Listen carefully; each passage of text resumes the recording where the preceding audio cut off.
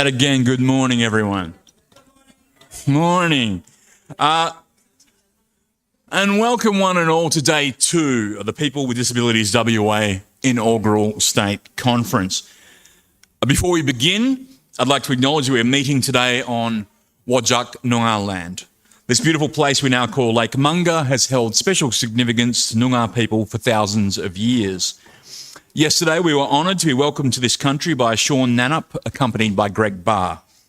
And so today, again, we pay our respects to elders past and present. Stop playing with the PowerPoint. That's just a note for myself. My name is Paul Montague, and once again, I'm your MC for today. Thank you, and once again, and especially this morning for joining us for this special disability-led event with the theme celebrating self-advocacy. I'm sure many, if not most of you, were here yesterday, but it is part of my job to cover the housekeeping, so I'll quickly go over that. So if anyone today needs any assistance, please do see our staff in their bright green vests. There are lots of disability access arrangements in place, which these friendly staff can tell you all about, or you can read about in our handbook. Please do let us know if there's anything we can do to make the conference easier or more accessible to you. Remember that you might see our 2 keynote listeners, Simon and Michelle, moving around observing and taking some notes. They are both keen to hear from you about your experiences of the conference. Remember, you can participate in the activities across the road at Lake Munga Reserve. For anyone who is new today, there are at least 4 toilets within our conference bounds over the road at Lake Munga, just here, upstairs, and further down that side of the building, all have ACROD accessible toilets available in those places. Another note too is in terms of accessing upstairs, please use the stairs to travel up and down if you are capable. There is one small cosy elevator, and we ask that you leave that to people who require its use. Thank you. Housekeeping all done, it is now my great pleasure to to introduce the WA's Commissioner for Equal Opportunity, Dr. John Byrne AM, who is here to officially open day 2 of the conference. Would you please welcome Dr. John Byrne?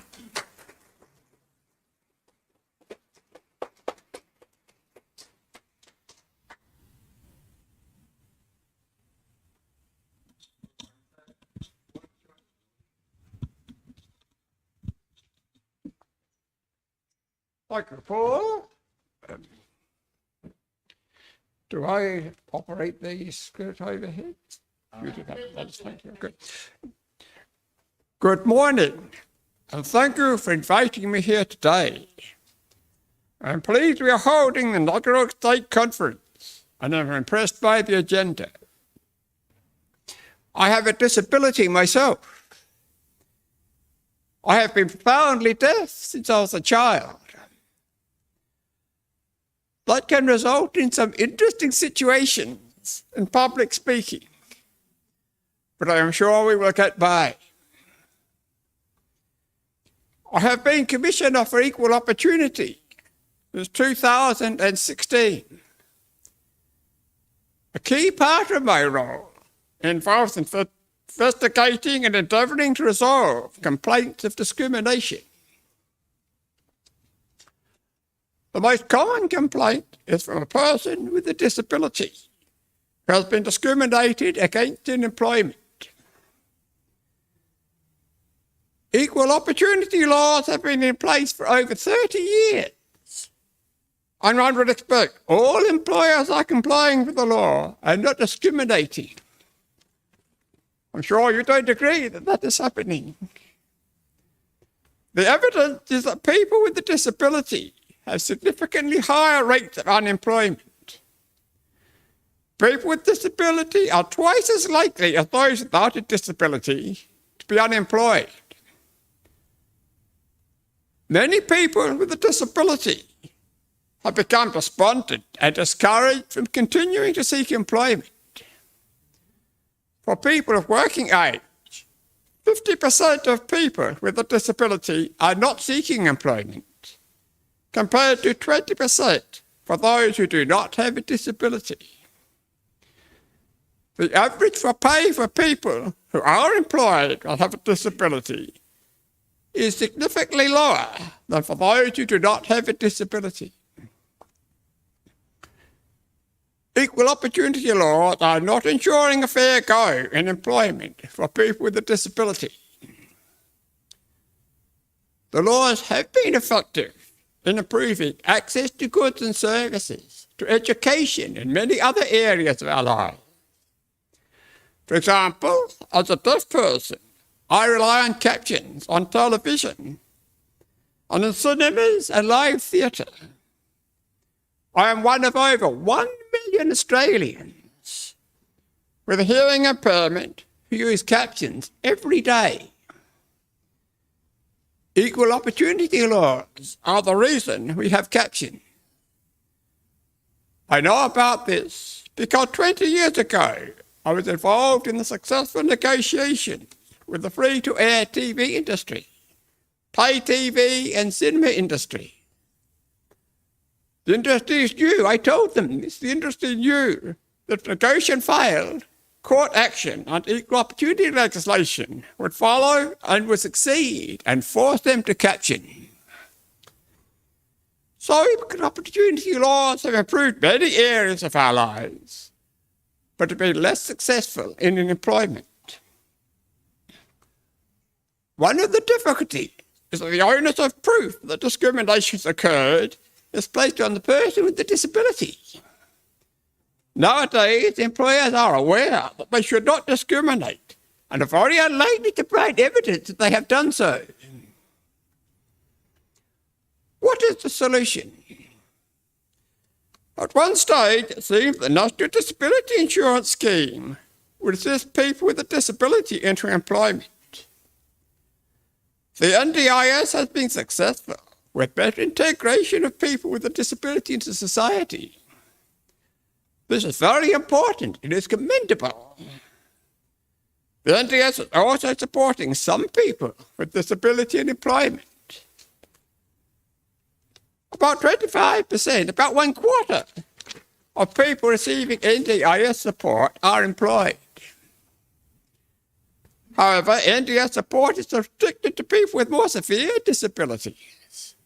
Only 1 person in 10 with a disability is eligible for NDIS support. It follows that only about 1 person in 40 with a disability is receiving NDIS support and is employed. My perception is that NDIS is not making a significant difference in employment for people with a disability. That may be something we need to address. Another solution is to change equal opportunity laws to make them more effective. In Western Australia, the Law Reform Commission is viewing the Equal Opportunity Act, and one of the terms of reference is to review the onus of proof. Another term of reference is to place a positive duty not to discriminate on employers. And the third is to require reasonable adjustments to be made by employers for employees with a disability. Discussion paper will be released early next year, and everyone will have an opportunity to make a submission. I encourage you to watch for the discussion paper and take this opportunity to advocate for changes that will improve the employment opportunities for people with disabilities. In closing, I wish you a successful state conference. You have my support and commitment. Thank you.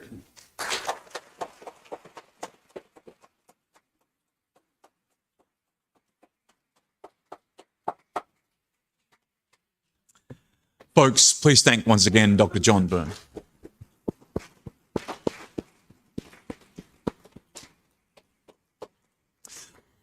I am now very pleased to introduce someone many of you will know. Until recently, Samantha Jenkinson was the Executive Director of People with Disabilities WA, and even after resigning, she kindly stayed in a voluntary capacity as the chair of our conference reference group to plan this event. Samantha left People with Disabilities WA to take on her current role as the State Director of the NDIS Quality and Safeguards Commission. She is here this morning to give us a brief overview to what the Commission does and introduce what she will be covering in her session at 1 p.m. today. Would you please welcome Samantha Jenkinson?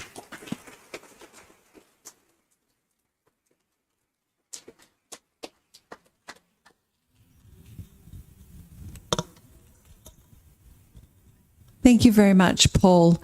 I'd also just like to acknowledge the traditional owners of the land here next to the beautiful Lake Munga. What a wonderful setting it is for the conference, and pay my respects to elders past and present.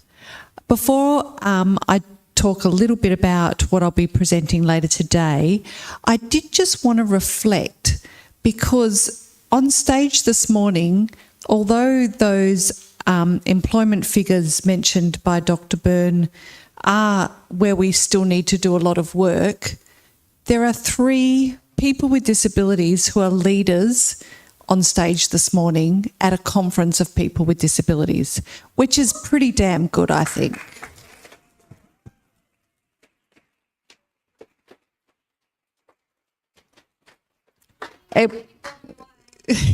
Absolutely. So the fact that we've got, 2 people with disabilities who are leading government departments and a federal senator with a disability from WA, I think that's pretty special. So my new role is as the State Director for the NDIS Quality and Safeguards Commission, and we start here in WA on December the 1st. So today in my session, later today, I'll be going through what that means for people who are receiving NDIS supports here in WA, a little bit about the Code of Conduct and how we are, as a regulator, bringing something different and new to the disability sector to ensure that people with disabilities are receiving quality services and that we have extra protections. Rather than me talk on right now, though, I've got a very short video which will just give you a bit of a taster for my session later today.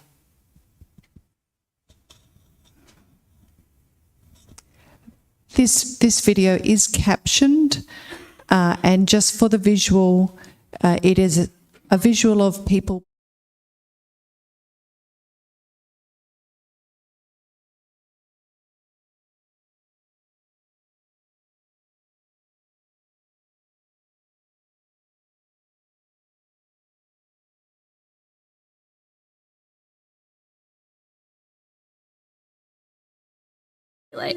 To monitor providers and enforce the rules to keep everyone safe. The NDIS Commission works alongside providers, offering guidance, resources and support to help them meet their obligations. There is a code of conduct that applies to all providers of supports and services, and the NDIS Commission can check to ensure that everyone is doing the right thing. So participants can trust that all supports and services will be held to the same high standards when it comes to safety and quality, no matter where they are in Australia. If a complaint is made to the NDIS Commission, they will listen and respond. And if the rules have been broken, they will hold people accountable and take action. With the NDIS Commission playing its part, the standards of the whole industry will lift and be maintained, so I can play on, knowing that my safety is being protected.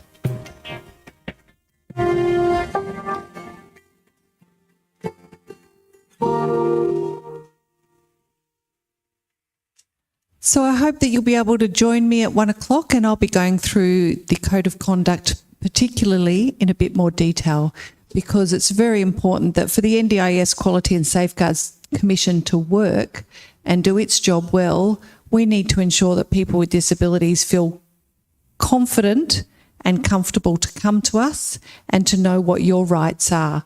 So that'll be part of my role today. And I look forward to seeing some of you later today. Thank you.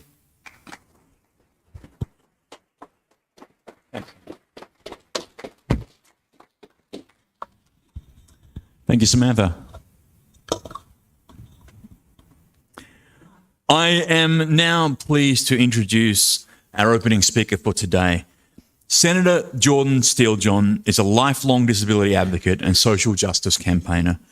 As Australia's youngest senator, Jordan's entry to Parliament did cause some lamentably hasty renovations to make Parliament House wheelchair accessible. With the Disability Abuse Royal Commission underway, Senator Steele-John will share his perspective on how we can build our power to influence and become decision makers. Please welcome for his presentation, Influencing Decision Makers, Senator Jordan Steele-John.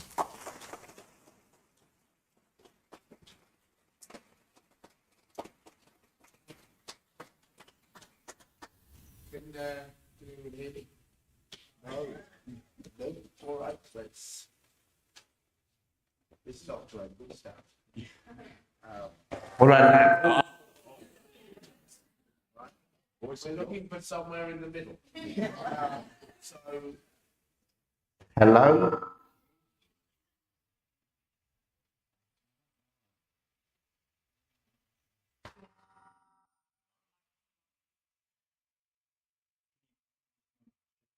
Yes. Yep, sorry. Sorry. Yes, sir. That is the vote. It's not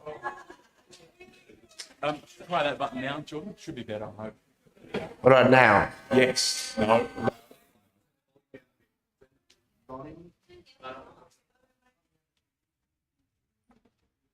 Thank you. Hello.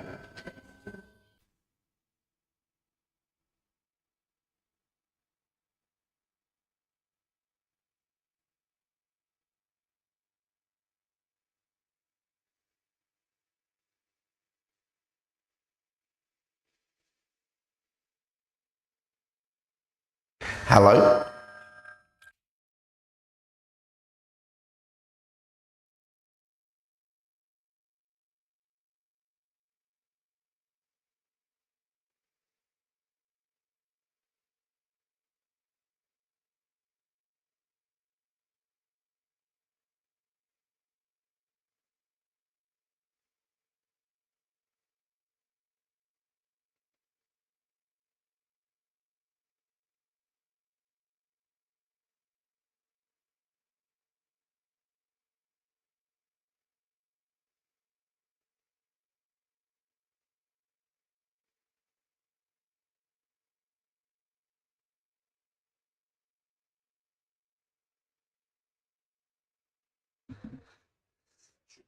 All right. Did that work?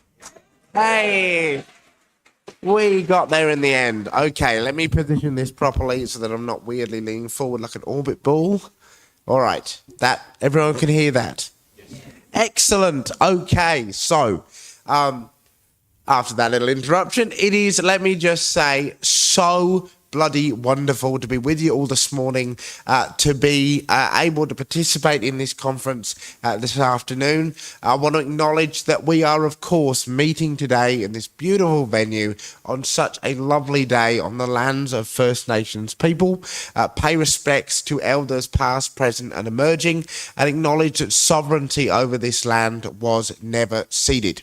When we as disabled people consider the challenges and barriers that exist in our society, it is so important to remember that for First Nations folks with disabilities, disabled First Nations folks, those challenges are made all the harder by the intersection of race, racism and ableism in our society. It's really important to remember. I have weird feelings being back in this room with this organisation. I joined the board of PWD WA in like 2012, I think. You know, like all people of about 17 or 18, I saw an administrative committee for a non-government organisation and went, that's where I'll go on a Thursday. I was so popular.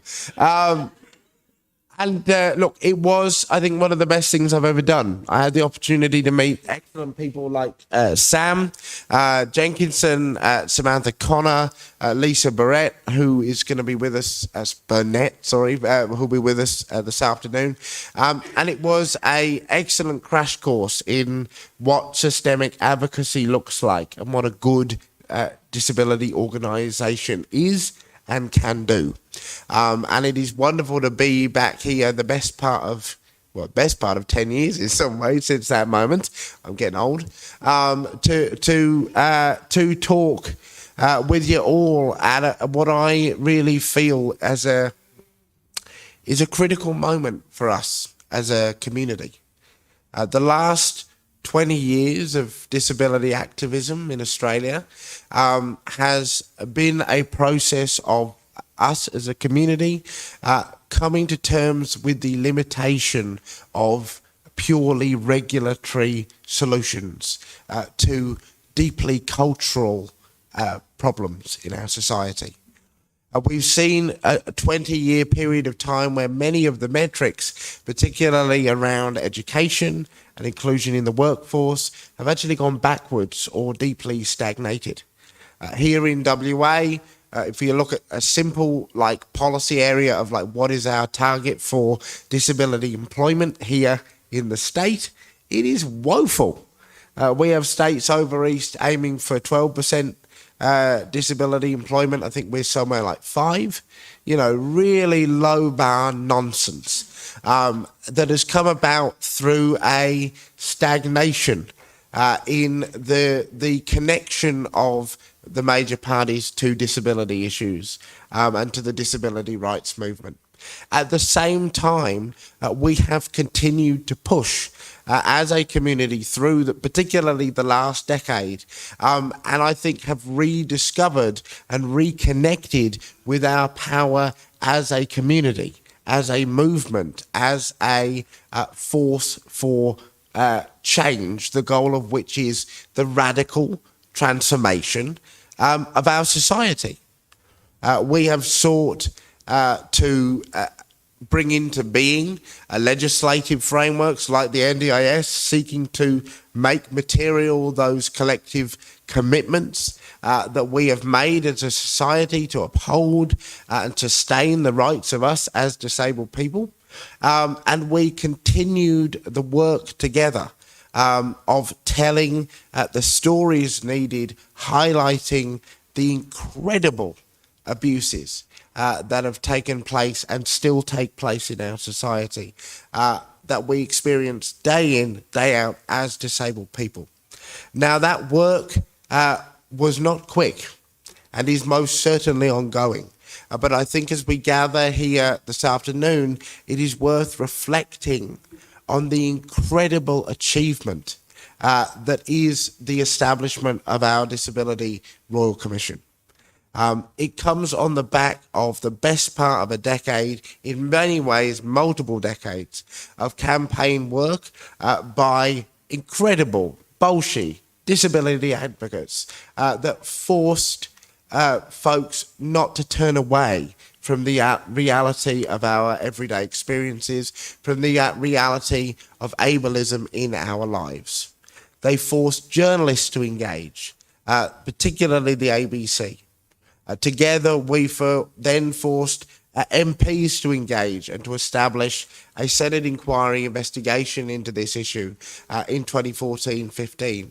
And then made sure that we actually did the work, the emotional labour of telling our stories to that inquiry process so that we were damn sure that the recommendation would be that there needed to be a Royal Commission established. And then once that recommendation was made, we continued to work as a community, nationally, united towards the goal of the establishment of that investigative body.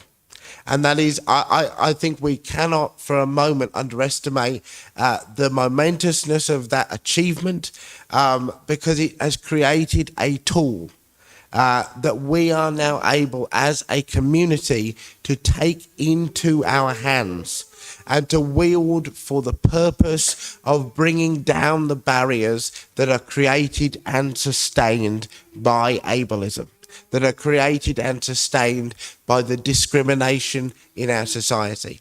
It will not get there on its own and cannot, as we have seen at many moments, be left to its own devices, lest it drift off course because there is obviously still a lot of non-disabled folks involved in that process.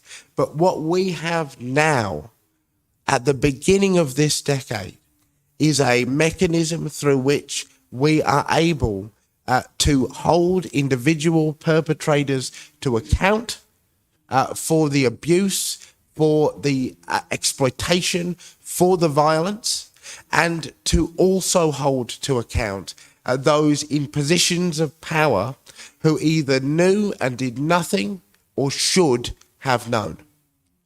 And it is through those processes of holding people to account, of getting the story clearly told, of having the evidence on the record, that we are able then to build the case for change over this 3-year period that the Commission will be running.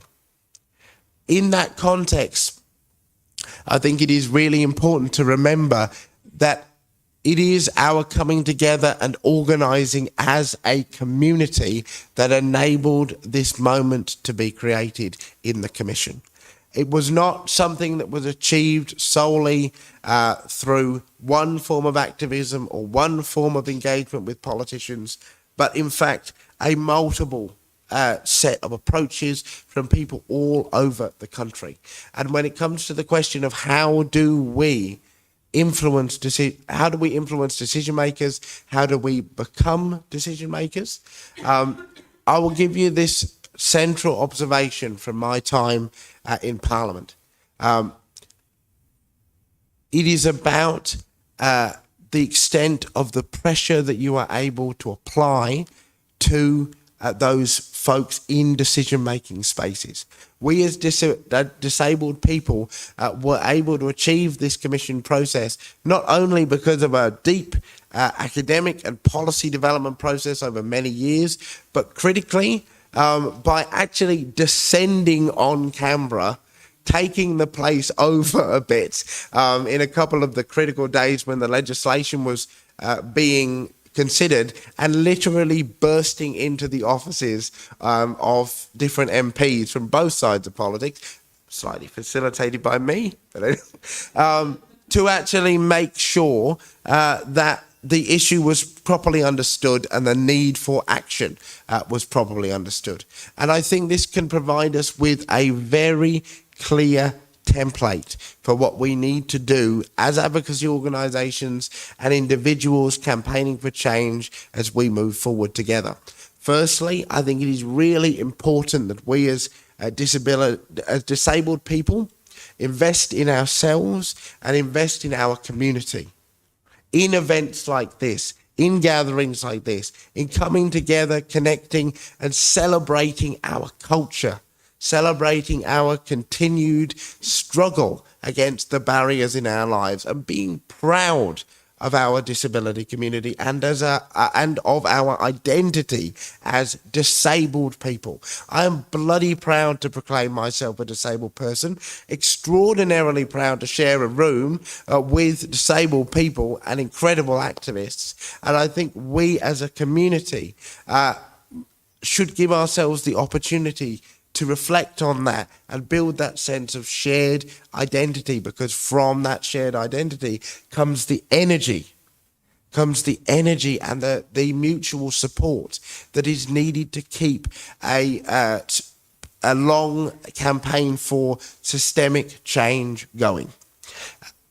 Second to that, it is so important that we make use of the traditional tools of community organising that have worked so well in the women's rights movement, in the labour rights movement, in the movements for racial equality and justice, those key aspects of building your networks of support, making sure that you are organised both in the physical spaces and digitally online, and building particularly email lists so that you're able to walk in or roll in to a politician's office and go, I don't really care whether you think the issue that we are campaigning on is important. I have a list of 200,000 people in critical swing electorates all across the country that definitely think it does. So I think you better vote for this legislation. That is how lobbying gets done in Parliament. That's how the corporate bodies do their work. they make an argument, but really it's about the power you bring into the room, the size of the stick that you bring into the room, into those discussions, because that is ultimately what moves the decision makers that we currently have. So that utilising those techniques is incredibly important. And then finally, I think it is really important that we become as comfortable as possible with being annoying. Being annoying is so important. Agitating, being inconvenient, getting in the way, causing a fuss. These are the tactics, these are the techniques. This is the mindset that defines successful social justice movements. We have a right to be annoying. The discrimination that we face is not okay. The fact that intellectually disabled folks have a life expectancy 25 years less than the rest of the population is not okay. The fact that disabled women experience sexual violence at the rate that they do is not okay. The fact that a disabled person trying to get a job at this point in time might as well sprout wings and fly is not okay. And the fact that so many of us die in our homes at the hands of folks paid to support us is not okay.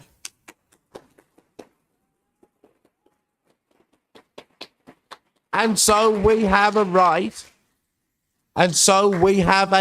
to be annoying, to turn ourselves into an MP's worst nightmare, to challenge that chief of staff to chuck us out of the office if they're brave enough, particularly when agencies and organisations, cough, cough, the NDIS, cough, cough, set up to support us, set up to do the work, set up because we campaigned for them, turn around and then go and introduce something like independent compulsory assessments without even having talked to us. Oh, we have a right to be annoying about that. So it is with this sense of pride, with this sense of shared identity, bound together and supported by these age-old tools of activism, confident in our right to be annoying and irritating, arm in arm together as we lock on and lock out, sit in. We're already sitting, so that starts it. It is with these techniques, these tactics, this mindset that we will achieve the transformation that is so urgently needed, and that we will gain the justice for those that are not in this room today. It is with these tools that we will get justice for them. Write their names on the walls, put them up on the memorials, make them known, and remember them. In the knowledge that the society that we create will mean for those that come after us an accessible and inclusive community for everyone. Thank you very much.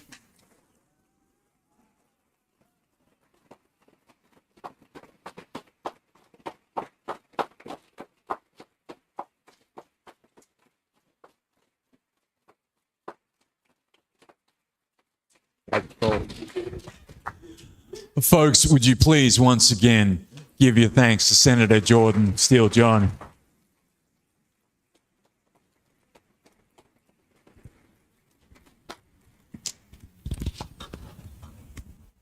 I definitely use up the time for questions, didn't I? No, you actually haven't. No, we've got a fair bit of time up our sleeve if you'd like to. I would love to take questions. Okay, well, let Laura get herself equipped with a microphone for the audience. I think Sam's also up. You say you wanted to. Oh, excellent. Lovely. Okay, let's get this awkward thing back in place.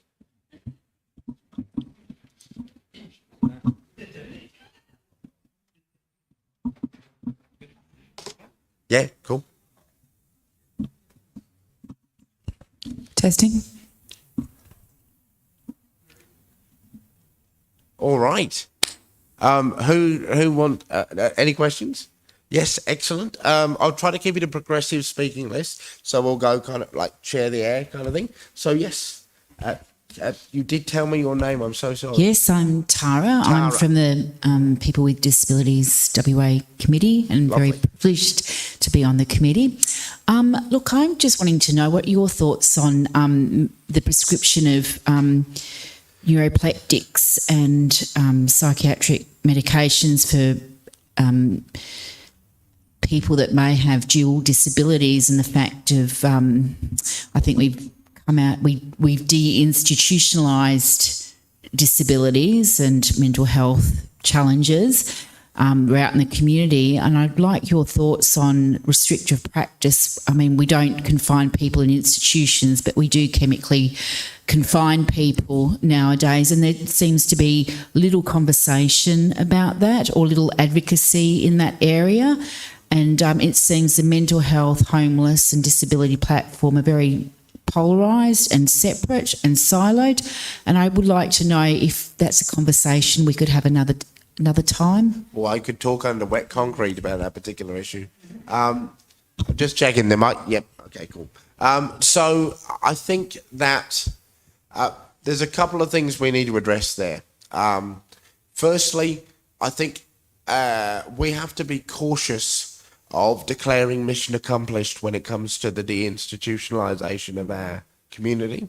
My fear is actually that the institutionalisation is a product of the positioning of a group within a society, right? It's maintained and supported by those discriminatory ways of thinking. And so I worry, because we all know that those ways of thinking are still quite prevalent and normalised, that actually what we're just seeing is the rebranding of institutionalisation rather than the ending of it. So there's that. I think when it comes to the issue of restricted practice, or the unauthorised use of restricted practice, I think language here is really important. I was speaking with a couple of folks that I work with, that volunteer with me, about this issue, and with a couple of experts in the field, and they made the point that I kept talking about, restrictive practice, and because it had been considered in a Royal Commission hearing. There was a whole hearing dedicated to the question, and they just said to me, "Look, Jordan, why are you using that language? It's actually just torture. Like, if you're talking about an unauthorised use of restrict, you're talking about torture. Let's call it violence. I'd prefer to actually call it acts of violence. Yeah. Like we've got to be careful of this kind of normalising language. I think it's a huge problem, particularly here in WA, where we've had no bloody framework around it ever. The Quality and Safeguards Commission, which doesn't cover WA yet, in force, has seen a massive level of unauthorised restricted practice, and I think it comes down to a multiple layer of factors: dehumanisation of the people you work with, going to what is seen as the easy option, all of those different things that need to be addressed. On the flip side, I think it's really important not to demonise or in any way discriminate against folks that may need to take medications, because like that, if you're choosing to do it because it's helpful for you, go. So I think we've got to be balanced in that thought process, but it is just not again, going back to the theme of not okay. It is not okay that we see these rates of unauthorised use of restricted practice, and then some of the excuses that are given, again, particularly in WA, for the rate of use is unacceptable in my view. So yes, I would be most certainly up for an ongoing conversation around that. Thank you. There's a young lad, thin individual. I don't know why I said that. That's No, I'm good. Lad's fine. Absolute probably mad. older than me. Sorry. Absolute mad lad. So do I have to keep it to one question? Well, Preferably? yes, go on. Okay, so in the talk that we've been having a lot about unemployment with people with disabilities. It's really got me thinking about, I'm not sure if you're familiar with Andrew Yang. Yep. Yeah, I my know man. where you're going. I know where you're going. There's a member of the Yang Gang in the house. Yang Gang. Yeah. So, American political candidate from the last cycle. So I'm imagining you want to talk about universal basic income. Yes. Yay, we got it. All right. So, one thing needs to be said really clearly about disability and employment. In Australia today, right now, there are 20,000 people at least working in settings framed as work environments where they are paid dollars and cents on the hours. They are called Australian Disability Enterprises, and they have no place in the future of the question of disability and employment in this country. They must be driven out as a model. It is not work. It is not framed around the purpose of work. It is a program that has been allowed to continue over time in flagrant violation of our rights as disabled people. There needs to be a well-managed, human rights-driven transition plan for people that are working in or are participating in those programs, because it's not fair. Like, they didn't create the institution that then they have been in for the last, some of them, decades. So there does need to be a transition plan, but we cannot continue to see young people move from segregated education, from special ed units, into segregated work, being paid cents on the hour, through to segregated housing. That is the process of institutionalization. That is where the death comes from. You can't have natural safeguards in an institutionalized setting. It just does not work. We're going to end violence, abuse, and neglect in this country. We have to be willing to confront the normalized structures that we've allowed to continue in this country that create the environment where it takes place.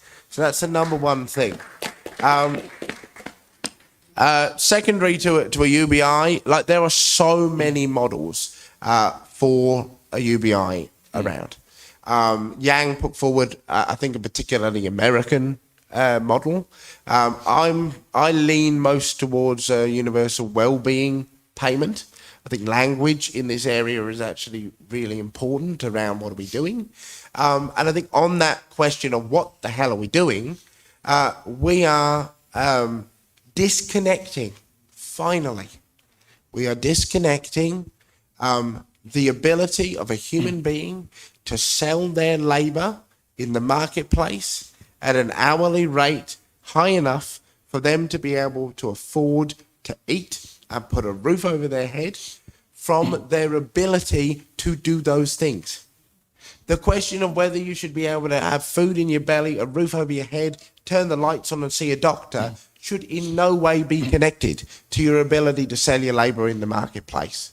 And that's what a UBI allows us to do. It allows us as a community to say, do you know what? Poverty is not okay. Homelessness is not okay.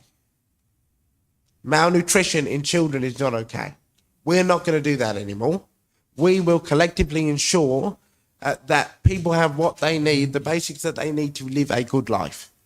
And then beyond that, we will support you to define what is a fulfilling life on your terms. That is what a UBI allows us to do. And that's why I think some form is so important. The exact specificities of it, I think we could debate for days, but the principle is really important. We've got a person over there. So, on that quickly, I'm just wondering, what are your thoughts in terms of, you said that we could debate this all day to figure it out. What are your thoughts on starting a commitment to define a UBI? Well, the Greens have. Like, it's something that we support conceptually. We haven't quite been able to land on a model that we think would work in the Australian context, but we're definitely trying to do it. And we can talk after about it. Like there's Awesome. yeah, Thank you. Yeah, cool. Thank you. There is a wheat belt. Somebody from the community wheat belt thing up the back. Somebody from the community wheat belt thing. I'm so sorry. The organisation is actually superb. I just can't remember the full name. I'm Tina. No, I can remember your name, Tina. The Wheat Belt. Wheat Belt Health Network. Humans of the thing. So Sorry, the Wheat go Belt on. Health Network have done a Humans of the Wheat Belt program where we interview people with a disability. The interviewer has a disability or the writer of the story has a disability. It's an amazing program, so Facebook it, Humans of the Wheat Belt. But my friend Michelle wants to ask you a question, Senator. Hi. Hi. In terms of housing, what has been done about access to housing for people with disabilities without it costing more than what people can afford? Really good question. So there's a couple of things happening simultaneously.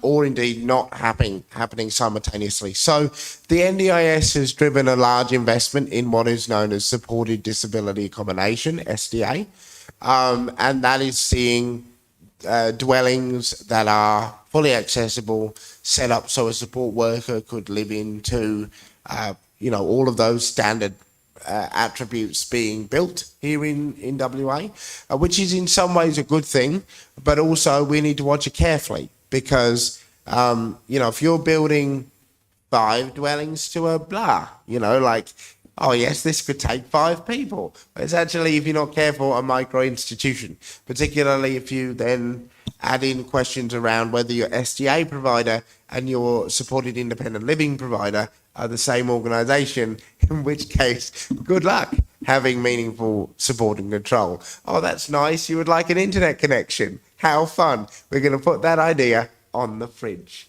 That's a really thing we've got to be careful of. On the other side of the ledger, we're actually making it worse when it comes to the design standards that we have here in Australia for housing generally. Now, you'll often hear this statement, but if we made it accessible, it'd be so expensive. No disabled person would ever be able to afford. It's nonsense. The way that we build housing in this country, the way we build anything, I'm not a capitalist at all. I haven't studied economics, but I do understand the concept of economies of scale. And the way that we build housing and infrastructure in an inaccessible way is as cheap as it is because we have allowed it to be built that way, and it has therefore achieved the economy of scale. More people have used it, and so the price of it has come down. And so when we think about what needs to change in access standards, we can't look at the current cost of that individual item because at the moment it's bespoke. We have to consider and attempt to forecast forward what it would be if it was the baseline access for everybody.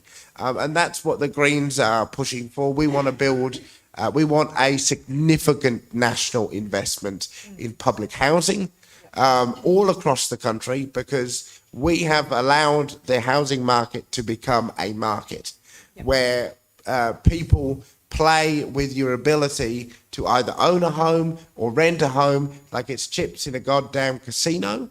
And that, again, is not okay because housing is a human right.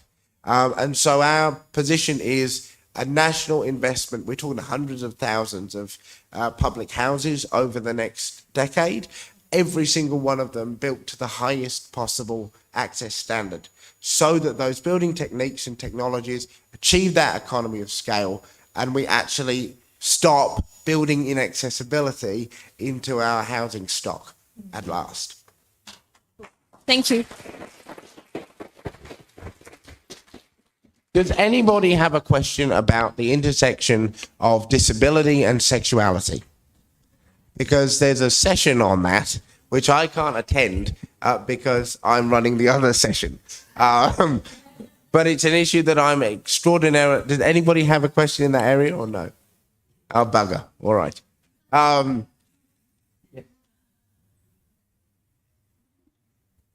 Oh, yes, indeed. Yes, well, yeah, true. Sam just reminded me that there are actually a comprehensive set of building code consultations that are currently underway that do present the opportunity for people to give their feedback on what changes should be in the code. Definitely do that, because the more people that we have... Maddie will have the details. I can't remember them off the top of my head. But yeah, I am doing a bit of background work around that. Most certainly, yes. Good point, Sam. Sandra.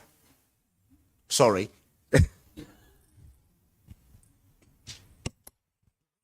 Hi, Gordon. I'm in state housing, but my solution to that is to build, is for state housing to build all the houses disabled proof. Yep. You know?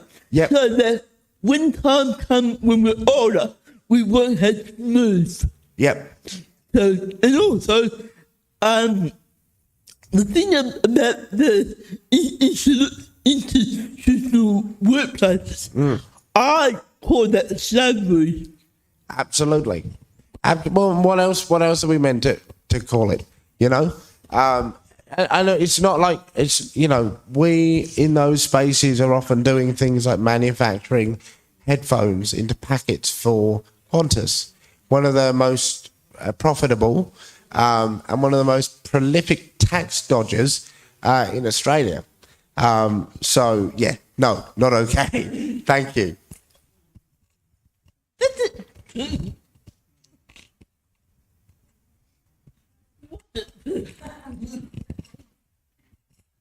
Hi, my name's Catherine. I was just wondering, compared to like other huge social justice movements that are out there today, like Black Lives Matter and all that kind of thing, like what is it that makes the disability rights movement not heard as much compared to those movements? Yeah, sure. What is your initial thought, and then I'll chip in.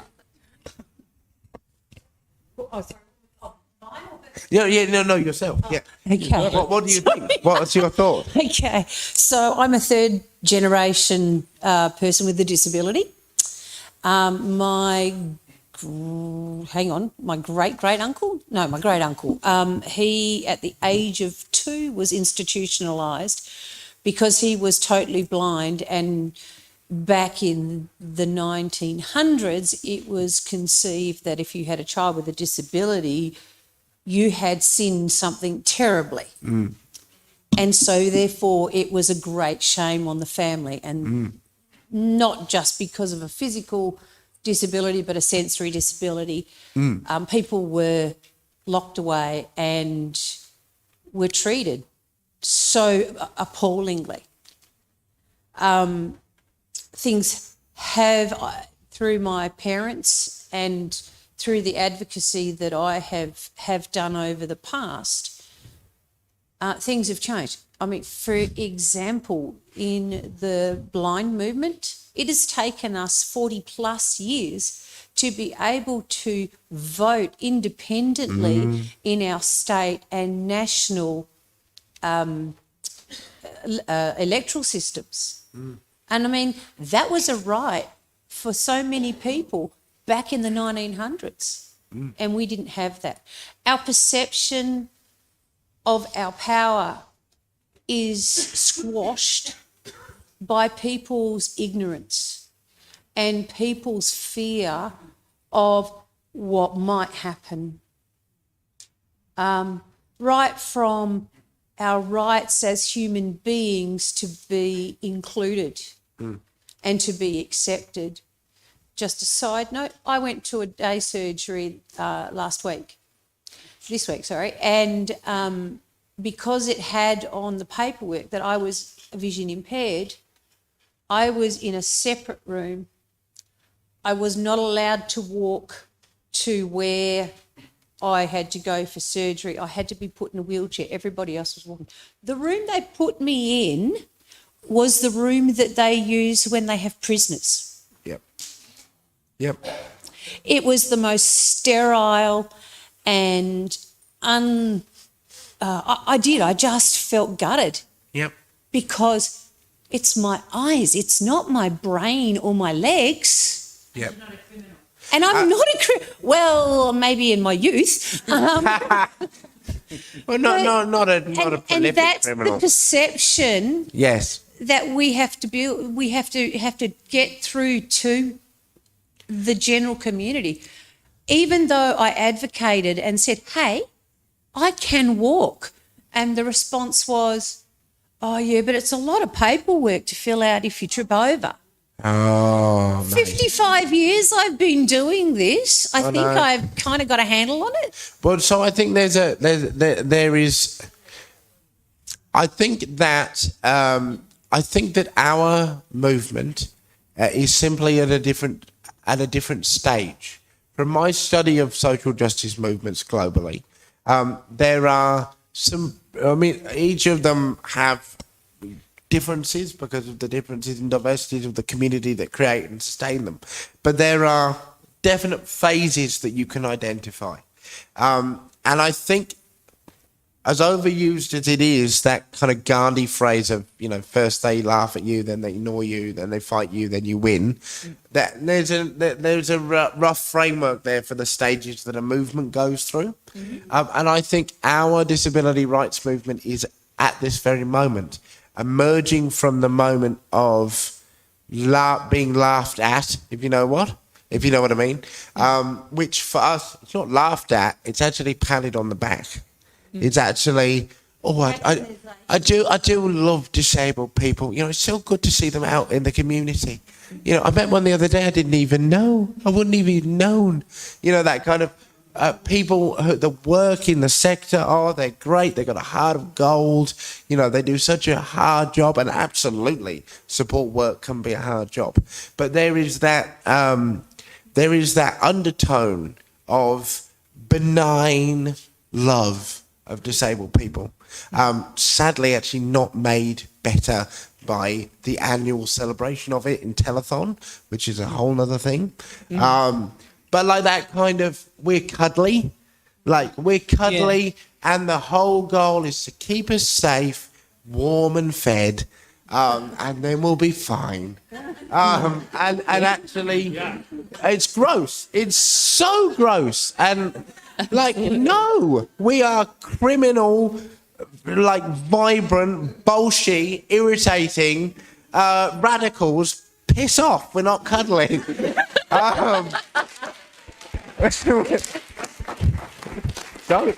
Don't hug me and tell me that you're praying for me. I didn't ask. So we are moving from that moment. And if anybody goes to the Fremantle Maritime Museum, by the way, there is randomly, I have no idea why it's particularly there, but there's a pamphlet from 1900. And it's from the Committee for the Prevention of Female Enfranchisement. And it says that female enfranchisement is a danger to women because why would we want to give them the extra work to do? They would only vote the same way as their husbands. This is about protecting them from unnecessary burden. And that was if you look back at the way that patriarchy and misogyny operated openly at that particular time, it was very much from the space of women are fragile creatures that represent the wonder of the human spirit, Let's just keep them wrapped up in petticoats and flowers. The sweet little kittens, aren't they pretty? And then there was a moment of that through to ignore, and then damn well right through to fight, And if you ever have a conversation with somebody about an access need, and they go, "Oh yeah, no, definitely is accessible. Everybody can get through the door." And you go, that's not quite what I meant. What I meant was, is there an accessible loo? And you see that moment where they go, "Oh no, but then get defensive." And then if you push back, suddenly you're the ungrateful one. You're the ungrateful cripple. You know, you're lucky we let you in here. Your face makes me feel sick. You know, like when you push to go, actually, no, this is what I need. And then you go further than that and say, this is what I need, and I'm not going to thank you for it. Ooh, how dare you be ungrateful for me going out of my way? That's where we're getting to now. When we're saying, actually, no, you will pay us our full damn dollar, just like everyone else. You will make this accessible. And if you haven't, you'll spend the $3 billion that it takes to fix your mistake. And I'm not going to send you a thank you card at the end. I'm certainly not going to let Basil Zemplers hug me on TV.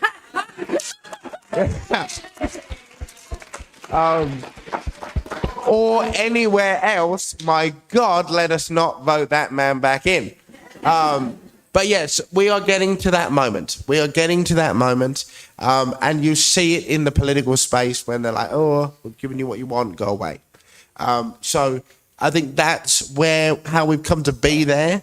Well, that is where we are. How we come to be there is a lack of that shared identity, like because of the shame. From the minute we're born, our parents, particularly, are told that they have born into the world a broken child, and that brokenness is their fault, and something that they will then have to struggle with the burden of for the rest of their life. And that brokenness is created by putting that child up to a mirror and going, see that normal person there? That's what you should be like. That's what you should be like. That's what I should have had. I should have had one of them. And that then gets passed on to us. And we internalize the ableism. We internalize the self-hate. We internalize the idea that we are lesser than. And therefore, of course, we would be grateful for an accommodation. Thank you so much. There was no need, you know? And we don't want to be often with each other. We don't want to be in a room with disabled people. That's not cool. We want to just be normal. We want to strive to get back to that state of normalcy that we should have always been in, because that's what's safe and empowering. And I think the opportunity, and that is so common for, you know, that's something that movements for racial justice experience, movements in the women rights, they've all had those discourses and those moments. And I think this is the opportunity for us to step into our power and identity as disabled people, to stand before ourselves, to look into that mirror and say, I am a disabled person and I am proud and I am enough, and you will hear me when I speak. That is the kind of opportunity that we have now. And I think then we will bang up against it even more. But let's go, is my opinion. Yeah. Like, you want to throw down? Let's throw down. Yep. Well, yeah, as someone with a disability, I'd like to thank you very much for raising the bar for the fight and making it heard. No worries. I can't wait to storm the accessible barricade with all of us together. Me too, I'll join you. Thank you all. Thank you.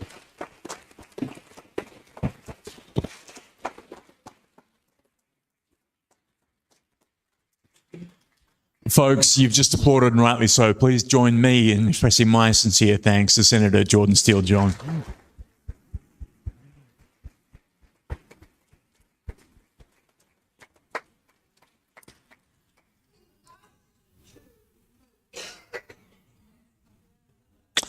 Folks, it is now time for morning tea. Before we go to that, just a reminder that there are 4 sessions happening in 4 different rooms across our venue spaces, including across the road, which will happen very soon. And then lunch will happen at 12 p.m. And then there'll be a choice of another 4 sessions. So check your program. Remember, there is a large print version of the program available. And please make sure you are seated in your preferred venue of those 4 by 10:55 a.m., ready to start at 11 a.m. But enjoy your morning tea, folks. Thank you very much.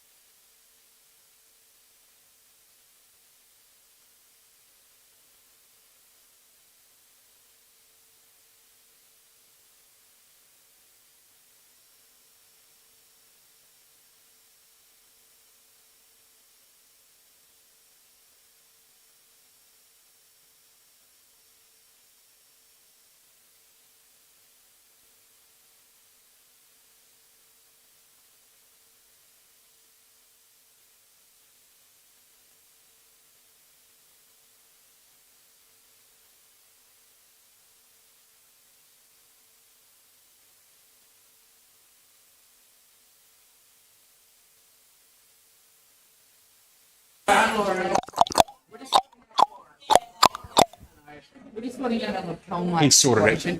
Well, it's not feeding back now. Yeah, good. Okay. Do we have a bit of time, or should we sort you up now? Yeah, I think we'd better mic you up now, love, if you're ready. Sure. Excellent. So, Really well with trivia.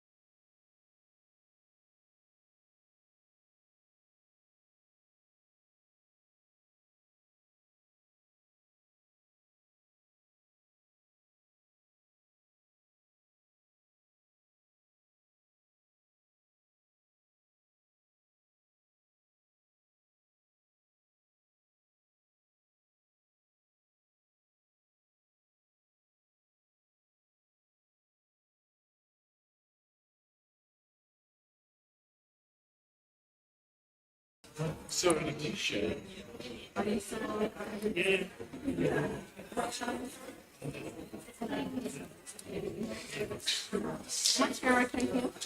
think you're fine. Yeah. So, Tisha. There's my tissue. No.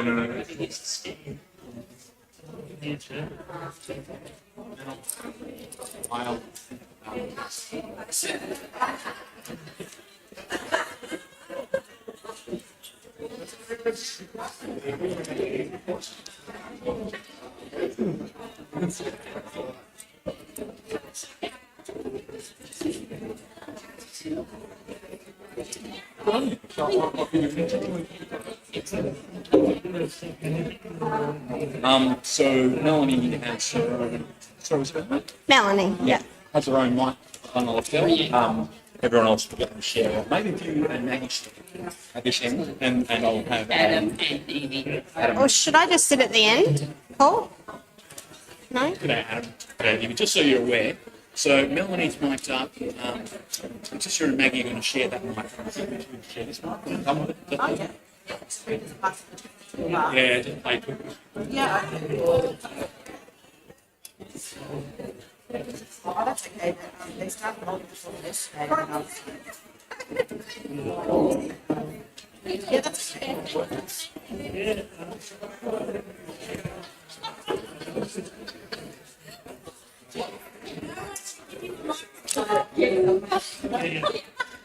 Yeah, you sing, and I'll say. Karaoke. Folks, so welcome to our first panel session of the day. Hope you all enjoyed your morning tea. So this next panel is part of our choice stream here at our conference. It's titled Self-Managing Funding, Issues and Experiences. I'll hand over in a moment to Letitia, our chair, but before I do, as As you probably heard various introducers say a bunch of different ways yesterday, a panel really is ultimately just a conversation. We hope that you'll be part of that conversation. So Letitia will take carriage of that, and microphones will come around to you during the opportunity to ask questions. So I'm now very pleased to introduce to you our panel chair for this panel, and Letitia will cover the rest of the introductions, and so please make a welcome from Developmental Disability WA, Letitia Grant.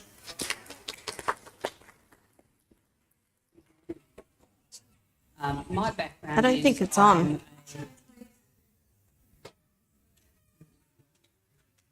Sorry, not working. Clicked up. Yeah, that should be. Never have I ever been accused of speaking too quietly, so thanks for your tolerance.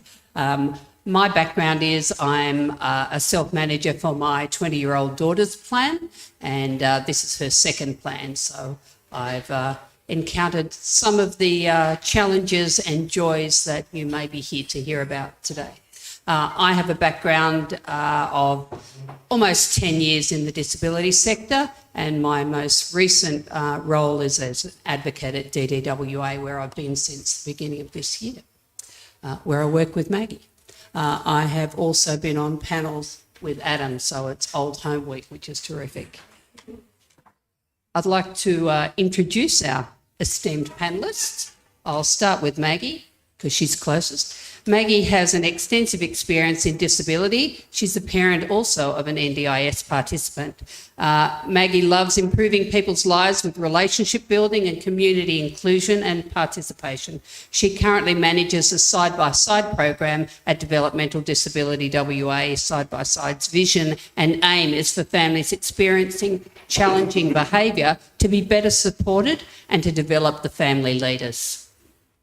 And our next panellist is Melanie. Melanie is herself an NDIS participant who works in media and corporate communications in the Department of Fire and Emergency Services. She holds a degree with a double major in Japanese and Communication Studies and has since worked as a Japanese interpreter. Melanie is also a user analyst testing websites for compatibility with assistive technology, and she loves socialising and attending concerts and events. Adam Huber is himself an NDIS participant, is on the PWDWA board. As a member of the conference reference group, Adam is one of the people we can thank for this conference today. He's a busy activist and disability representative. He's also involved with making Metronet more accessible and is on the ACROD reference body. And Evie. Evie is a self-managing NDIS participant. Evie acquired her disability 7 years ago and has been on the NDIS for the last 12 months. She's worked in the disability sector for the last 4 years, being involved with various projects along the way. She's determined not to be defined by her disability, and it's important to Evie to break down social barriers and reverse any negative stigma that can be associated with people with disability. She's a self-advocate, self-employed, and self-managed. Most of us know that the NDIS has been game-changing for the disability sector with its own ranges of pros and cons. NDIS recipients have a range of options in terms of how their funds are managed. Our panel today focuses on the option of self-management, which can mean the recipient or their family members manage the money themselves, which can offer more choice, flexibility and control. Many recipients directly hire their own support staff and can choose their own service providers if they self-manage. So today we're going to talk about what's involved and how it has worked for some people who have chosen this path. You could offer us your questions. Any questions that you have can be directed to the panel as a whole or to individual on the panel. Your role is to just tell us what you want to know. So some of the questions that you may be interested in knowing is, why did you choose self-management? Anyone got that question? What has been challenging or difficult about self-management? What have the benefits been of self-management? Can I ask you that, Maggie? What have you found challenging about self-management? Sure. I'd probably say the benefits outweigh the challenges. I guess for people first starting out self-managing is how do they organise themselves? Because you've got to be organised and make sure you're paying people on time, learning the portal. Sometimes the challenge itself is just getting on the portal if it's not working that day. But then, you know, everyone's in the same boat. So I think thinking about things like when you're making your claims, how often you make them, all make a difference. And I would say if you are in doubt about self-managing, there's lots of support out there, either online or through WA's individualised services or your support coordinators or even advocacy organisations that can help you if you are struggling with your self-management. Melanie, if you could go back to when you started self-management, what would you do differently? Oh, I don't know. I started self-managing way back. I think I looked at my records about 2006 I started, back when post-school options were a funding stream, if anyone remembers them. And I only did it because a friend of mine did it and told me how good it was. And so I took the plunge because she was successful in doing it her way too. So thank goodness for that friend. Otherwise, I'd probably still be too scared to try it. And yeah, self-management was just a no-brainer for me for NDIS when I started, got my first plan last year. But with a lot of things, they cracked down on superannuation and tax and all those sorts of things that was a bit struggling to get my head around when I switched to doing it the proper way. And yeah, so I had to learn how to do pay slips and withhold tax and do all that kind of thing. So, but there's lots of tools out there. I use the Self-Manager online payroll system, which has been a godsend. It's so easy to do, and it emails all my workers pay slips on their own. And yeah, it's a really great tool to use and it saves me a lot of time. Any questions on that from the audience? Yes. Before we start, we need to have a microphone so that we've got the audio. So I'm just going to run back. Thank you. Sorry, can I ask for those people that have got a disability or back of pain, because I can't see you, can I just know what that disability is? Sure. I'm Melanie. I'm a wheelchair user. I have been since I think I got my first one when I was 3. And Evie? I'm totally blind. And Adam? I use a wheelchair.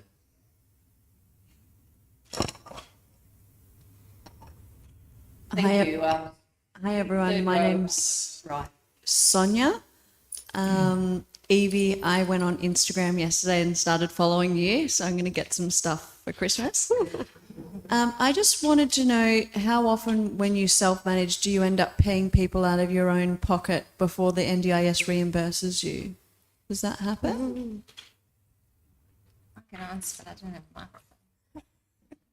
Can I answer that? Yeah, Adam. Okay, I'm a self-managed person on the NDIS. Usually doesn't take that long. It's about 48 hours. So you do pay out of your pocket from your bank, but it doesn't take that long to come through. It just goes through a process just to make sure, because sometimes with the when you put stuff through, you can make mistakes, like the porthole, but you know it's pretty easy to use, and so it's normally not a problem. Can I also say when you get bills like from service providers, they usually, you know, you get 14 days to pay them or so.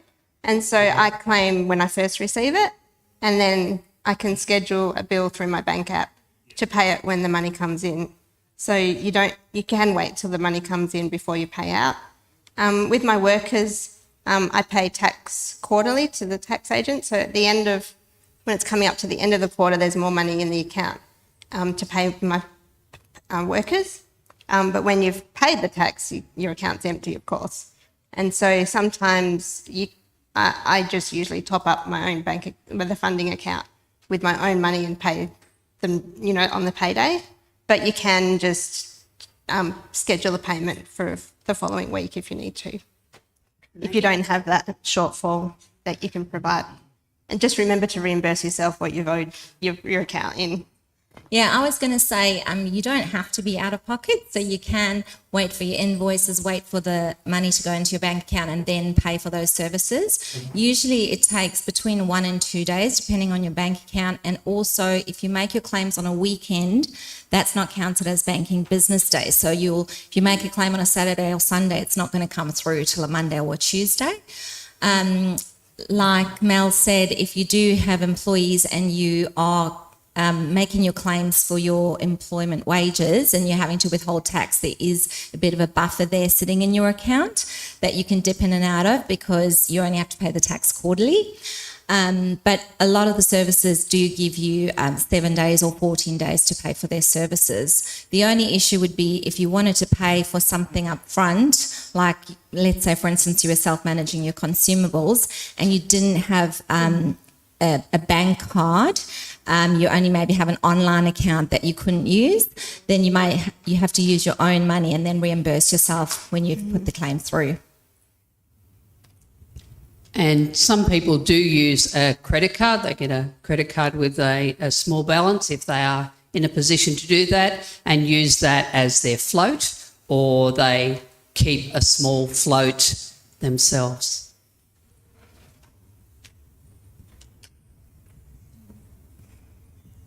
My name's Lisa. I'm a bilateral below knee amputee and I've been on the NDIS self-managing for 4 years, and my husband has Parkinson's and he's been on it for 2. So I'm actually managing 2 plans, which is actually quite cool because I kind of flip between them depending on who's got the most left in their plan. One thing I've found quite recently, embarrassingly, is that I've been struggling with the fact that NDIS lump sum all of my claims into one bulk amount, and then I'm like, what on earth is all that money for? So what I've learned is to stagger them. So I'll do one request one day, and then a couple of days later do the next one. So then they'll hopefully come into my account as individual amounts, and then I'm like, oh yes, that's for the gardener and that's for my cleaner, and I've got quite a few different bits and pieces, but I don't do staff yet. So the other thing to combat that is to go back into your view payment requests, and then all your individual requests will come up separately and you leave your dates blank. So then all your previous ones will come up and you can see, oh, I've claimed for this one, even if they do go into your bank account as one payment. So that's a great tip. Thank you. Can I say too, I always get thrown by the transport payment. If I've made a claim on a day that the transport comes into, it's an extra money, and it's like, what's that from? And then I have to, it's very hard to acquit the payments that come in. And I've been lucky to have been one of the testers for the app on the NU and my NDIS app, and that came up a lot in the testing, and they are aware of it and they hope to address it. And on that transport, some people use that in the early part of the plan as their float. Some of the transport funding as their float. You just have to remember to take it out of your account and owe yourself. Yeah. Adam, how do you think NDIS could better support or improve things for those who self-manage?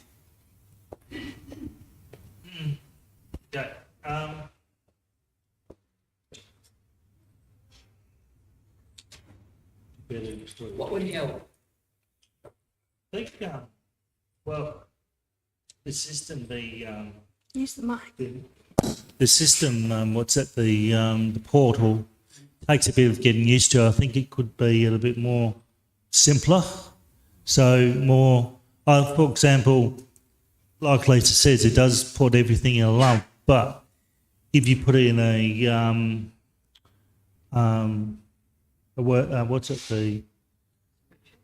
put it in a spreadsheet, that you can spread it out, and that's sort of like a running total. They could improve to make it better accessible for more disabilities, maybe.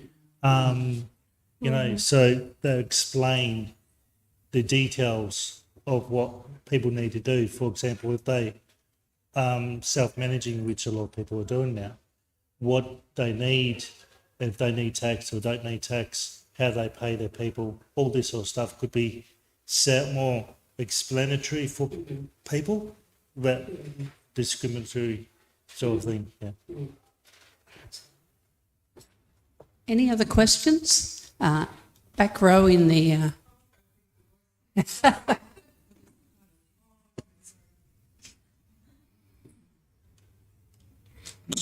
Thank you. Just wondering, with the plan manager system where the NDIS pays someone to manage the funding and billing and invoicing for you, what do you see as the advantage of taking on all that responsibility yourself versus having a plan manager do it, which NDIS pays for, and also that plan manager can act as another stop check on the, especially I guess ATN equipment checks about permissions and things? You might have 5 answers here. All right. The benefit that I've found being self-managed is that you have the choice. So as long as you say, right, I want to pay for this, I can pay for this, and they make sure that in your plan, then it makes life so much easier because you're not reliant on nobody else but yourself. So it's all you need to do is just make sure that you follow a system that you can keep track of, then there is no problem.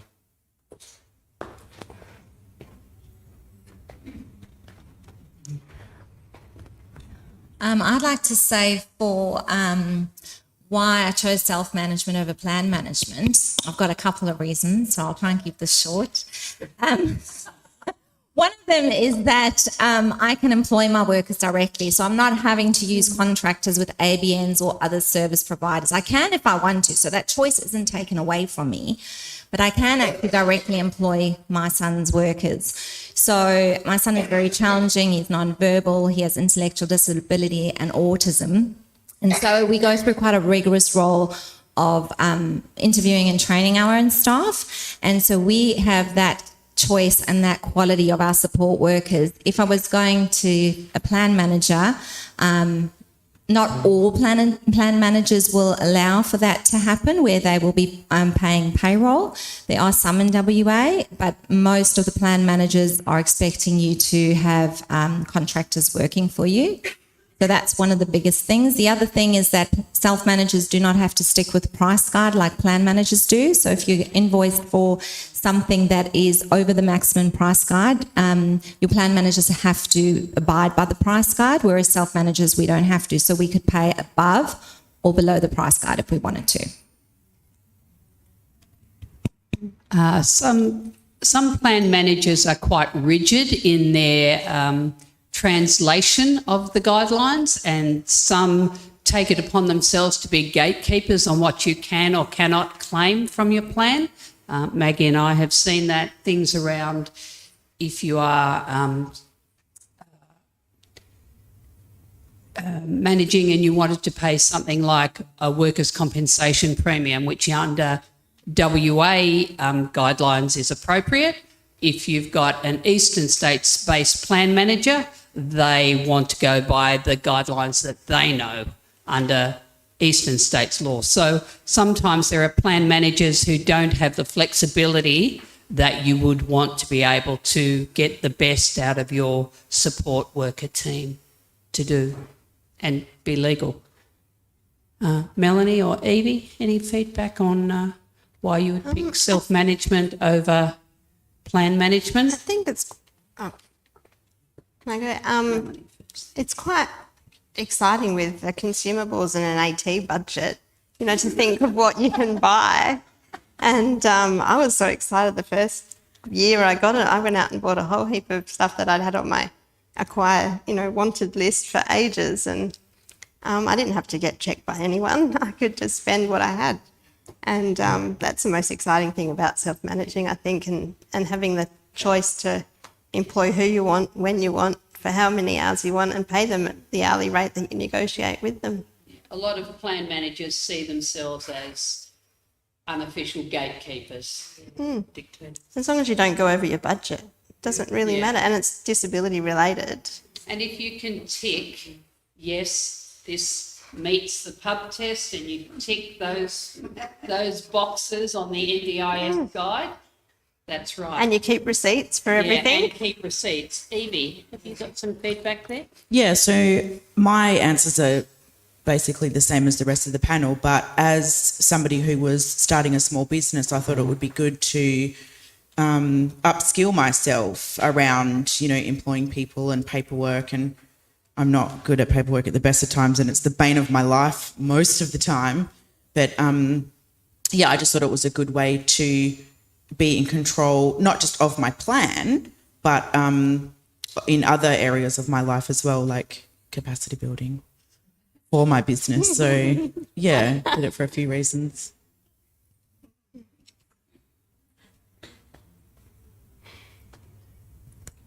The lady towards the front in the pink cardi.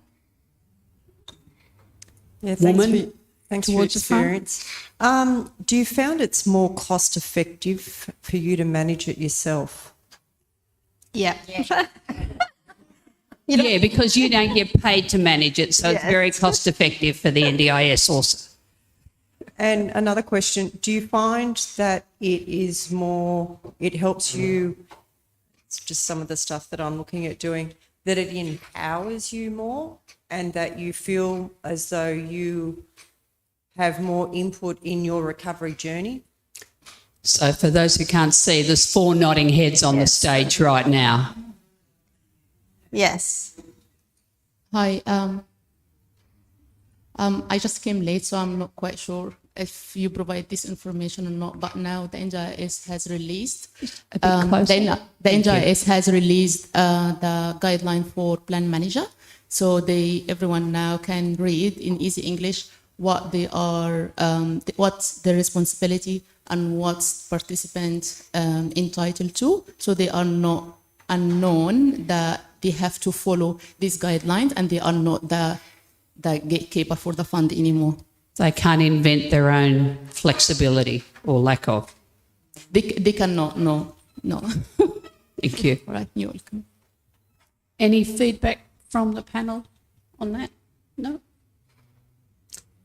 Do we have another question from? Oh, fabulous. I'm going to point to the lady, the woman in the pink cardi. This is a question that maybe there is no answer to. As a self-manager, Thank thought you. I had it. I'm nervous of having it too close. Yeah. As a self-manager, when you have to go for plan review or you have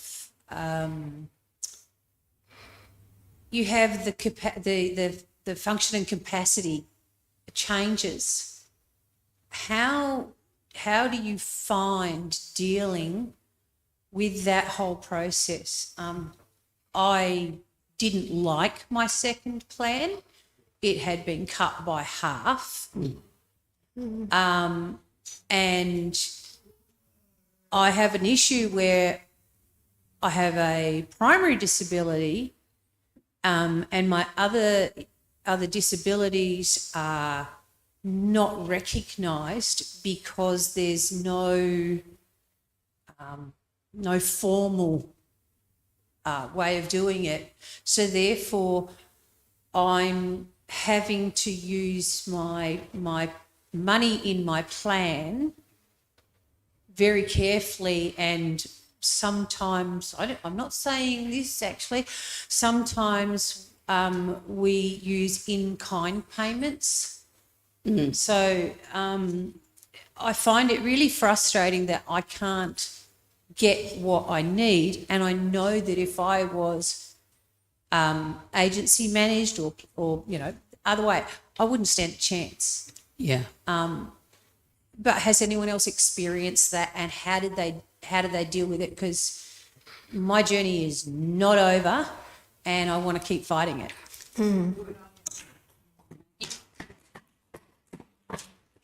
I would say the best way to go forward is to be prepared for your next plan. So you can use organisations like advocacy services or other organisations that are funded for preparing to plan, like WA's individualised services. They are there to support you so that you can be ready for your next plan. So my son's on his second plan. Our second plan was actually better funded than our first plan. So it's about what you know, and it's about how you put that information down in your meeting. And if you can take people that know you really well into your meeting that can be support to you, that's also a really good way forward. In answer to your question about the primary disability and the other disabilities, often people will say, can you get a functional assessment? My son also has, multiple disabilities. And for anyone who's wondering, you can actually request what your primary disability is recorded as in case it may not be recorded correctly, and you want to make sure that it is recorded correctly so that you've allocated the right amount of funding. You can do that on the access request. So I'm not sure if anyone knows about the participant information access request forms. You can actually do them online, and you can see why a reason was made, what information they've got on record for you, and why funding decisions were made. So you can request that online. You just go onto the NDIS site and you can just search it, it'll come up. And then you should be able to have that information that you need so that you can prepare for your next plan and get any evidence that you need based on the information that was recorded previously. I actually had to change, what do they call it? A review? No, not a review. I didn't like what they had done when they gave me the second plan, and so I objected to it. You appealed. Appealed, thank you. And I had a 34-page submission from a occupational therapist, along with a lot of other documentation, and it's still it wasn't. I was actually told that I couldn't, if I used that as an appeal, it would all be thrown out because the information, for whatever reason, was after my review. So I then just had to go for a change of circumstances. Which can't be appealed. So the S100, the original appeal, is for that reason a better option than the change of circumstance, the S48. I was but told. Now you know that. I'm sorry. But give us a call when you're ready for your next one. I know, I don't want to push you over the edge, but just know there are trampolines at the bottom of the cliff that look like us. I have to actually say who I've chosen. Magnificent. We went into our review and I actually had a breakdown. Yeah. It was so overwhelming. I actually don't want to go back to that building. Yeah. It is absolutely not joking. It's traumatising. Mm-hmm. So we hear you. Anyone from the panel got some feedback about secondary diagnosis or non-recognition of primary diagnosis? Another question? New face. Hi. Thank you. I've got a question for you, Liz and Maggie, I believe. Can you just explain your process of and how you negotiate and make those decisions with your children on what they want to spend that money on, and then just explain how that changes as they get older and maybe have more capacity to make those decisions for themselves? Sure. So my son is 17, and we're still in the process of helping him make decisions because he's not at this stage capable to. We have tried to do some choice making with him to start. He has a way of saying no, but he doesn't have a clear way of saying yes. But we can tell pretty early on if he's with a support person and there's no right fit, just for whatever reason, he will show us without his behaviour. So that's how we get to know if he likes the person or wants to be around the person or spend time with them. As regards to like consumables, as his parent, I have gone through a lot of OT sessions and speech sessions with him, and I know with the help of his therapist the things that will be great for him. So along the lines of the sensory, he has lots of sensory issues, and so we're looking at lycra sheets so he can stretch in them and things like that. With regards to his communication, we're looking at communication books or devices to help him, lots of visual schedules. That's in line with his therapist anyway. But as we're self-managing, we do have a lot of flexibility there as long as we can answer the self-management questions. And hopefully as he gets older and his communication improves, he can help us with all of those kinds of decisions. I think we'll always be a part of his decision-making, like with supported decision-making, because it's tricky for him to understand everything. But there's great resources out there and people out there, peer groups, and there's microboards and all sorts of kinds of things that you can get into to help people with their decision making.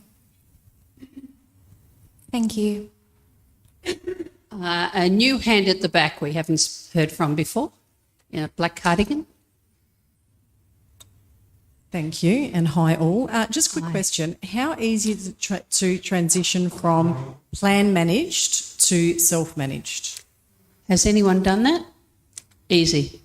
I was going to say I haven't done it because I've always been self-managed, but yes. So once you change from plan, so let's say you were plan managed, and you've either started a new plan or you've gone for a review to change from plan managed to self-managed, you actually get new plan start dates. And so once your plan starts, as long as you've got your code to get into the portal, you can start self-managing from the day that your plan starts. You just need to get that activation code to get into the portal, and then to actually use the portal, there's videos on how to use the portal, or you can go online and ask questions. There's lots of forums you can join. People have loads of information to share. But it shouldn't be that difficult. With your plan manager, they would know if your plan's coming to an end because they know your plan end dates. And you can also let them know beforehand. Usually it's in your service agreement. If you want to cancel or end an agreement with them, you need to let them know, give them some notice. Unlike support coordination in your plan, though, you can't easily swap out plan manager in the middle of your plan because they get paid a block of funding to set you up to start, and then they get monthly payments throughout that plan. So if you spent that block of money with plan manager A and you want to move 6 months later to plan manager B, you're going to have to find that funding for plan manager B. So as Maggie said, the ideal time is at the change of plan. Any other feedback from the panel on that? No, they only know the right way.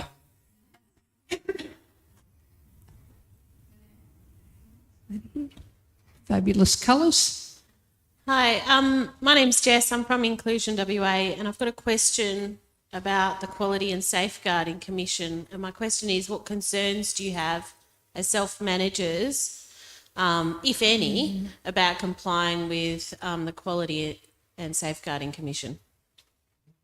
Adam, I'll just bring this to you. I think the biggest issue that I've come across this recently is the biggest problem is finding support staff, because you don't know where to look. So you got to look and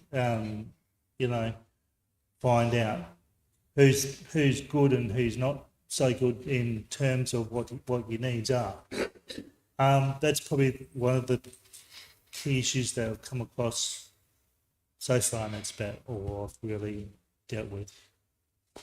I can answer. It's also very hard to fire someone.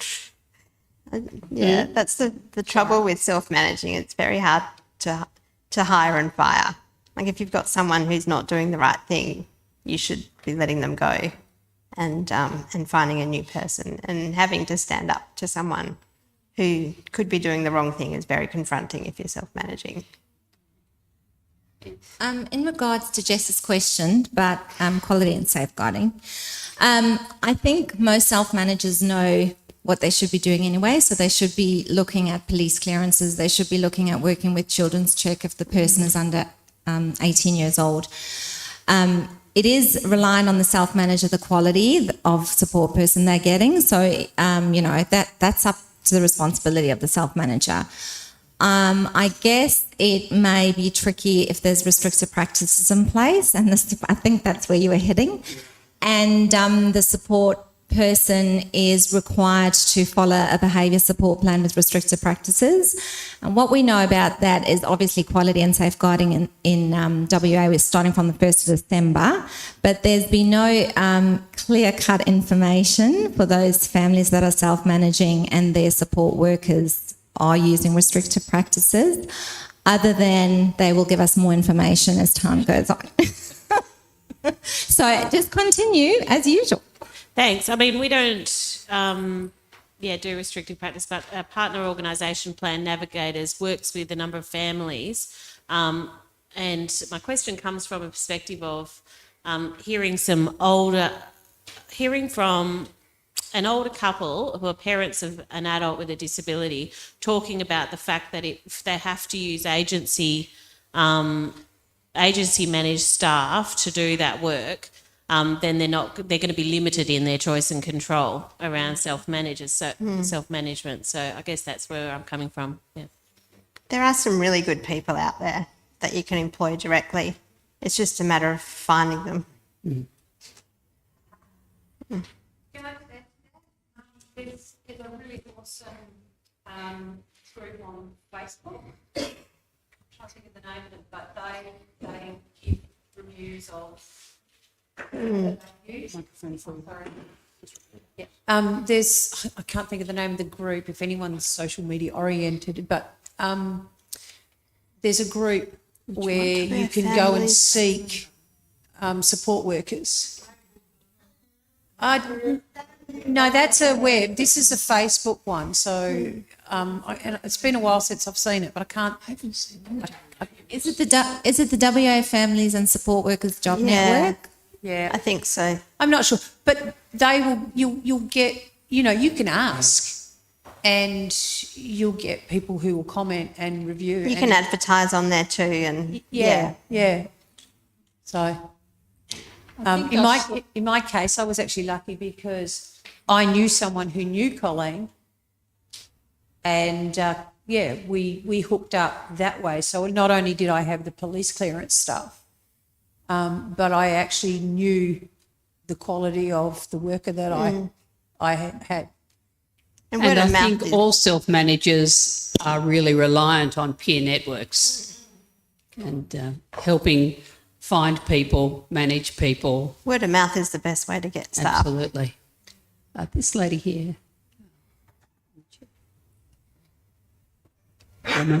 I was just laughing about Mel's comment about how awesome it is to just go out and buy AT whenever you need it. We just bought my hubby some assistive cutlery for the first time because he's 8 years in now. So that was pretty awesome just to be able to get online, look around, buy it.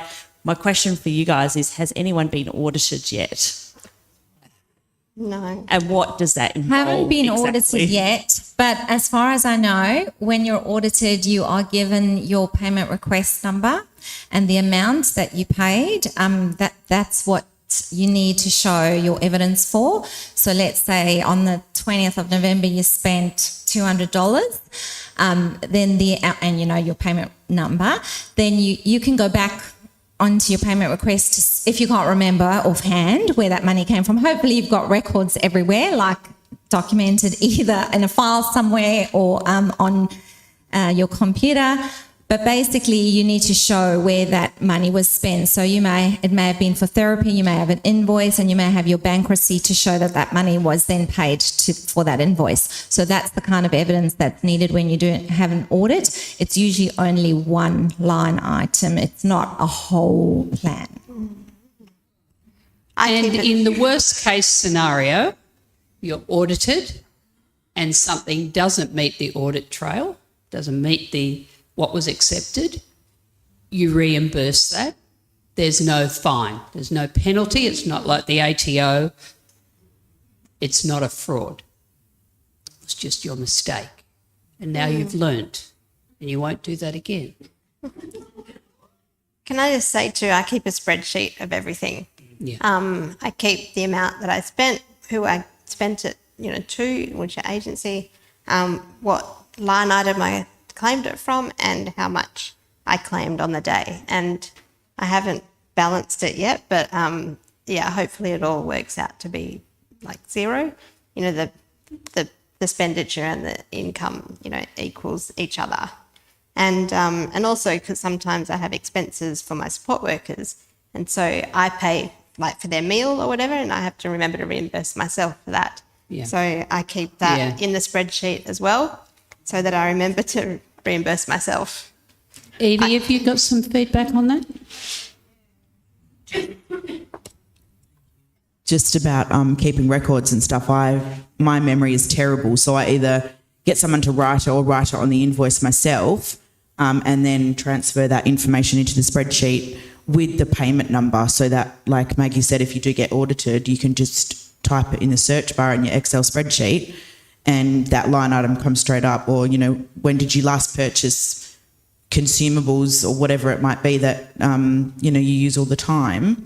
You can just search in the Excel spreadsheet and get information from that. So I find if I put as much information in there as possible, then in 12 months or 5 years' time, if I do get audited, I don't have to try and think back to, why did I buy that? What was it? Like, all the information is just there. So that's what I find helpful. What colour was that cutlery? I was very disappointed at the lack of prettiness of assistive cutlery. Just saying, there's a market out there.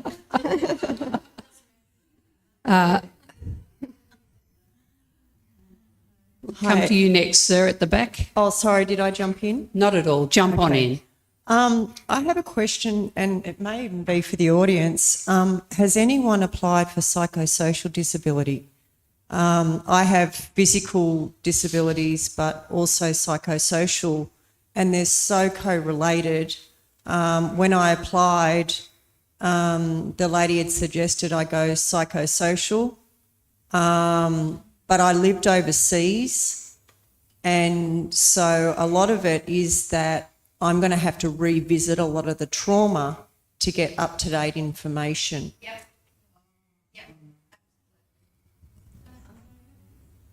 There's a gentleman at the back, I think. I think the lady behind you has some feedback on that. Yeah. So with psychosocial, it depends always of the evidence that you have, and you, as you said, you need they are asking you to collect all this information from the past because you want to make sure that you tried all the venue in terms of therapy to receive all the therapy that required, but you still having the same function capacity during the day. You are not able, because of the mental health struggle, you are not able to continue all your daily living activity that you're supposed to be doing in a normal day. So in some cases, you don't have to get it from overseas. If your psychology or your specialist are able to provide them with the information that whatever you are struggling mentally, that it's going to be long lasting for you, and with any support or therapy that will be only to adjust or provide you with capacity in order to live as much as independent as you could, then you will be able to get access with the NDIS. If that disability, the physical disability, is not permanent, yes, go with the psychosocial. If the physical disability, you have evidence that it is permanent, it's much easier to get access to the NDIS through this.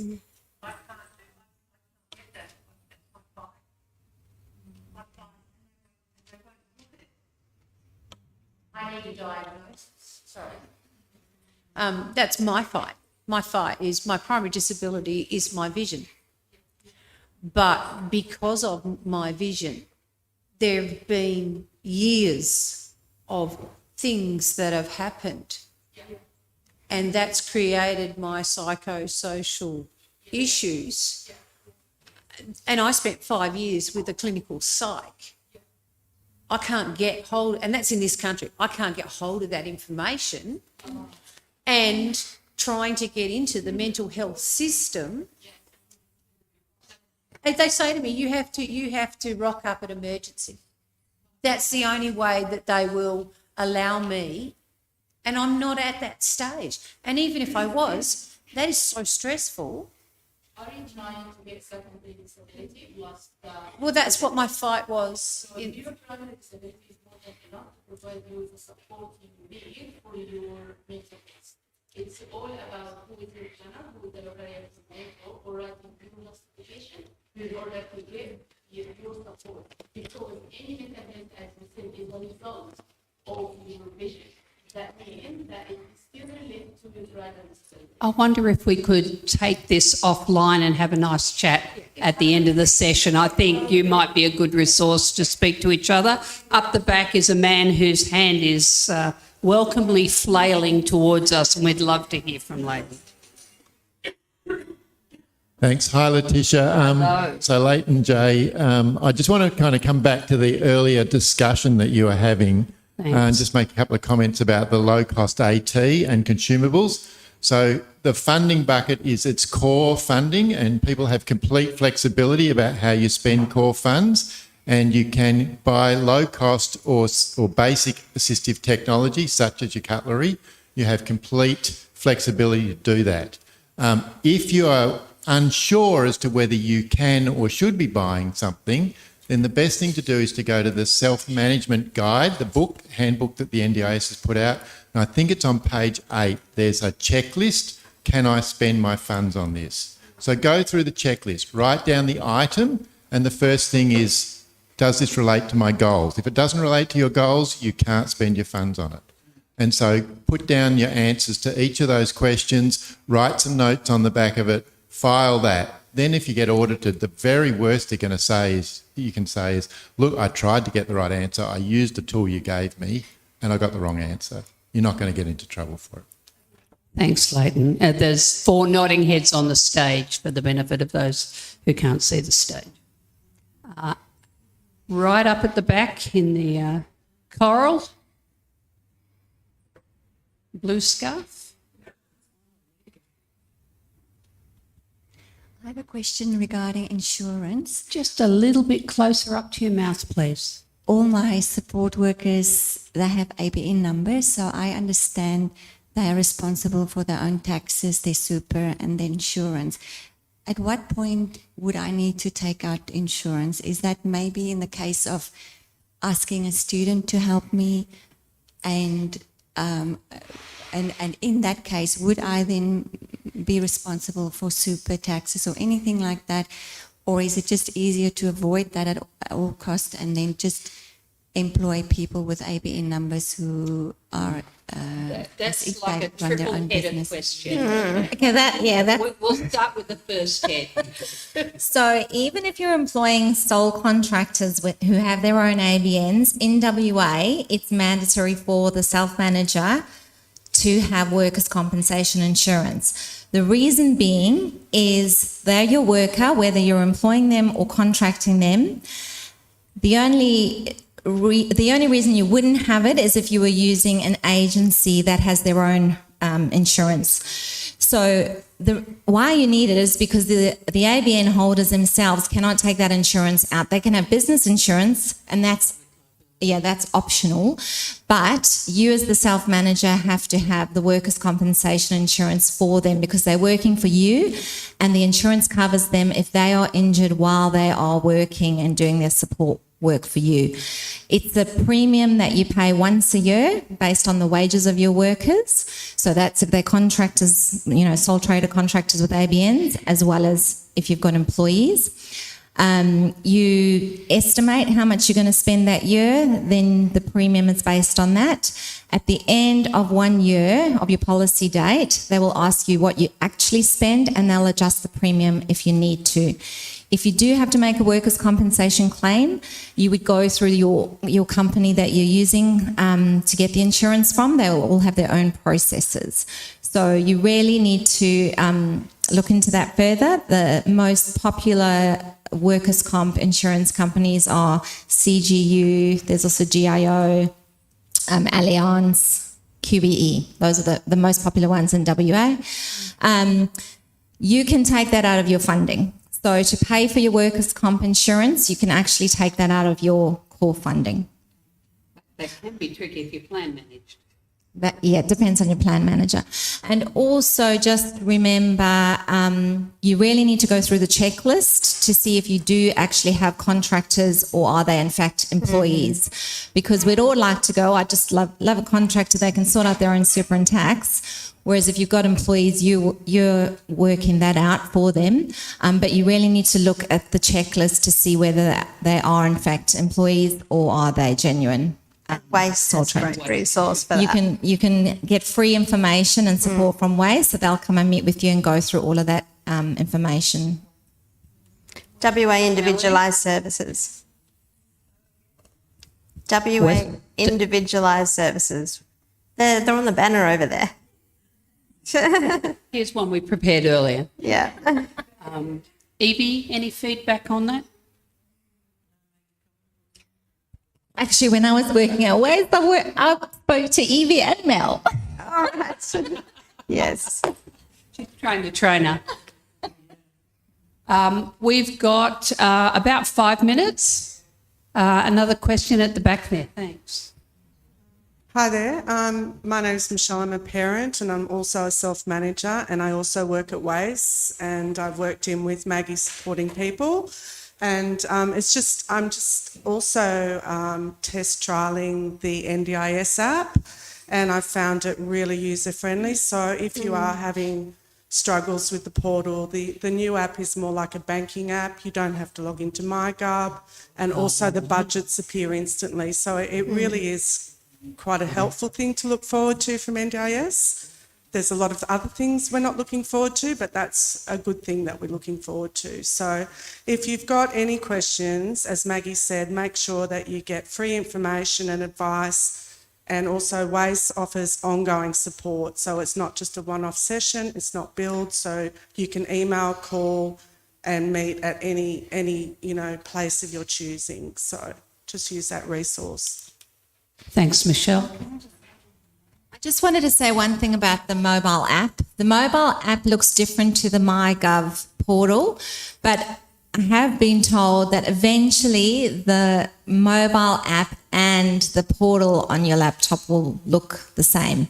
But at this moment in time, the mobile app is different looking to the MyGov portal app. So just bear that in mind. And it's only in trial. Yeah, it's only in trial. We're just going to take a closing remark from each of the panellists just for today. Maggie, what would you say to people who are not yet doing it but are considering? You've got 45 seconds. I would say just do it. Me too. No, it's really empowering. You have the most flexibility, the most choice and control, and there's support out there to help you if you get stuck. So do it. Yeah, I'd say just do it. You won't regret it. The only bad thing for me is when someone calls in sick at the last minute. That's the only trouble, is finding cover for those people. Yeah. But I take it all, in my stride, and I have some really great workers who can fill in at the last minute that I'm always calling on, and trying not to abuse their availability. But you just have a really good relationship with the people that you have, and finding those people and keeping hold of them all the time, and don't let them go. Yeah. But also, one of the first questions was, what could they do better?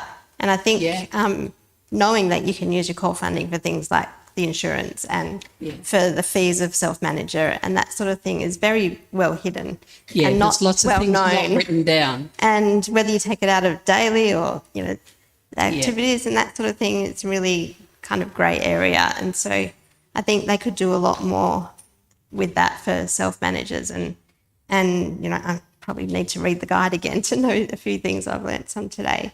And there's a lot of grey area between the AT funds and the consumables, and knowing which one to take it out of is sometimes difficult. And your plan manager is the best resource for that. And knowing, asking questions and probably the best advice would be to find someone who's been doing it. And I'm happy for you to come and talk to me later, and I'm happy to mentor you and show you what I do. Grab her over lunch. Well, let me eat first. But Evie? do come and say hi and just do it. You won't regret it. Evie? Everyone's covered it really, but it is stressful, it is time consuming, it is demanding, but it's worth it to me to have that choice and control and the flexibility. Just research and the education that I got from WACE and Disability Service Consulting and all the organisations, they are out there. You need to find that information, and whether you find it from them or your peers, it's just about educating yourself really, and it's never consistent with the NDIS full stop, but just keeping it as, Consistently inconsistent. That's what we like to get used to. Yeah. Thanks so much, Evie. Adam? Just a couple of things to leave today. I think it's important that people on the NDIS, either say self-managed or a plan, so you work out what your goals are and work as your disability changes over the time. You need to sort of look ahead, at least 2 years, 3 years, or something ahead, and say, okay, I'm changing. What I need down the track, how am I going to benefit from the NDIS? Then set a budget. You're spending your money according to the budget, which is important, so that keeps you in track. Keep the records of your expenditure. A good A4 folder is probably a good idea, because then you can just, every time you pay, it's all there. So if there's a audit down the track, and you say, well, there it is, have a look through, it's all there. And then if there are any questions, then it's just simple. You make it simple for yourself, because then you don't have to put yourself through all the stress and all that that comes with the NDIS. And monitor your expenditure. That's my take. Fabulous. Can I say one more Thanks thing? so much. Can I say one more thing? Letitia? Me? Me? Oh. I'm talking to myself now. Sorry, one more thing. You don't have to self-manage everything. I still use an agency. I still want some of my personal care covered by an agency. And so I just get billed directly from them. You don't have to do it all. I choose to have private workers in the evening where I'm more flexible with my hours. I might want to cook a major meal or, go out and do that sort of thing. So I manage myself evening supports most of the time, or if I have an appointment during the day, I book someone to take me to that. But all my morning services are covered by an agency, and you can choose to do all of it yourself or some of it yourself. You don't have to do it all.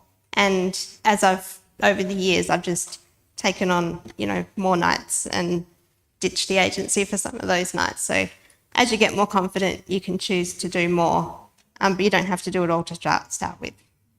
Fabulous. I'd like to thank our fabulous, informative, knowledgeable panel. Melanie Hall, Adam Horber, Maggie Visser, and Evie. And thank you who've kept us, keeping you informed. We really appreciate you coming on and having some fabulous questions for us. Thanks. Thank you, Letitia. Please once more for Letitia and all our panellists. Folks, the very exciting news, it is now lunchtime. So please do go and enjoy your lunch. Please be aware there are 2 areas serving lunch, so if you find yourself at the back of a queue in one, please do try the other. And we'll be having more sessions, of course, after lunch. So decide on one from your program, and please be ready for that session in that space at 12:55. Thanks, everybody.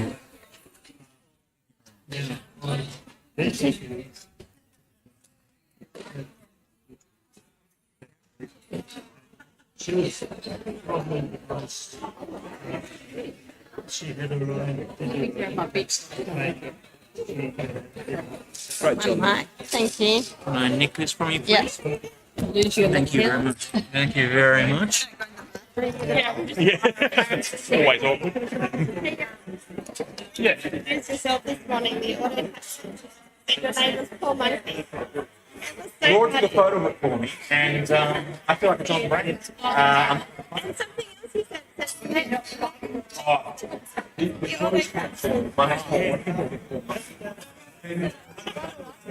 Oh,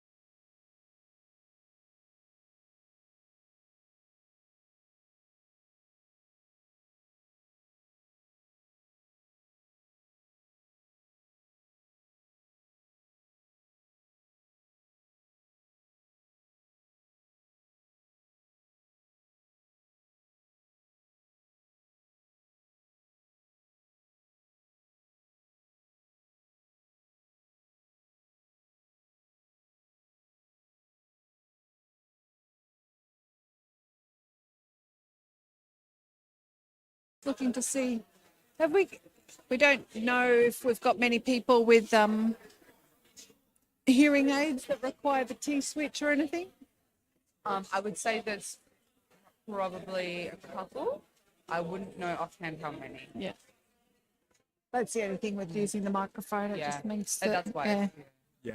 Well, Laura will have the microphone off stage, so you I'm happy to direct run. her. I'm happy to run. Yeah. I just, knowing it's after lunch, I don't want to just be speaking at people because otherwise it's a bit. Oh, I hear that. I'll just set up the PowerPoint. Thank you.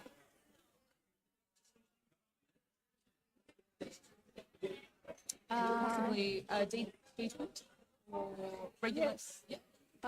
Yes, but it's starting from the second slide. I did put the YouTube clip in there just in case it didn't work on the other one. Yeah.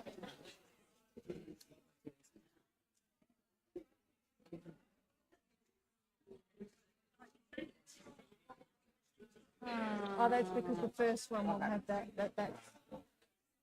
You have to spin that. Yeah, there we go. Yes.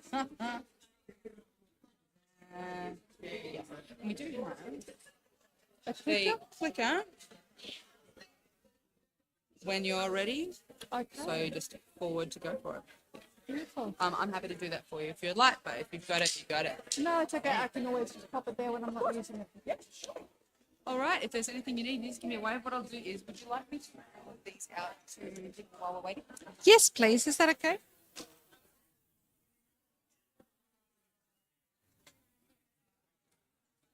The stage has got a definite roll back. Yeah.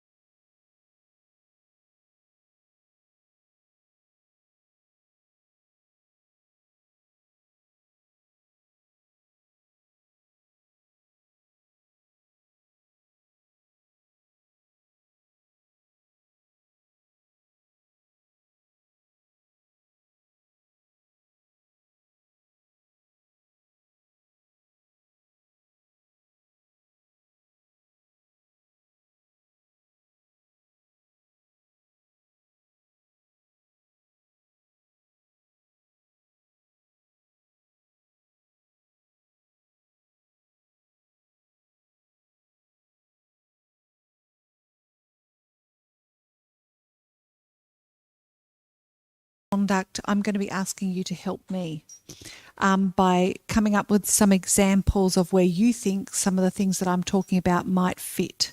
So I hope you will indulge and participate in this session and not just let me speak at you. So it is really, for me, it's a great opportunity to speak at this conference today and to consider the change that's going to be happening with the implementation of the NDIS Quality and Safeguards Commission.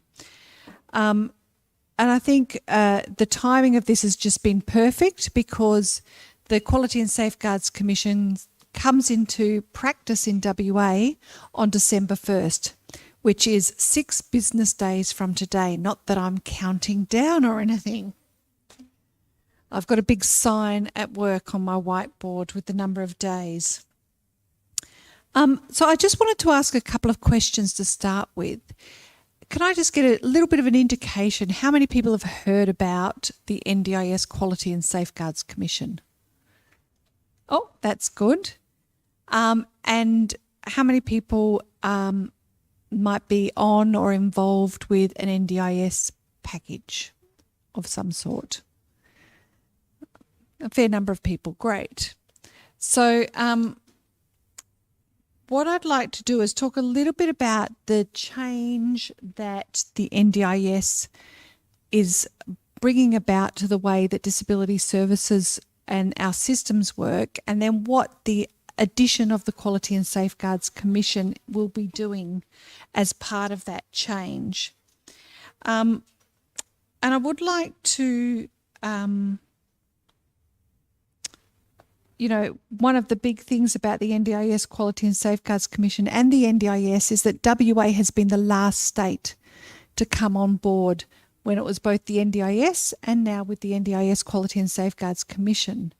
So in some ways, we hope that we're learning from what's happened in the other states, but we also know that there's a big push for, with these systems, having some national consistency. So a big part of what we'll be doing as part of bringing the Quality and Safeguards Commission in is bringing that national consistency to the way providers in the sector are regulated. And I'll talk a little bit more about that in a moment.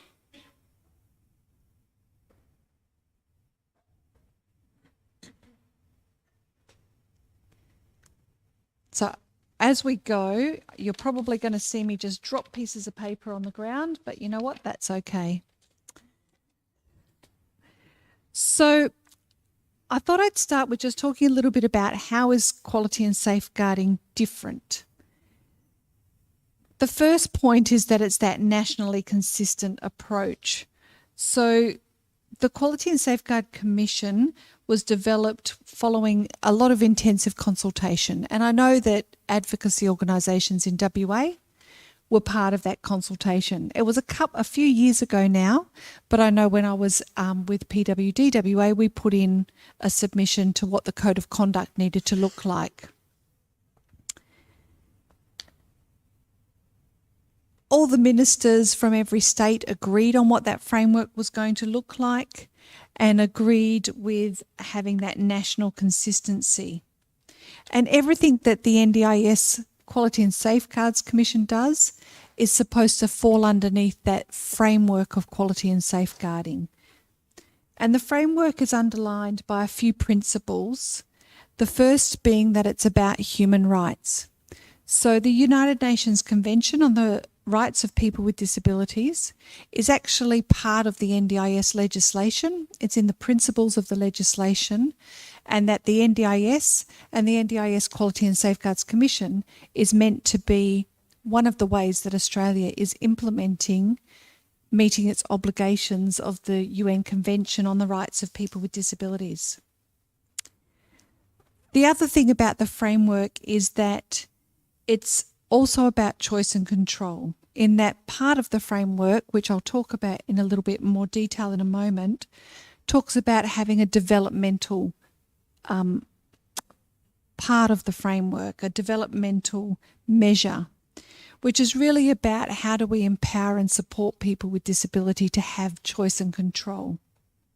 The other part is national consistency and proportionality. And proportionality is a big part of what the framework talks about, because that's about making sure that the actions that we take to enforce providers to do the right thing is actually proportionate to what they've might have done wrong, but also to the size of the provider, the types of support that they're providing, and what level of risk that support is to people as well.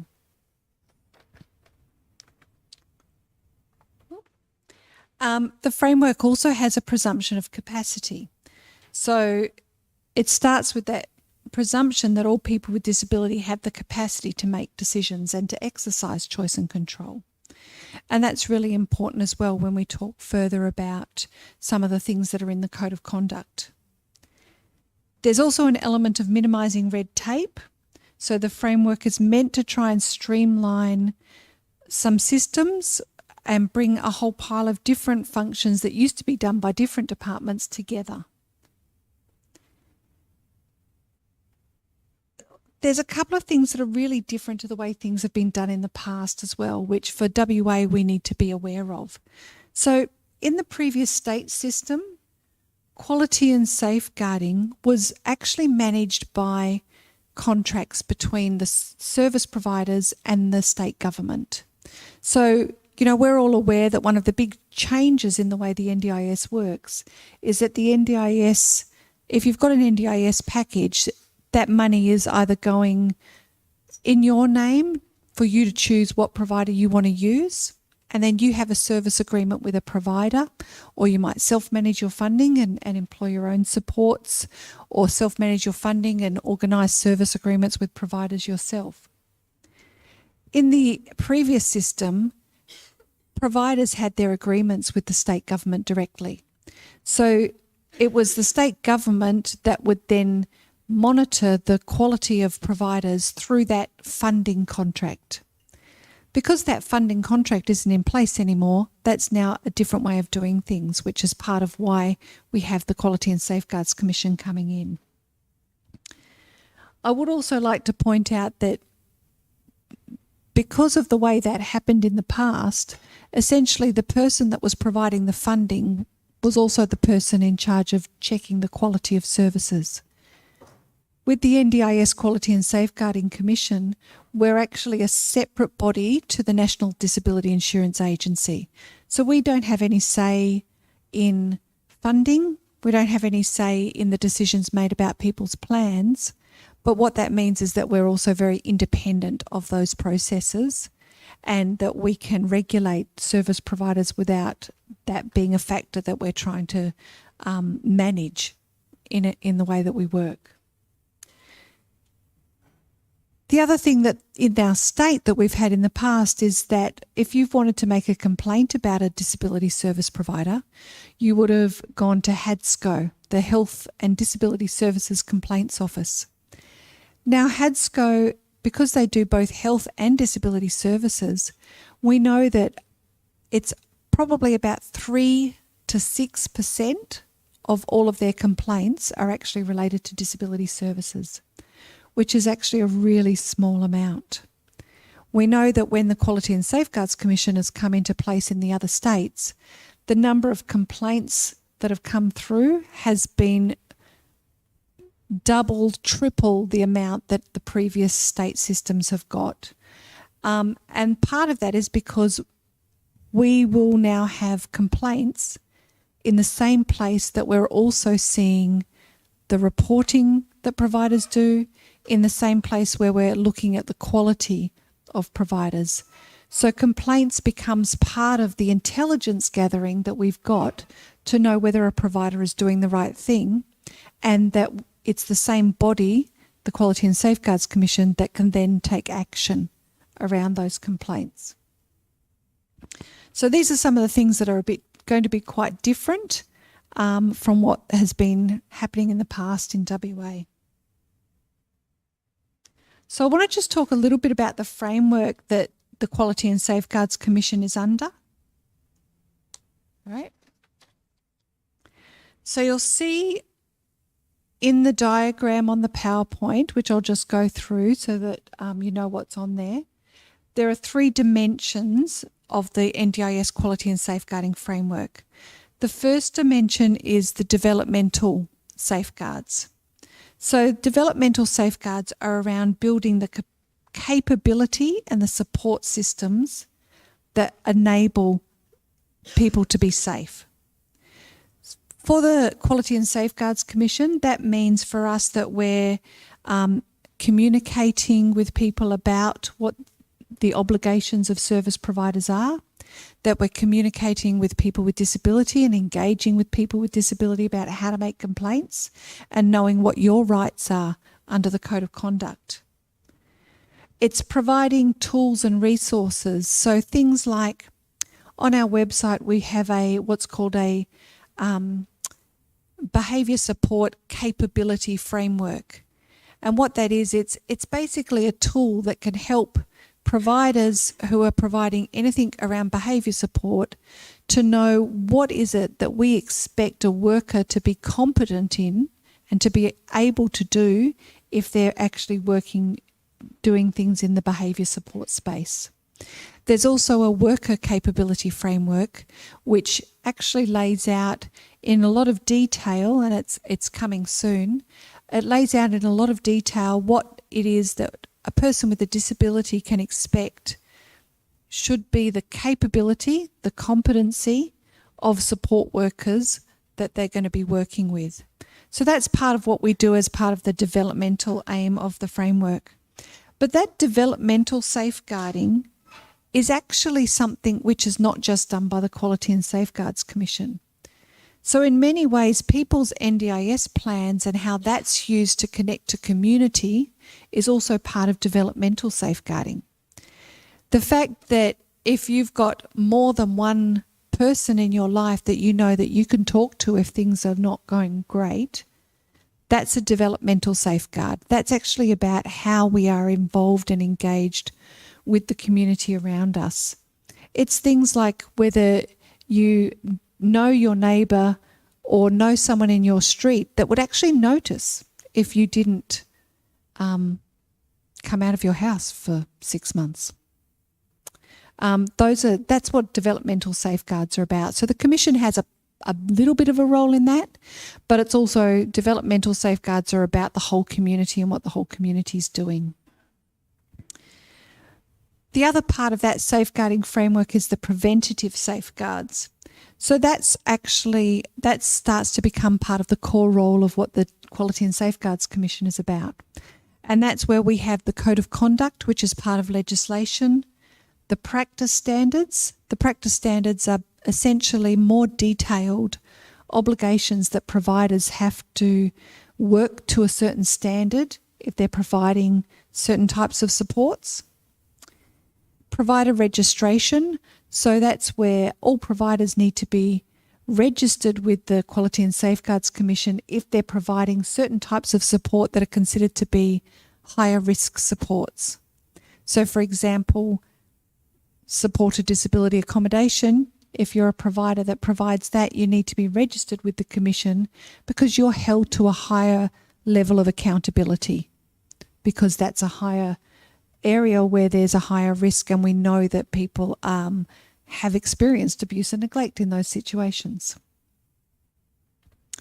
Worker screening, which is coming in on the 1st of February, so I'll talk a little bit about that later, but that's something that's quite new. Incident management, which means that providers have to report if anything happens and what they've done to address anything that's happened. They have to report to the Quality and Safeguards Commission. So just before I talked about how complaints provide us with intelligence about what's happening with providers, incident reporting provides us with the other part of that intelligence that we're getting to know whether providers are doing the right thing and that they're actually taking action when they need to.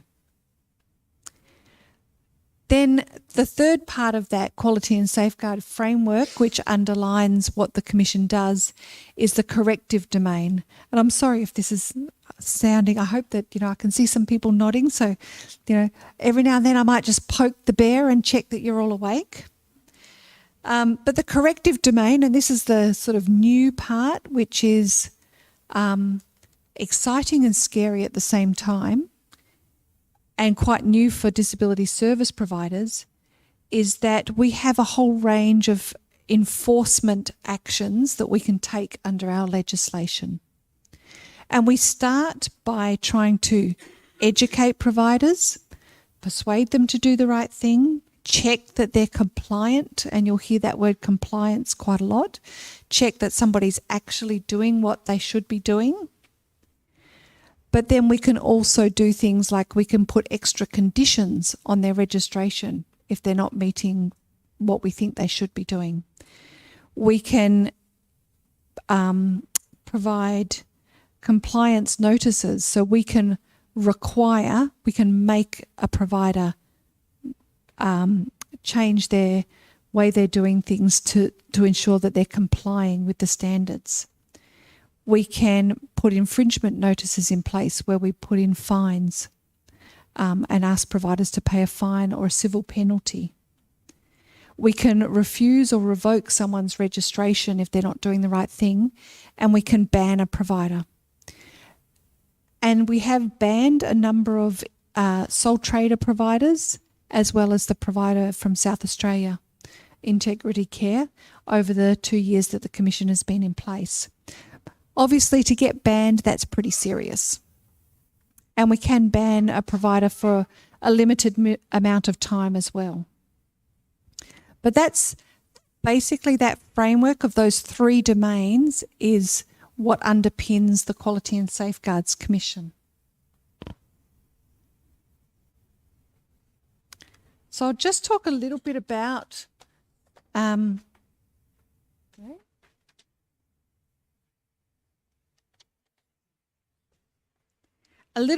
the Commission. So we regulate the NDIS market. And so again, you'll hear that word regulation, which is something which in the state system previously, they would have talked about quality evaluation. And although quality is part of what we do, you'll hear people talk about that we're a regulator, which is a bit like, who's heard of the WorkSafe? Yep. So that WorkSafe is a regulator of work health and safety.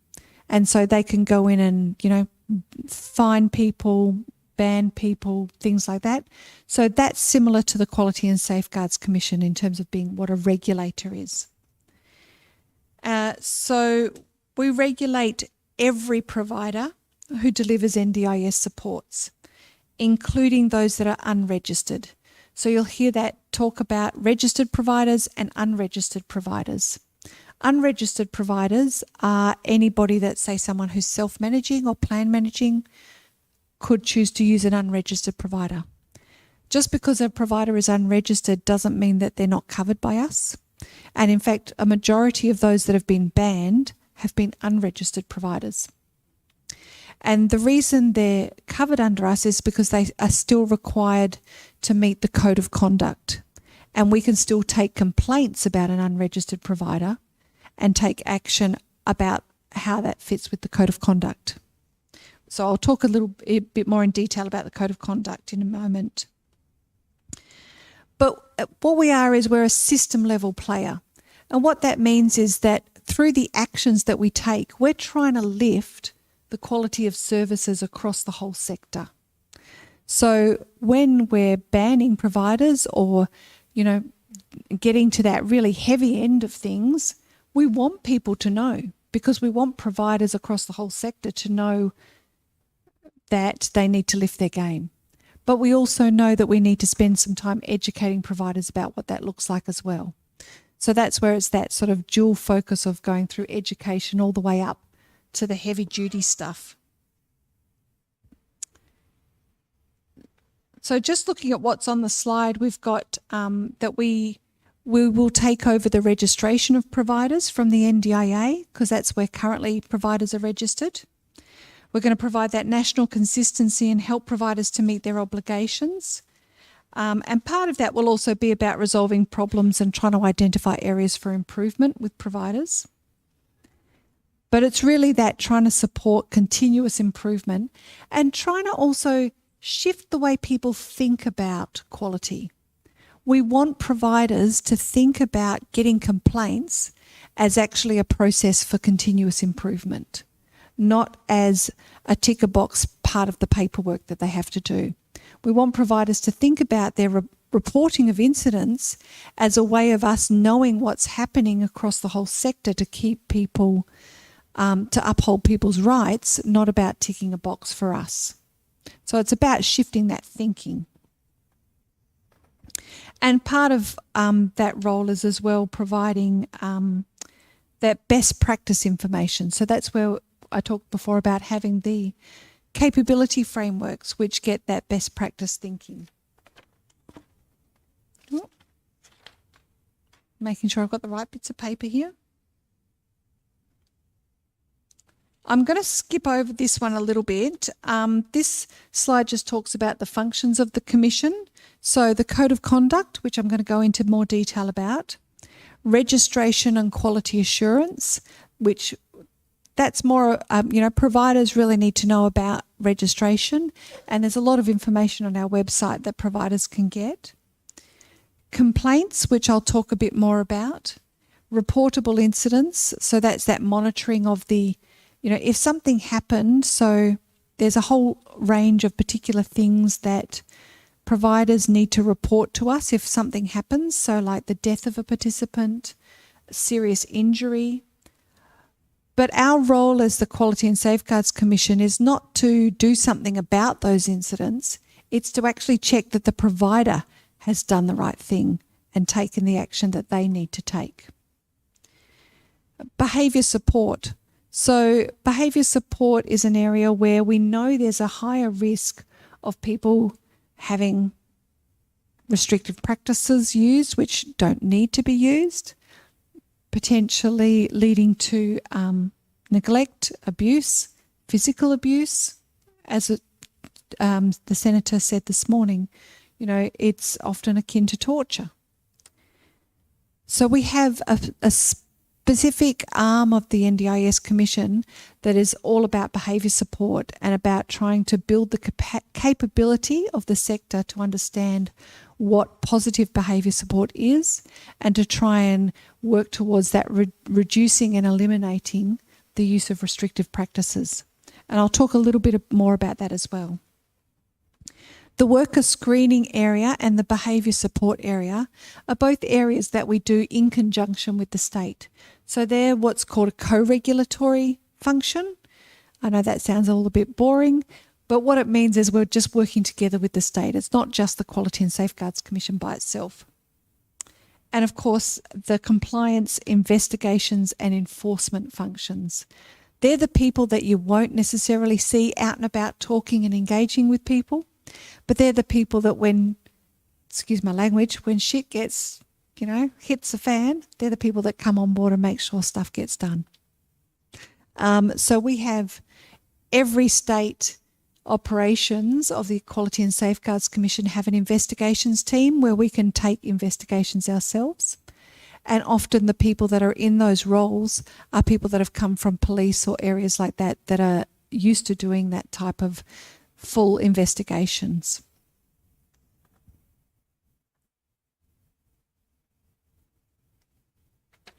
Code of conduct. Now, this is the stuff that I really wanted to talk about because I think this is really important for people to know. And this is where I might ask for some help from you guys. So the Code of Conduct sets the minimum expectations of the sector. And it's about helping to try and shape the behaviour and the culture of providers and workers. So it's a clear statement about what we expect as people with disability. So anyone can raise a complaint with the NDIS Commission about providers or workers who breach the Code of Conduct.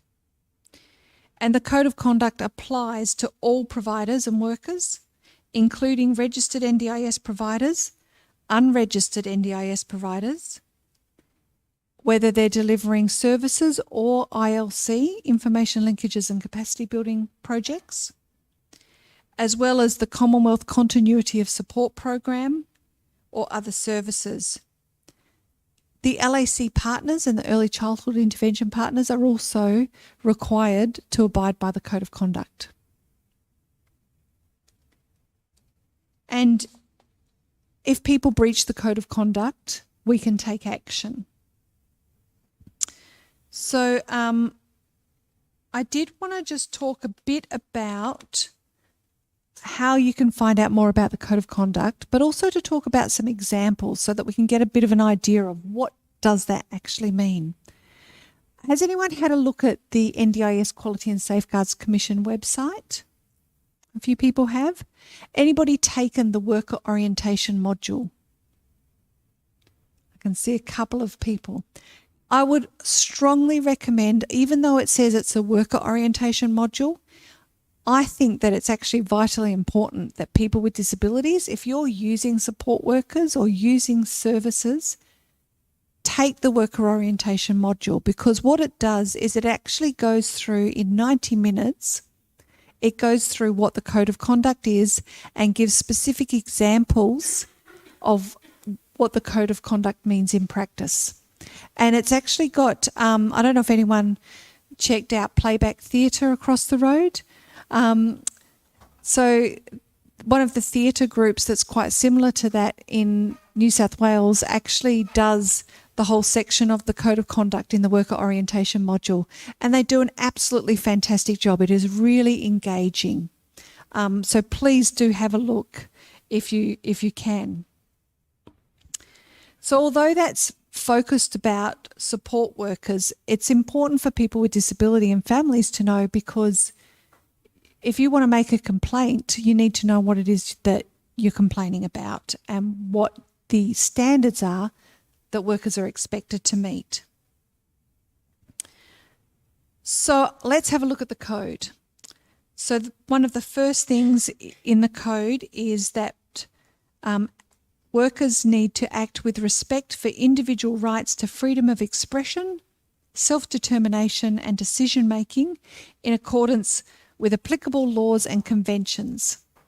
So this is about people making decisions about their own life. And when they need to, it's about being supported to make decisions. And so there really is a strong emphasis on supported decision-making, if you've heard that term before, in the way that the Code of Conduct is framed. And it's also about individual expression and culture. So when I was trying to think about, well, what might this mean? An example for me would be that I wouldn't want a support person that works with me to be treating me differently or treating me in a lesser way because I don't believe in the same religion as them, for example. Another example might be where a person with support workers, say going to TAFE or something like that, and they want to meet friends after, their support worker helps them with their travel and getting to and from, and the support worker goes to that person's parents to ask about getting permission for the person to be able to go and meet with friends. That would be a breach of that aspect of the Code of Conduct. So I'm going to ask if you guys have any ideas on, like, if any examples that you think you could give that you think where someone might be an example of acting with respect for individual rights to freedom of expression, self-determination and decision-making. I can see a couple of people there.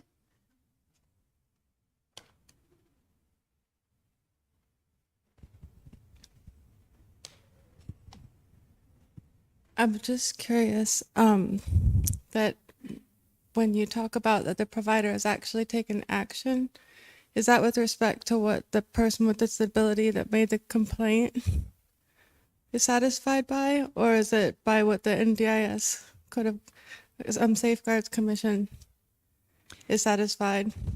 Because oftentimes it seems like there's lashback from providers when a complaint or even a feedback is made. And if the commission made the person with disability the one who got to say whether it had been actually resolved, that would be best, I think. No, so anybody can make a complaint to the commission and we can investigate based on that complaint. It doesn't have to be by the person with the disability. Well, we don't have is, to name though. the person of the disability, and the person with the disability doesn't have to have made the complaint with the provider before coming to us either. Fair enough, but my statement is that with the power differential that is often there with provider and client, that the idea of regulating the industry, you would hope that there would be some kind of, because you were saying making sure that that the provider follows through and does the right thing by the person that made the complaint. But it would have to be the person said that actually happened, not just somebody else. Not necessarily. So we take complaints from other support workers. We take complaints from doctors, other people. It doesn't have to be the person with the disability. I feel like there should be some kind Sorry. of primacy put on us, because the industry is meant to be protecting us. You know what I'm saying? So the way, I guess, I do know what you're saying to it, and I get what you're saying. As a commission, we can investigate a provider based on a whole range of factors. It's not just about if it's only when a complaint comes in. I understand, but what about when a complaint does come in? What would incentivize a person to do this, to assist in the process of regulation, if there isn't any kind of safeguards in place to make sure that that is taken in good faith, and there's actually some kind of, structural process to ensure that that safety is maintained? Because, I mean, I don't know about anybody else, but if you give feedback, oftentimes it's not well received. you know? Yeah. No, I hear what you're saying. So that's part of where we've got a whole range of different mechanisms that we can use to ensure. So part of it is about the education and monitoring that the Commission can do. Mm-hmm. So it's not just about, it's not based on one incident only. It's actually about monitoring the compliance of providers all the time or across different ways. So maybe we could have a conversation afterwards to explain a bit more, or to fair have enough. to hear what I your just issue wonder is. how many people are going to give honest feedback if that's not somehow ensured. But sure, we can talk about it for ages. Yeah, I guess there's lots of different ways that, like, we're not relying on only one incident or one complaint. It's actually, so the registration, the audits that providers have to do on a regular basis, the incident reporting that we can then go and monitor and go and check in, as well as complaints. So there's multiple it was that different checking mechanisms. in that I was the most concerned with, like hoping that there was some like actual substance to that, to making sure that like people, if they weren't being treated okay, that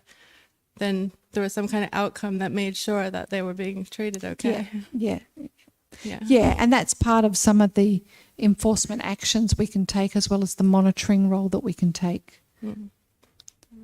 Thank you.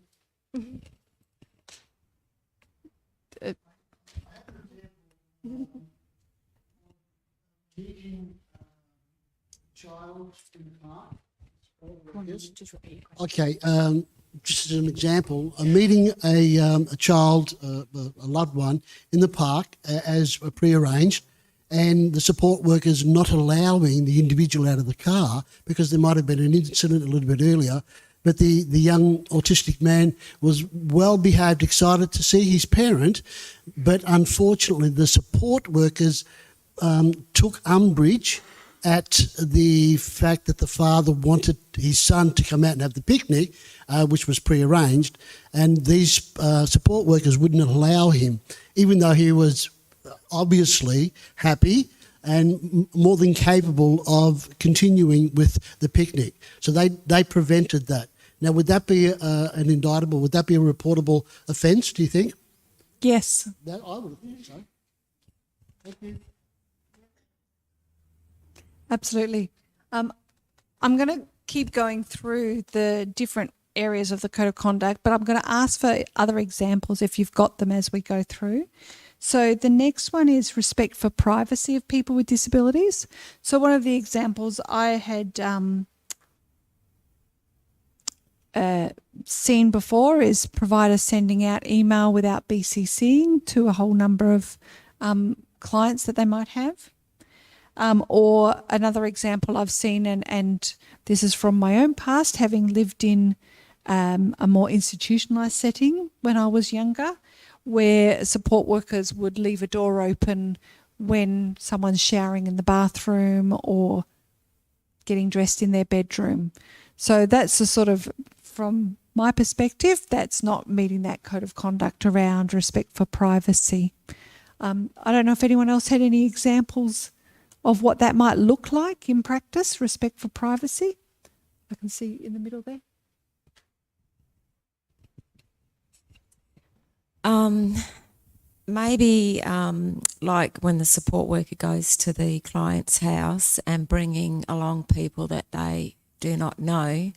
So that would be a breach of privacy, knowing where they live, a serious breach. So a support worker bringing somebody that the person hasn't That's agreed unknown to be to there them. or is unknown to them. Yeah. Thank you.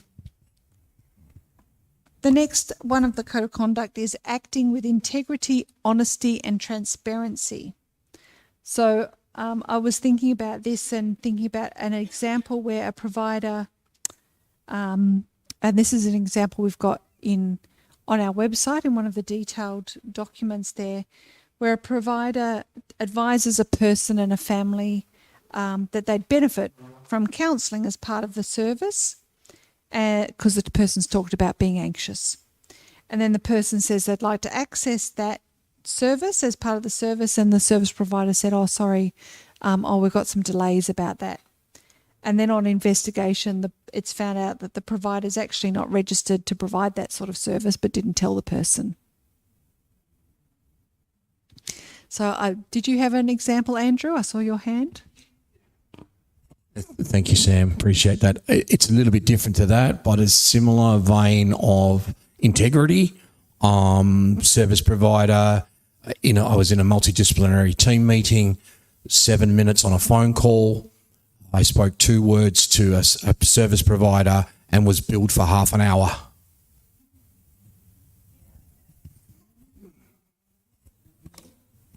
Yeah, so there's some of these, it's good to try and think about what a practical example might look like, because it's hard to tell just from the words. Yeah, thank you for that. Another one, that services provide supports and services in a safe and competent manner with care and skill. So an example of this would be maybe a worker sees that a person they support is having difficulty with some physical tasks, maybe due to muscle weakness or related to their disability. The worker says, oh, my friends reckon I give a good massage, so I can do massages for you every day. And then the person's physical health gets worse. And the worker admits that actually they've had no training in therapeutic massage, and they really hadn't thought about what the effect might be, and they didn't know enough about the person's disability to know that it would actually have a bad outcome.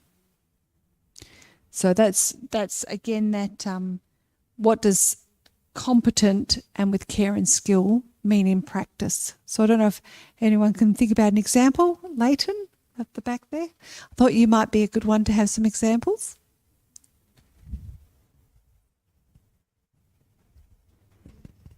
Yeah, I was in the Kimberley last week and talking to a lot of Aboriginal providers up there in Aboriginal communities, and a lot of the discussion was about culturally safe practice for what actually works and applies in those lands. And there was a really good example from the MJD Foundation in the Northern Territory with a particularly rare genetic disease that has afflicted quite a lot of members of the community on Groot Island, and the way that the provider over there has really worked very hard to make sure the service provision is culturally informed and culturally safe was a fantastic example.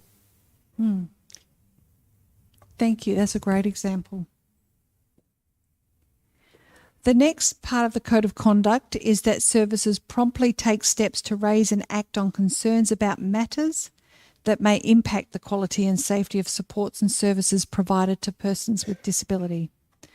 So this is really about people having the right to feel safe and to make complaints and to have complaints acted on. So this is that sort of comes to some of, I think, what you were talking about before, where if a person complains to a manager or a complaints officer in a service about the way someone has treated them, like a support worker, that the provider has to listen and have a process to address that complaint, and that the person knows that there's not going to be retribution, or even in the case of another support worker raising an issue about the safety of a person, that they should be able to do so without fear of any retribution. It's also where, you know, maybe if a serious incident occurs, that providers should have a process for reporting and taking action to ensure people are safe. And that might be making sure that that worker that's been complained about is actually not left staying working with the person, because there's a risk then of retribution. I don't know if anyone else had any particular examples about that one. Yeah.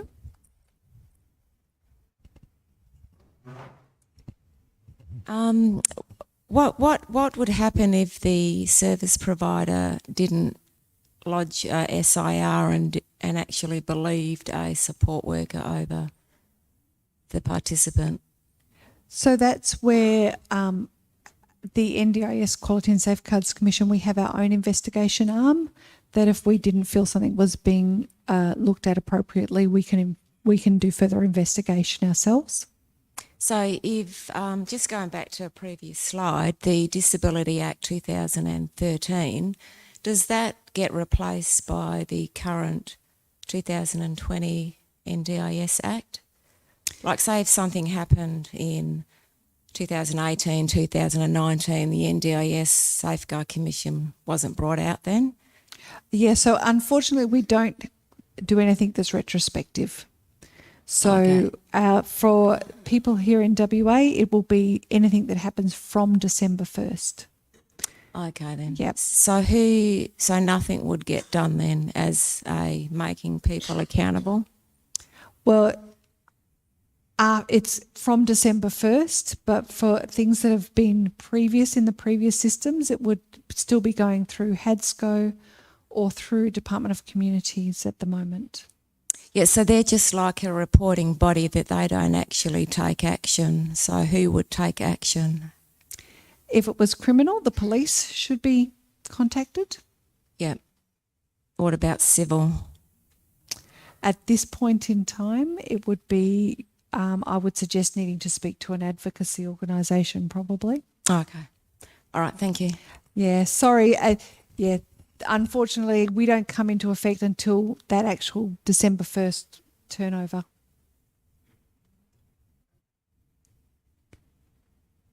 Was that another question or example? Microphone for you.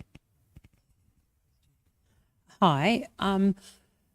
My query is not so much about the person with a disability being able to make concerns or whatever through the commission, but what if there is a support worker who works for an agency who has the NDIS contract, for want of a better word, and their agency doesn't give them the support and the tools and the correct financial support for doing their job? So that's not in our remit. Okay. That would need to be through whether that's potentially union or other mechanisms. Support workers, if a support worker wanted to make a complaint about a provider or provide intelligence to the commission, then they could do that. And there's actually, in the legislation, there's also provision for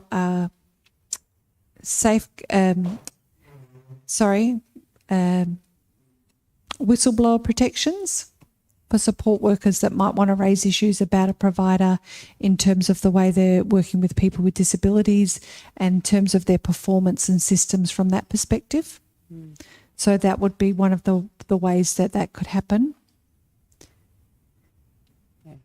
Unfortunately, particularly with the recent COVID, this has been an area where the agencies that I'm aware of, their support workers have been severely let down by the agencies that they work for. And as a person who received services, that people need to work. So, yeah, it's very disappointing to think that an organisation the most important part of their organisation is their support workers, and they're basically tossed aside. Thank you. I just want to go like the last of the code of conduct, which is to take all reasonable steps to prevent and respond to all forms of violence against and exploitation, neglect and abuse of people with disability. So this includes the reducing and eliminating of restrictive practices.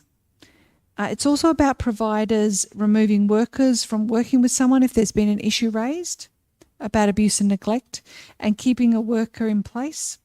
And then the last of the code of conduct, and this is there because it needs to be spelt out specifically, is to take all reasonable steps to prevent and respond to sexual misconduct.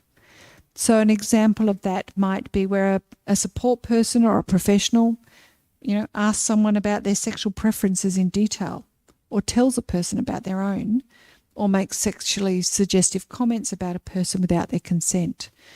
And part of that, the one before that about taking reasonable steps, would also include where if there was actual sexual assault or abuse or harassment, that a provider, if that's been reported to them, should be going to the police and going to all of the relevant authorities.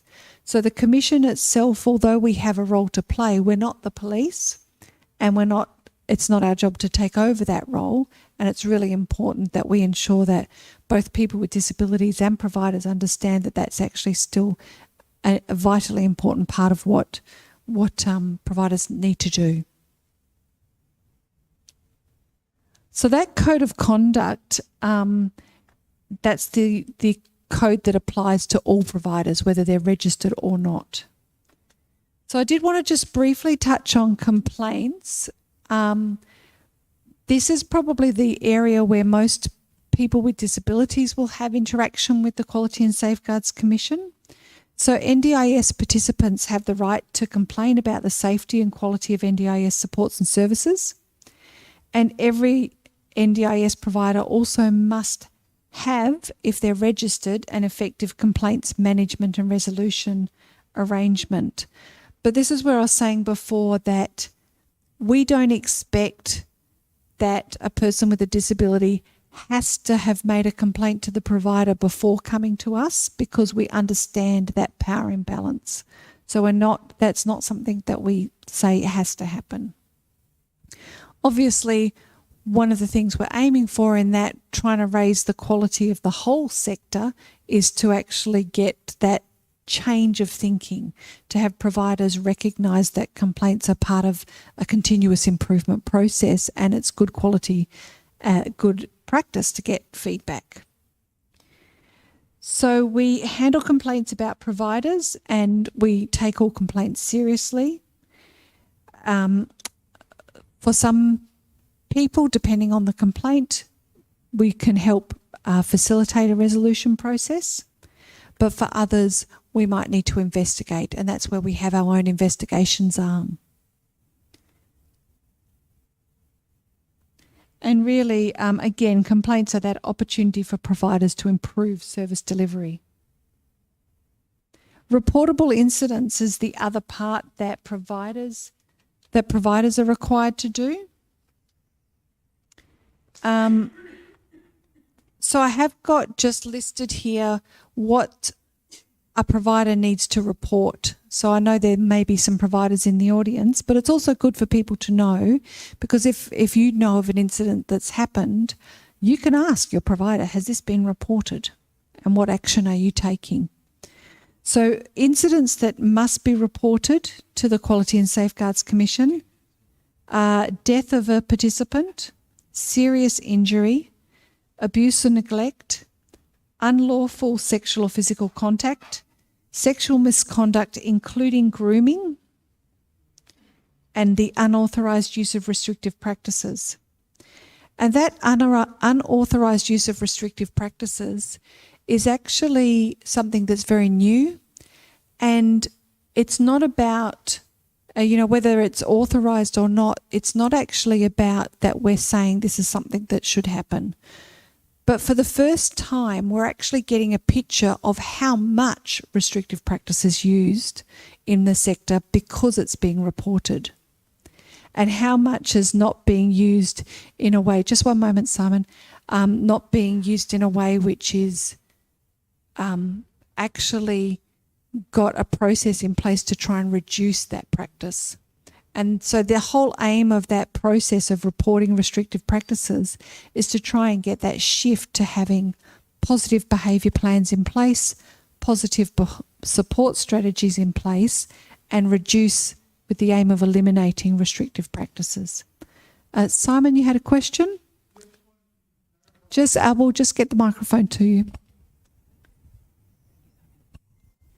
Just wondering if you could clarify that term, restrictive practices. I'm getting a bit confused with what that means in this context. Absolutely. So under our rules, there's some specific definitions about restrictive practice, and so they come in, and apologies if I haven't got all of them here. I'm just having a look to see if my notes actually have the full list. But it is, there are mechanical restraints. So that would be if someone was, buckled in to their wheelchair or restrained in that way. There's chemical restraints, and that's where if someone's given medication for the purpose of controlling behaviour, that's not the same as medication that might be therapeutic or for a specific purpose related to someone's disability. So epilepsy medication, for example, wouldn't be included if someone has epilepsy, but if someone's been given psychotropic medication when they don't actually have any psychiatric illness that they should be getting that medication for, but it's being used to control behaviour, then that's a chemical restraint. Environmental restraints, that can be where cupboards are locked, doors are locked, people might be locked in their home or their room. Sorry, forgive me now, I'm also, and there's a couple more, but they're the main ones. I'm looking to people I know in the room who might know what the other ones are.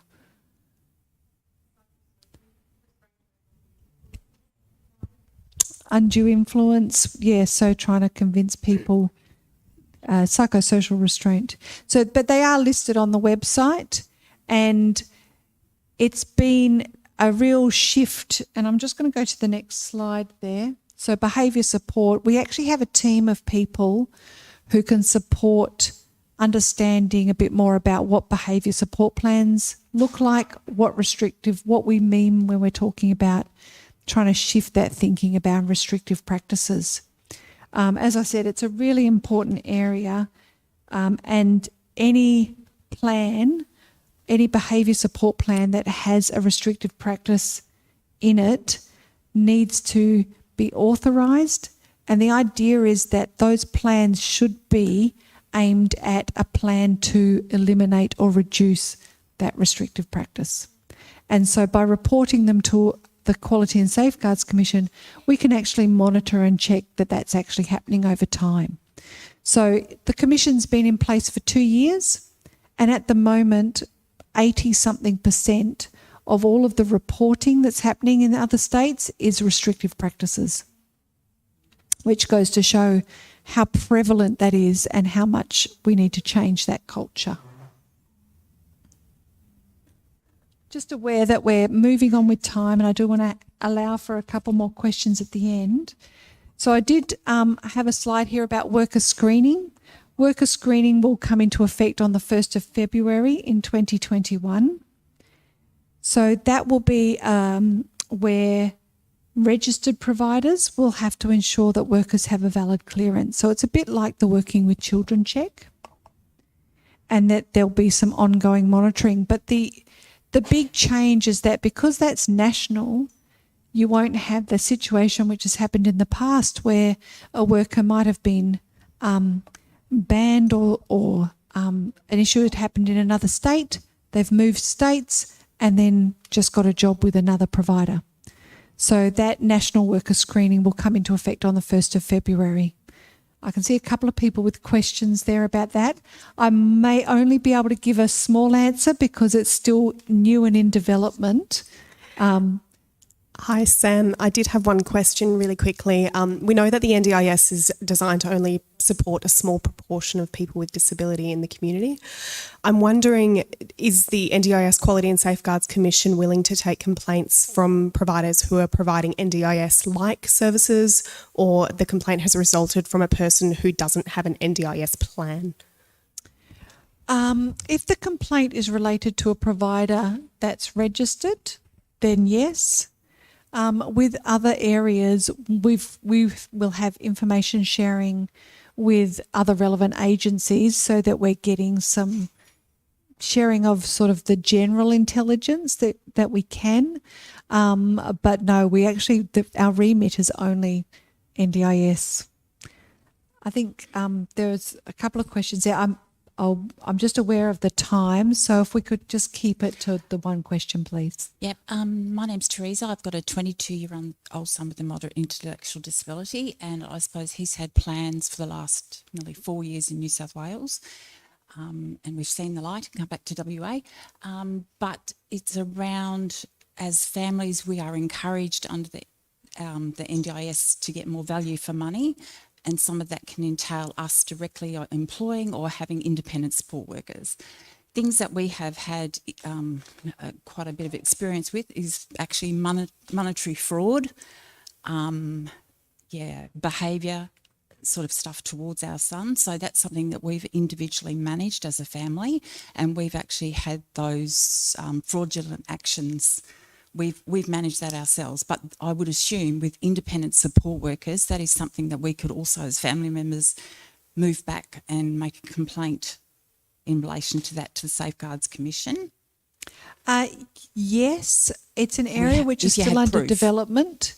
If there's fraud is actually still being covered by the NDIA. Okay, yeah. So that's the one area which is still being covered by the NDIA, the fraud area. Yeah. However, often what we find is that there's often multiple things. It's not just fraud. So sometimes, we're working together with the NDIA on those sorts of issues. Yeah.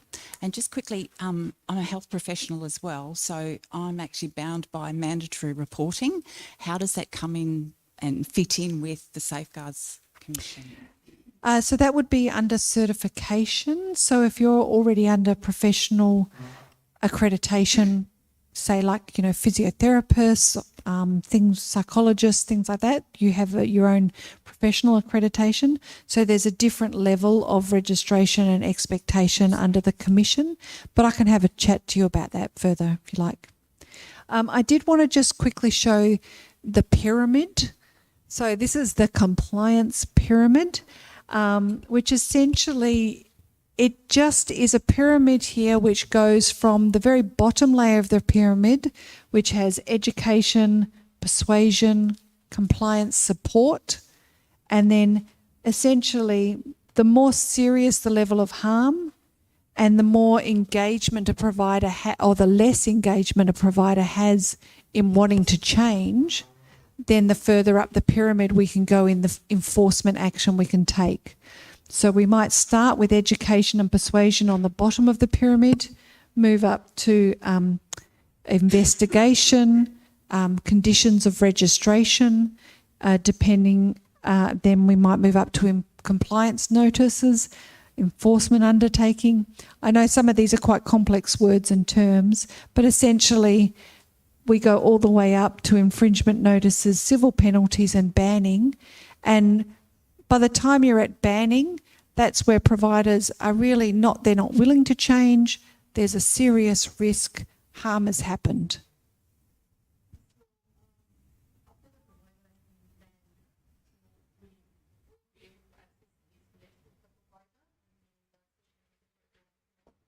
So the question was, if the provider's been banned, how do you know? So we actually have a section on our website where there's a list of the banned providers. And generally, as with Integrity Care in South Australia, those are the sorts of issues which are generally in the media as well.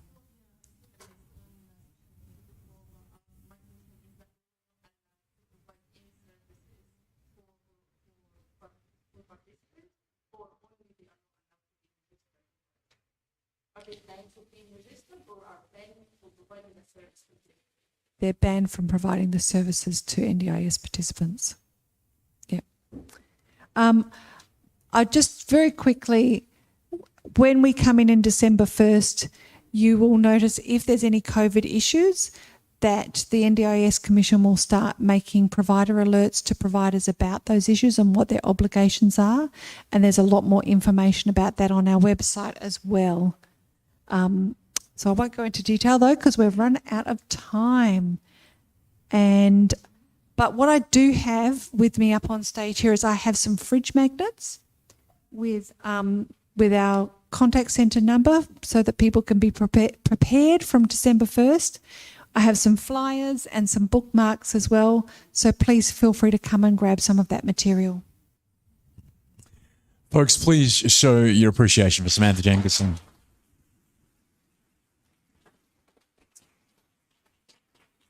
Thank you very much. Folks, it is now afternoon tea time. Please enjoy that, and our next sessions will begin after that. Thank you.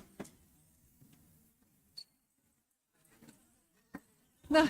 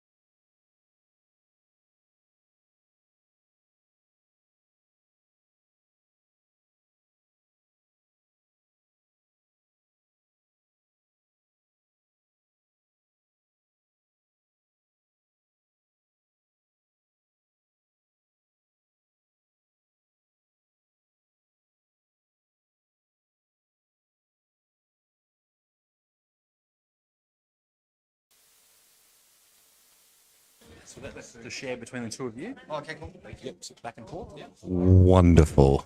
That's the share between the two of you. So you know, once we hand over Q&A, Jordan, Laura will come and pick one of those two mics. Just so you're aware, once we're sharing, here's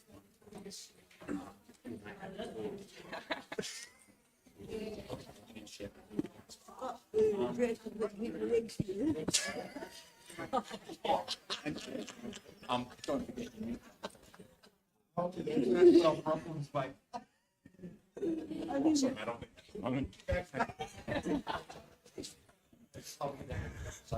Thank you.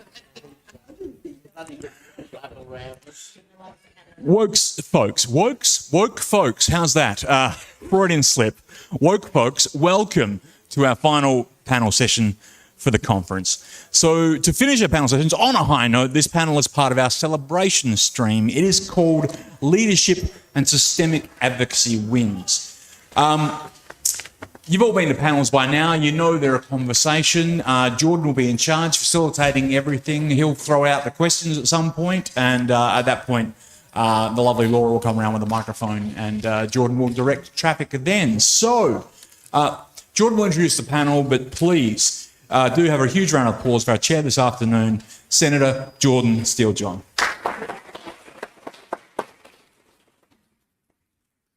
All right, is this, yay, lapel mic working? All right, thank you for joining us back again for this penultimate session of the day. As it is the Friday afternoon session, this will be a long panel and involve a lot of audience participation. I'm joking. Be short, light and fun.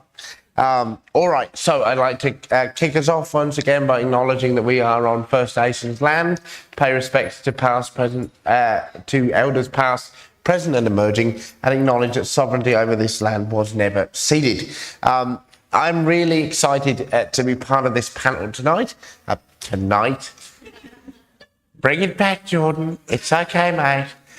This afternoon, and particularly because of its emphasis on celebration and how important I think it is for us to celebrate what we are achieving as a community and the people that are driving that forward. Now, I have here a list of the illustrious bios of the people that are joining the panel this afternoon, printed on paper, which I've just noticed didn't come out of the printer properly. And so it's very, very hard to read under this light. And so if I accidentally name you as the chairperson of a committee in Turkmenistan, I do apologise. But we have the wonderful Lisa Burnett, the chairperson of People with Disability WA. Give Lisa a round of applause. She is an experienced nurse who holds a master's in public health and is a hospital-based informatics nurse. Is that right? Informatics? Excellent. Lisa acquired her disability after surviving meningococcal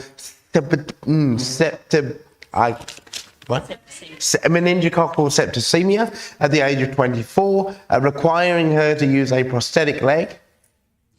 And Lisa has two primary school-age children and a husband who lives with Parkinson's disease. We also have with us today Kerry Ann Zimmer. Round of applause for Kerry. Alan Zimmer, sorry. Alan Zimmer. I did have this memorised, but there you go. Kerry is the chair of the Ministerial Advisory Council on Disability for our state and was appointed as a member of the Independent Advisory Council for the NDIA. Kerry is the current serving chair of the Ministerial, as I said, the Ministerial Disability Advisory Council, delivering independent advice to Western Australia and to our Disability Services Minister. Born with cerebral palsy, Kerry has also served as the chair of the Cerebral Palsy Association of Western Australia. Andrew Fairburn plays the saxophone. Andrew Fairbairn has worked in government positions and in the NGO sector, and is running his own business around building the capacity of disabled people in his local community. A below-the-knee amputee, Andrew is active in face-to-face, online and community peer-to-peer support networks, working with a range of organisations, and is the Vice Chair of People with Disability Western Australia. Passionate about jazz music. Oh, no, sorry. Oh, yes, of course. The Vice Chair of People with Disability Australia. Different organisation. Yes, indeed. Woo. Yes. It's not actually the vice chair. I was just elected to the board, but not as vice chair. I didn't think you were vice chair, but it says vice chair on the thing. That's old. Okay. Really old. He's involved with some stuff, does the music. I do stuff. Cool dude, really. And finally, Laura Bullock, who is the project coordinator of the Youth Disability Advocacy Network, and is a deaf advocate who wants to make the world a better place through activism, advocacy, and education. Please welcome our panel. Excellent. So this is, we're going to try to involve everybody as the audience in this conversation as much as possible. However, I have some kind of opening questions very briefly for our esteemed panellists to warm us all up. So first of all, to Lisa, what is your view on the most kind of significant achievements of the systemic advocacy sector here in WA in, say, like the past 25 years? Well, I've had a disability for 20 years now, and I've noticed incredible improvements when I'm moving around the community. When I first acquired my disability, people would stop me in the shopping centre and ask me what had happened to me. I don't really get that anymore. There's so many of us cruising around the shopping centre. I can go out and actually hopefully find a parking bay, which I couldn't do 20 years ago. You can certainly do that here. It's a lot of them. There's certainly a lot more childcare centres with parking bays because I've had a little bit to do with that since having children. Super. But I think for me, the biggest thing, apart from the obvious NDIS, is actually us as a community, that we're all here, that we all are talking to each other, that we're coming out of our disability silos. 20 years ago, I was involved in an amputee organisation. I knew a lot of amputees. I didn't know anyone with cerebral palsy. So now we all know each other, we've all joined forces, and how much more powerful and collegial are we as a result? Absolutely. All right, and now you've got somebody with cerebral palsy on both sides of you, so you're surrounded. Thank you so much for that, Liz. Kerry, can I ask you, what do you consider to be personally your greatest achievement? I've been around long enough to see and do a lot of things in my life. I've achieved some pretty cool stuff, but I don't have any letters before or after my name. That's okay. And I've seen the world change and evolve.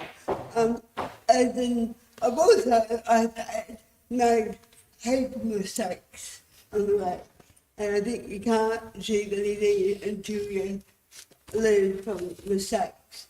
Apart from the work that I've dedicated to Disability WA, I always try and reflect and separate Kerry from disability. And the greatest achievement that I will have made in my entire lifetime is to be a mum. The absolutely most amazing, privileged journey, crazy ride, kids who broke, to cry, and to think that there are 3 young adults out there in the world today who by default are best allies, and 2 little toddler grandchildren who couldn't give a rap about cerebral palsy. They just weren't ready to play. Awesome. That is fantastic. Absolutely fantastic. Andrew, so how much alcohol can you fit in your leg? Don't know, just give us a second, hang on. I reckon we could probably get about maybe a couple of good litres in there, I'd reckon. Anybody want to try later on? Excellent. No. You just wanted to see me take my leg off, right? Absolutely. You know. I just hope it goes back on. I have two, but they just stay stuck at the bottom of. They don't do anything. You know, they're not really that. If I fall over when I get up, it's your fault. Yeah. Look, if you want one, I've got. Like, I'm not using them.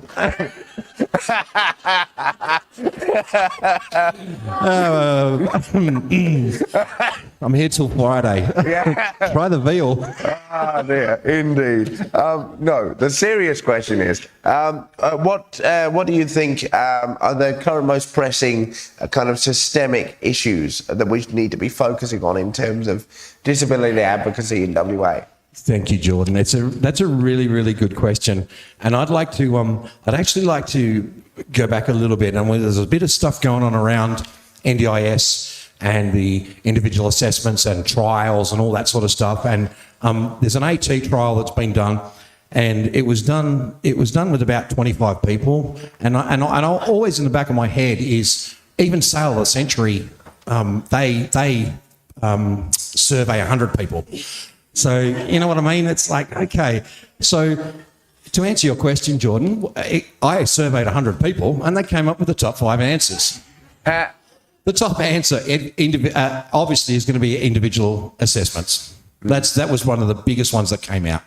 A lot of people are really, really worried about that. Yes. Really worried about that. The second one sort of goes hand in hand with that is advocacy funding.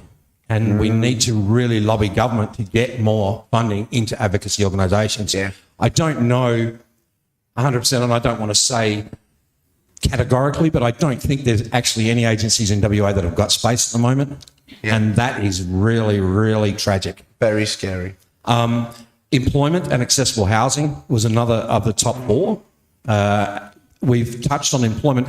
I was just sharing with someone at lunchtime, every single panel that I've been to and every session that I've been to, someone has spoken about employment. So it is a massive issue out there. And we know that. Accessible housing as well. One of the other things that came up was the quality of the LACs and the LAC system as a whole. Yes. That needs to have a big... People need to be casting an eye over that. And then education. And this came from some families down south that I spoke to, and they were talking about there's a really big gap in the funding for Certificate 1 and 2. So as that entry level into further education and into training, right. Job-specific training, and then obviously pathways into university if that's what people choose to do. Yeah, absolutely. So that were pretty much like the biggest part of the list. Where it goes, I think it's like eating an elephant. We've got to take it one bite at a time and just keep biting and just keep chewing. Absolutely. I mean, it shocks me. Well, no, it doesn't shock me. It deeply frustrates me that seems like a more detailed conversation that you've engaged with your networks than the National Disability Insurance Scheme manages to pull off. Thank you. Although is that an insult? That's a very low bar. But yes, Laura, I'm just wanting to ask if you could go back and speak to your younger self. What is there any one thing that you would want to tell yourself about where you are now and what helped you to get from where you were to where you are? Sure. So as a young person with a disability, a young deaf person, one thing I wish I knew back when I was even younger was that we as individuals, we do have power to do and make changes. So when I was younger, I thought, I am struggling to access supports that I need at university, at work, personal life, etc. And I struggled with that quite a lot before I realised that I could just go and make the communities that I needed. So as a person who is part of the LGBTQIA plus community as well, I thought, where are my people? I need people who know what it's like to grow up in these communities and disabled as well, because there's a lot of information about what it's like to be disabled in general, but there are so many people who are slipping through the cracks in society. First Nations disabled people, deaf and disabled people who are, LGBTQIA+, people of colour, people from different faiths. Coming to Australia, not knowing English, there are so many barriers that sit outside the ones that we commonly speak about, that need to be spoken about, that need to have information available to them in many different formats, many different ways of accessibility, and not having the ability to know that when I was younger would have just been game-changing, because you can just create the community you need whenever you want. You can just go and connect and make friends and create that community, create those resources. They don't exist. It's really powerful knowing that. And then if we just band together from then, we can change the whole country. So. Absolutely. Fantastic.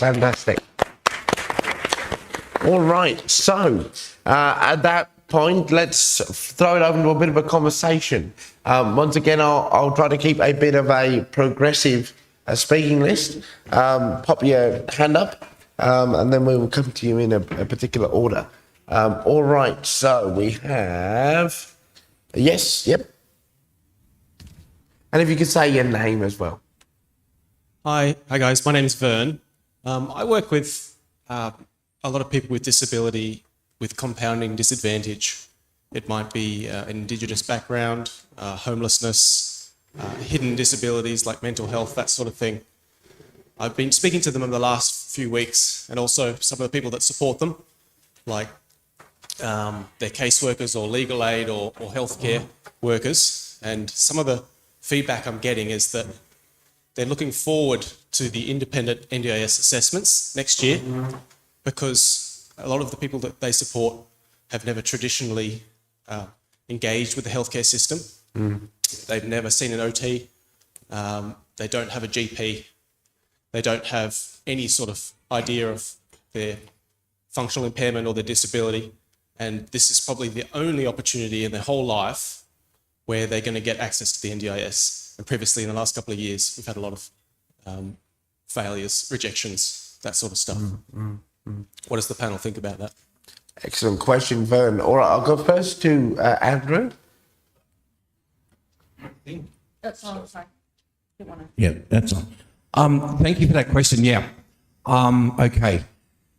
How can I do this nicely? I agree with you 100%. There's people fall through the cracks every day. We see this, and we see it in the homeless community. We see it in the all those marginalised communities. And I'm going to talk just to my community.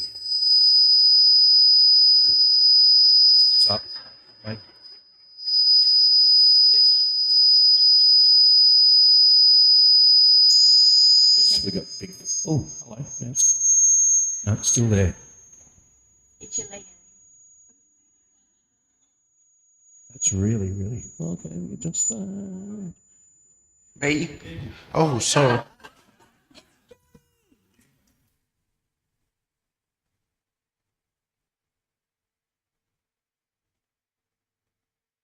You still hear me? Yeah. Okay.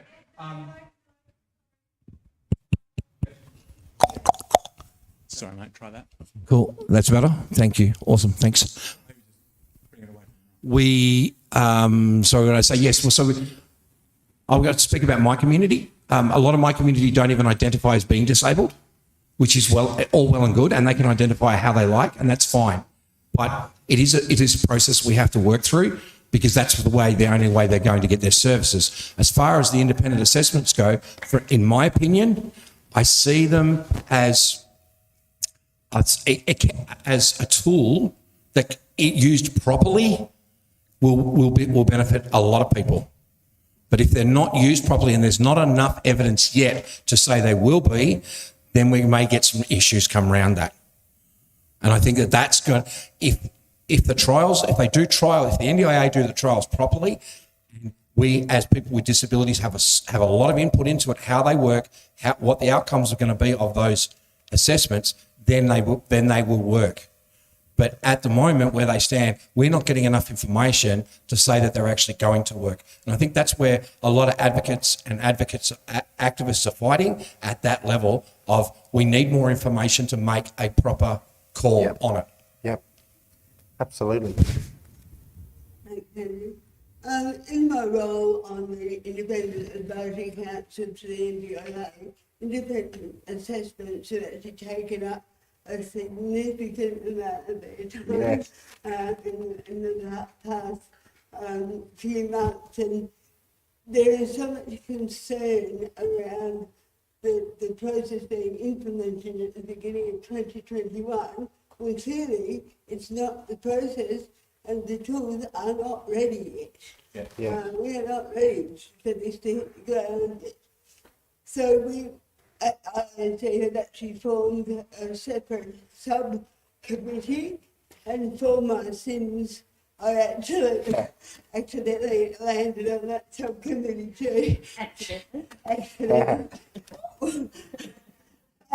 So we're actually meeting by MS Teams fortnightly, just for the specific purpose of building papers and cases to strengthen and to formulate the independent process to a workable tool and a workable mechanism before it goes out to any people. And it's not ready for human consumption at this point. NDIA has completed one pilot trial, and the evaluation of that pilot is happening now. There will be a second pilot run out. I can't remember exactly whether that's January, but it is scary and different, but the potential for it to have great outcomes for people is what we're working towards. Nobody is intentionally trying to build a system that is going to cause harm. And I guess as someone who had to go to Centrelink twice with my mother who has mental health issues and probably a heap of undiagnosed issues, and because the first time she was unsuccessful at getting the disability pension, I think had she had the opportunity to have a functional assessment, that she would not have had to go through that heartache process where I had to go in and be her advocate.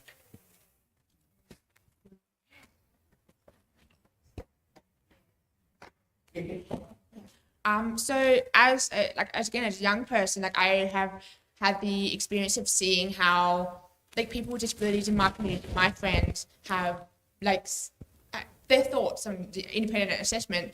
I don't know, maybe I don't know entirely about it. I don't know all about in the ways you would as chairs and vice presidents and etc. But I have seen some massive issues. I don't know if the NDIA has covered this, so please correct me if they have, but I have worked with clients and I have friends who have chronic conditions and chronic illnesses and disabilities, or disabilities that may function differently in different environments, different contexts, where they might be more comfortable in a certain context or not have access to a certain thing in a certain place, or some such. And I think that's maybe that's a massive oversight of the NDIA in the rollout of this independent assessment is, for example, you have a chronically ill person. What if the one day that the independent assessor comes to your house, you're actually feeling okay, and they decide your entire funding based on that one day that they came? Massive issue. Take myself as a deaf person who happens to have grown up using speech but does struggle to hear. I live at home with my partner who's also deaf, and we use sign language, so I might receive a different funding to someone who doesn't live with someone and can't hear. You know what I mean? It's a massive issue, and any deaf person is different. Every disabled person is different. Every person with a chronic fatigue issue or disability is going to experience it differently, and that's a massive oversight. I can't possibly see how the NDIA is going to account for this personally. I think it's a massive issue, and I'm not sure what they're going to do about it, to be honest. Yeah. Thank you so much. Just briefly, because it is such a big issue, I I've got the lapel. Can everyone hear me? Did I turn it back on? Did I? I thought I did. I did. Can you hear me up the back? Yeah, good. All right, cool. So just so that everyone knows, like the Greens' position on compulsory independent assessments is to clearly oppose them at this particular moment in time, and to call for the consultation to be recommenced. I think Vern, Kerry, Lisa have all beautifully articulated the problem. The problem that does need to be solved for members of our community in terms of access to assessments and information to enable the right supports to be provided. That is absolutely a problem. What is not clear, and what there is actually no evidence to support, is the idea that this particular project is the solution to that problem. The first trial, the first pilot that they did, the vast majority of participants who were actually part of that pilot did not fill in the survey of how they experienced it. So we actually don't know what people's experience with this process is.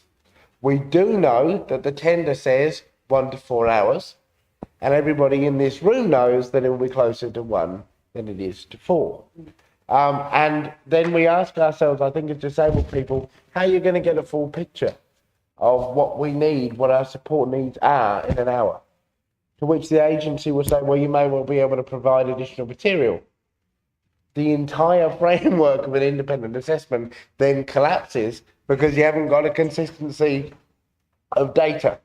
And my fear is that this is actually being driven by an actuarial need in the agency for what they are able to understand as consistent data, which then will allow them to adjust the typical support package and over time reduce the overall value of people's plans.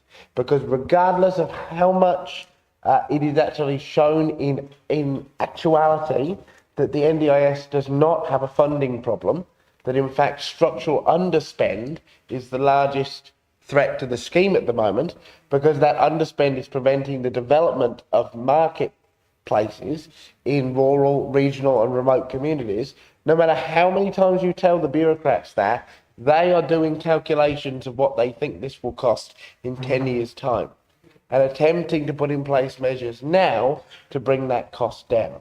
And I think what is needed is a reset in this conversation. If the outcome of a consultation will not influence whether a decision is taken, which is what the agency has said, regardless of the input that they get from disabled people, this is what the agency is doing, then it's not a consultation, it's a done deal. And given the size of this change and the potential impact on people, we actually need to have genuine consultation with disabled people about the impact of this project and actually how to solve this problem.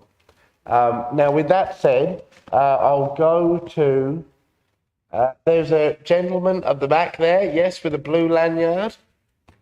Hi, panel, Leighton here. So, Andrew, I'm just going to kind of refer back to your survey of 100 people, because one of the groups that's missing there, and seems to be missing, in my view, from systemic advocacy in the disability sector completely, is people with complex support needs, people with intellectual disability, people who live in group homes, people with what I call complex communication access needs. And how can we as a community do more to make sure that they have their voices heard? Thanks, Leighton. A really good question. The reason why that didn't come into my list was I actually didn't talk to anybody who had that. That was the reason why. Nothing else. It wasn't because I didn't want to go there. I think it's just we've got to get out there and we've got to talk to these people. We've got to consult with them. We've got to be where they are. I don't think there's any point in someone sitting in an office in Canberra saying, I know what an amputee needs, when I'm not going to talk to an amputee. We need to have a lot more consultation done with those people who are living this, with people who use, complex communications. I've seen. I was in a position to see somebody who uses alternative communication. It's very complex.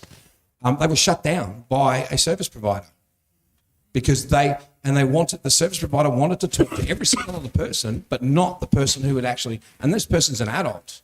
So yeah, I'm with you 100%. But we need to have those conversations, and if they're hard conversations, it's even more important for us to have them, because in my community, as I said, a lot of my people don't even identify as being disabled, and that's wonderful. But we need to, because it's not a hard conversation to have. But when it is a hard conversation, we have to have the guts to do it. We really have to get in there and actually do that work. And I think from an advocacy level, this is where we need to lobby government to provide more funding to have those difficult conversations. Absolutely. Unless anybody got anything to add to that, I just bounce back to the audience. Yeah? Okay. All right. Anybody on this side of the room? Jen. Oh, that was the lapel. The premise of the independent assessments is that if you're actually well supported by NDIS, ongoing ones, not the access ones, completely different subject. If you're already being well supported and they do an assessment, you're not going to seem disabled. And that assessment standardized across the board will be relatively meaningless. So if they cut your support, then next time you'll seem like you're really disabled because you don't have enough support. And they raise it, and if they just keep doing that, that hysteresis will cost us our ability to actually achieve greatness. And it's sort of like frustrating, the idea that they think that if what the NDIS is meant to do is support us to have completely full lives, then our disability wouldn't be getting in our way, so the assessment wouldn't be valid. It's a very good point, Jen. It's yet another one of the concerns that people have about the program. All right. Sorry, Kerry. Yes, sorry. Thank you. You just articulated it, I think, what many people are so fearful of. And really, the independent assessment process is so unknown and so frightening. And the scenarios that we as a community of people with disabilities and our supporters, the scenarios within the process that we know could go really wrong just seem to perpetuate and become bigger and bigger and bigger. And this is why we must all not necessarily disregard the independent assessment process, but be loud about saying this process isn't ironed out yet. It's not ready to roll out yet. We need to protect each other from falling over, literally. And we need, if things are working well, it doesn't mean that we don't need what we know that we need. And then wait until we do fall over and have reactive services that are completely undignified and against the original intent of the NDIS. So there's a few things that need doing. And I know that behind the scenes, people are running backwards like little rats. Ain't they? Yeah, because the NDIA and the makers of these processes, as you know, it's not there yet, but still, outwardly, that's what we hear. We hear that, it's on our doorstep, just don't open the door yet. So we just need to sit back, keep pushing for the fact that we know it's not ready to roll out. And the fear is that we will have a cohort that are put at risk because it doesn't take much for those of us who live on a fine line. Something happens to that line and we start again. Absolutely. I was going to say one of my biggest, I guess, I wouldn't say criticisms, but concerns around the NDIS has actually been the way that it communicates with participants. And this is a good example where the community and marketing side of the organisation has run with a theme, but really they're not ready to advertise that yet. And I've found the information coming out really quite simple and underestimating our ability to ask questions and be questioning. And I feel sometimes NDIA don't quite realise how much we know about our own disabilities. When I got my first prosthetic legs on the NDIS 4 years ago, it was basically set and forget. Here you go, walk off into the sunset. They really had no idea about prosthetics and the ongoing nature and costs associated. They're much more well informed now, but I think that I'm a business analyst, part of my role, and there's a little bit of process mapping needed there before we actually get to actualisation of let's roll out the project. Absolutely. I don't need it. It's almost like we built the NDIS and understand our disability needs quite well. Thank you. All right. So we've got a question. Yes. Sorry.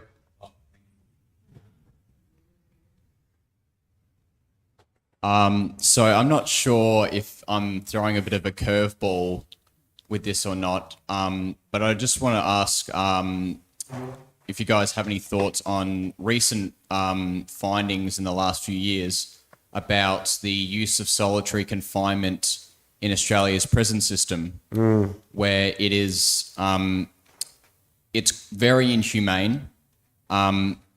We are talking about adults who may not be at the same stage of developing children. The conditions that they are under is the same kind of things that you see in the conditions that led to the horrible kind of states of being that Romanian orphans in Romania were like even as late as the 90s and the 2000s.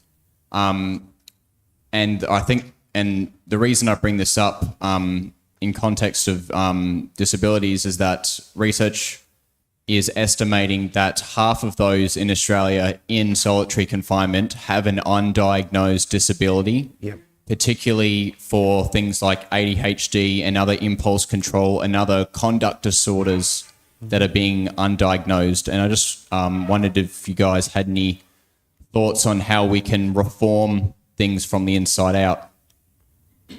All right, who wants to tackle that first?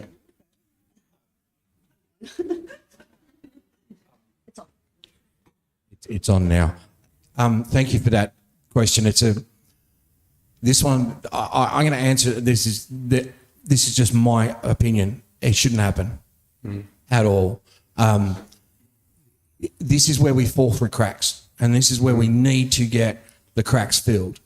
I can't say I know anything about this. I've never been on that side of the law, so I don't know what it's like. I can only go on what I read and what I see. And I agree with you. We probably find a lot of those, for those of you who can't, inverted commas, criminals may have some sort of undiagnosed mental illness, some sort of disability. That's where this whole thing around functional capacity assessments would be a really cool thing for them. And that's why I do agree with it on that side, that yes, though, that assessment, that initial assessment or independent assessment, if that can bring that out and highlight that, can save a whole lot of grief down the road. But I'm 100% against it. I don't agree with solitary confinement, but I'm not going to go any further than that.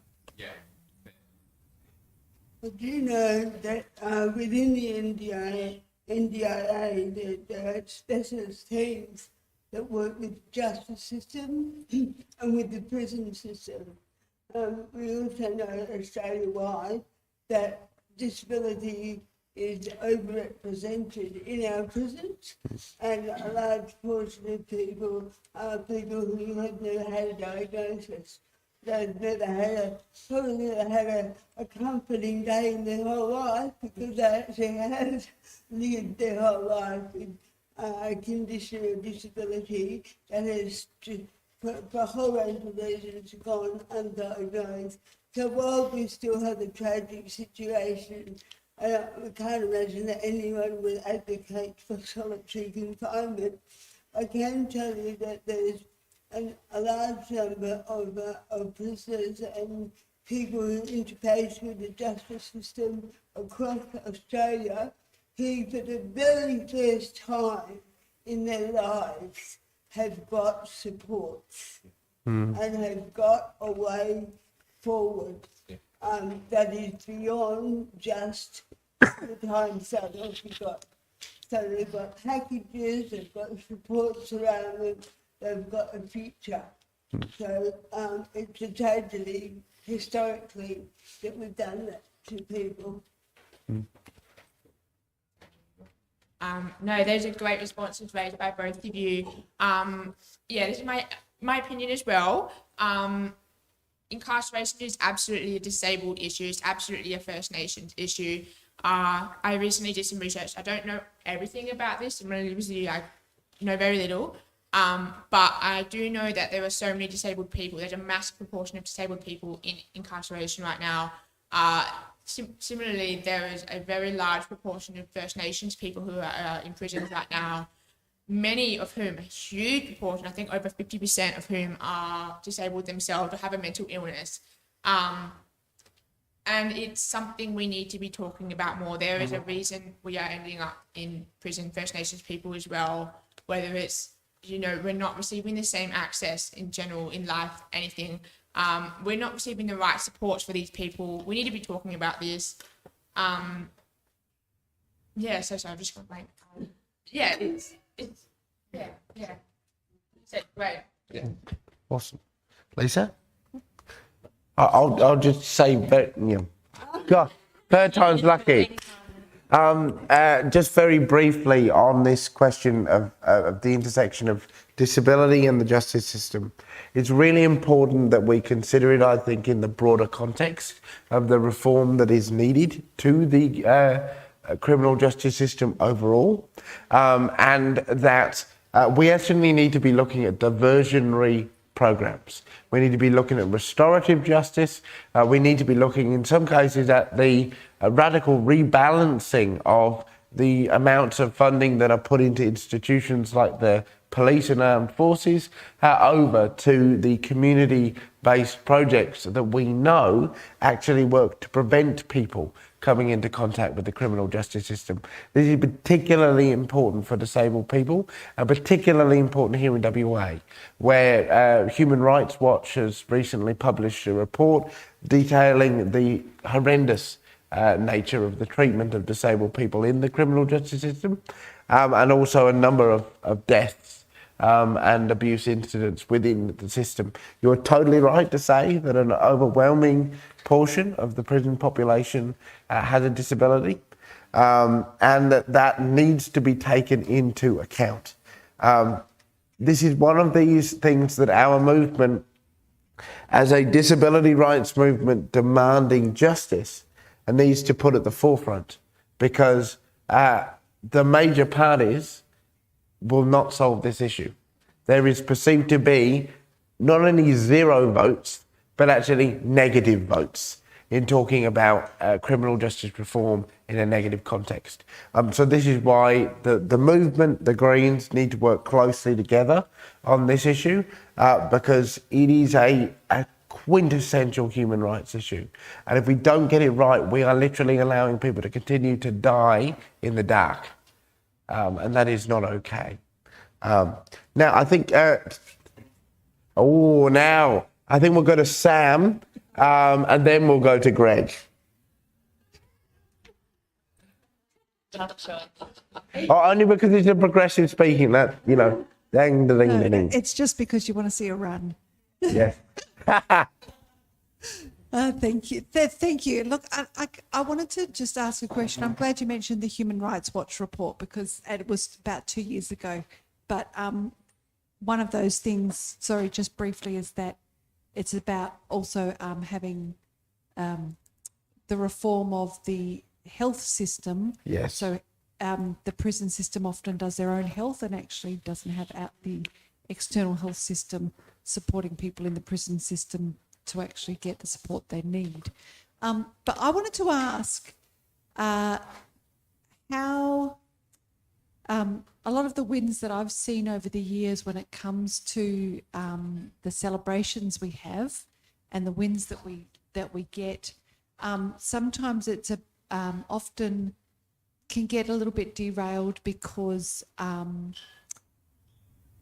messaging or is overtaken by other people, or the diversity of the disability, sector and what we are, all the differences that we have isn't taken into account. So it might work for one person but not another.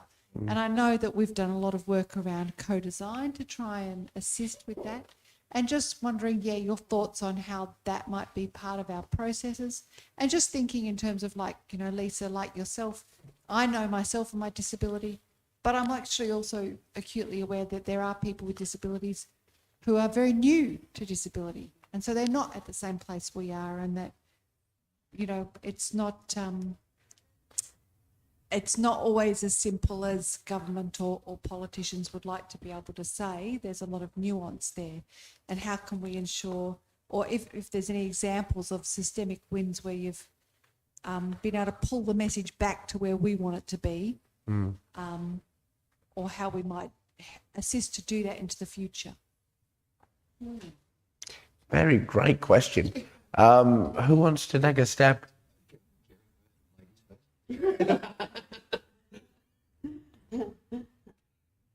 Thanks, Sam. What was the question?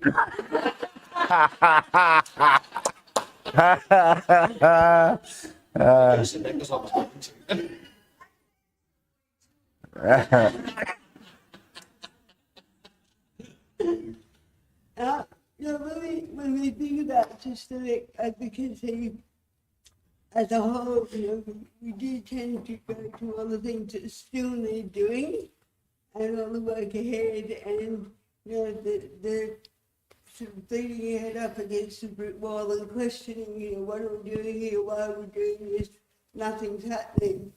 I think one of the things that I've learnt in my career as an advocate is quite often it's not for a decade or two that you actually see the fruits of your labour. And as much as we all are in this room to make sure that we have the lives that we want to live, I think we've been naive to think that the work we do today is going to be laid out on the table tomorrow morning at the breakfast table. So we all come to this community of leadership and advocacy and working together with a view that what we do today is going to make a lot of difference to a lot of generations of people that come after us. Yeah. And in terms of wins, suppose we just do have to sit back and smell the roses. I live in a beautiful suburban street. My neighbours don't even, I'm just the lady at number 32. Yeah, and we're all equal, and we're a community. I can go shopping, nobody looks at me, whether I'm walking or whether I'm wheeling or whether I'm driving, nobody gets the shock factor if I turn up doing something different. And I know that we're sitting here going, yeah, well, that's how it should be. But I can tell you, that's not how it used to be. So that's systemic advocacy. The fact that nobody really cares. And we're just there. It's systemic advocacy. Absolutely. And I think the other component is recognising that no one's going to thank me in a year's time for all the things all the suffering and pain that we've all put into, all the various organisations, committees, chairs, all the things that we've done. That's not the reward for us in this sector. The reward is the 20 years' time when we can go, wow, things have changed. The other thing I want to say about leadership is I actually believe there are many different sorts of leaders, and we don't all have to be outspoken and talk too much. Sometimes you've got to walk the walk. I work in a hospital in healthcare. It's a place where we still need to do a lot of work. I like to think that although I'm not working for the disability sector, just by existing and showing up to work every day in my prosthetic legs, I'm educating the community around me. And I think, I know lots of people say, oh, we shouldn't be people's lessons, but in a way, that's part of our moving the community forward, is getting them used to us being around so that, you know, this next generation's babies who are going to be going for jobs in 18 years' time can go to an interview in a wheelchair or go to an interview with a speech difference, and they'll still get the job because people are used to it. And that's where I think the systemic advocacy is starting to pay off. And it's not to say there won't be lots more work for the future advocates and the younger crowd that we've seen at the conference today. But yeah. Yes, of course I want to say something. I was actually asked to be on this panel for my work I work for Limbs for Life, which is the peak advocacy body for amputees in Australia. And we were talking about successful systemic advocacy. Limbs for Life has been around for 29 years as an organisation. I've worked for them for the last 18 months, so I'm only a little baby in their organisation. And I talk it as an organisation, there's only 4.5 of us Australia-wide. We look after 65,000 amputees in Australia. Over 8,000 amputations are done a year in Australia. It's a huge number. Now, we talk about self-advocacy, systemic advocacy. In South Australia, we've managed to get to the point with the health system in South Australia that as soon as someone faces an amputation of any form, doesn't matter whether it's a little finger or a quad amp, they are automatically put into our system, and they'll get a peer support volunteer to come in and see them. Automatically, no questions asked. That is what systemic advocacy can do if you keep at it. Melissa and Kylie, Melissa lives in Melbourne, Kylie lives in South Australia, in Adelaide, and Fiona, she lives in outer Melbourne. The three of them started this organisation, and working through that, that's what they've been able to do. So we're now working to get that system in every hospital in Australia. It takes time, and exactly what we're saying. I am going to be dead and gone the way of the worm by the time this happens. I accept that I am not going to see it. But you know what? It does not change the fact that I've got to go and do it. It does not change the fact that all of us have to go out and do what we need to do. Because I don't know what it's like to be young and deaf. I don't know what it's like. I can't remember what it's like to be young. It was that long ago. Do you know what I mean? We, and I'm putting you in this. Hey, Geordie, I'm putting you in this bucket as well, mate. We are old. We need to start to give this over to these guys. 26 now. How old? 26. All right, us three are old. You're 26. My life's over, my mate. kids are older than him. I'm looking for the grassy hills, you know, the quiet spaces of life. Shush you. 26. I'm done. This is law. You look. I got the opportunity about 18 months ago to sit in the back room of a showing of Defiant Lives with White Ann, and I sat in the back room and blubbered my eyes out because I have very weak eyes and they water. Lewis Price came to me and he said, he came up to me, and this is a guy who, my kids are older than him. He came up to me and he said, "Are you all right?" And I said, "No, I'm not." And he said to me, "Why?" And I said, "Because I'm sitting here and I'm listening to you guys and I'm thinking, I've wasted my life. I'm 51 years old and I wish I had your passion and I wish I had your youth to get this done, you know?" So whatever I can do as an advocate, I'm going to help these guys to get the work done, because I know what they're going to do with my help is going to be everlasting. And it's just, we have not even scratched the surface of this yet. We have to be strong. We have to be resilient. If you don't know how to do that, get some training, get some understanding of how that works. You know, plenty of organisations, People with Disabilities WA run a great course on your voice, your choice, your rights. You know, get involved in this stuff. It's the only way. You've got to learn, and then you can step out and you can be the best advocate for yourself, and then into individual advocacy, then into systemic advocacy. And where I work, yes, I've just been elected to the board of People with Disabilities Australia.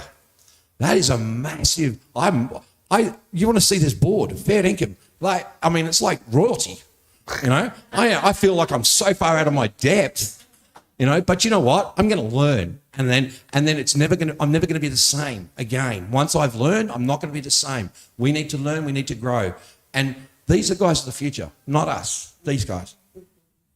Thank you so much. It's really nice to hear that from like the older generations as well. I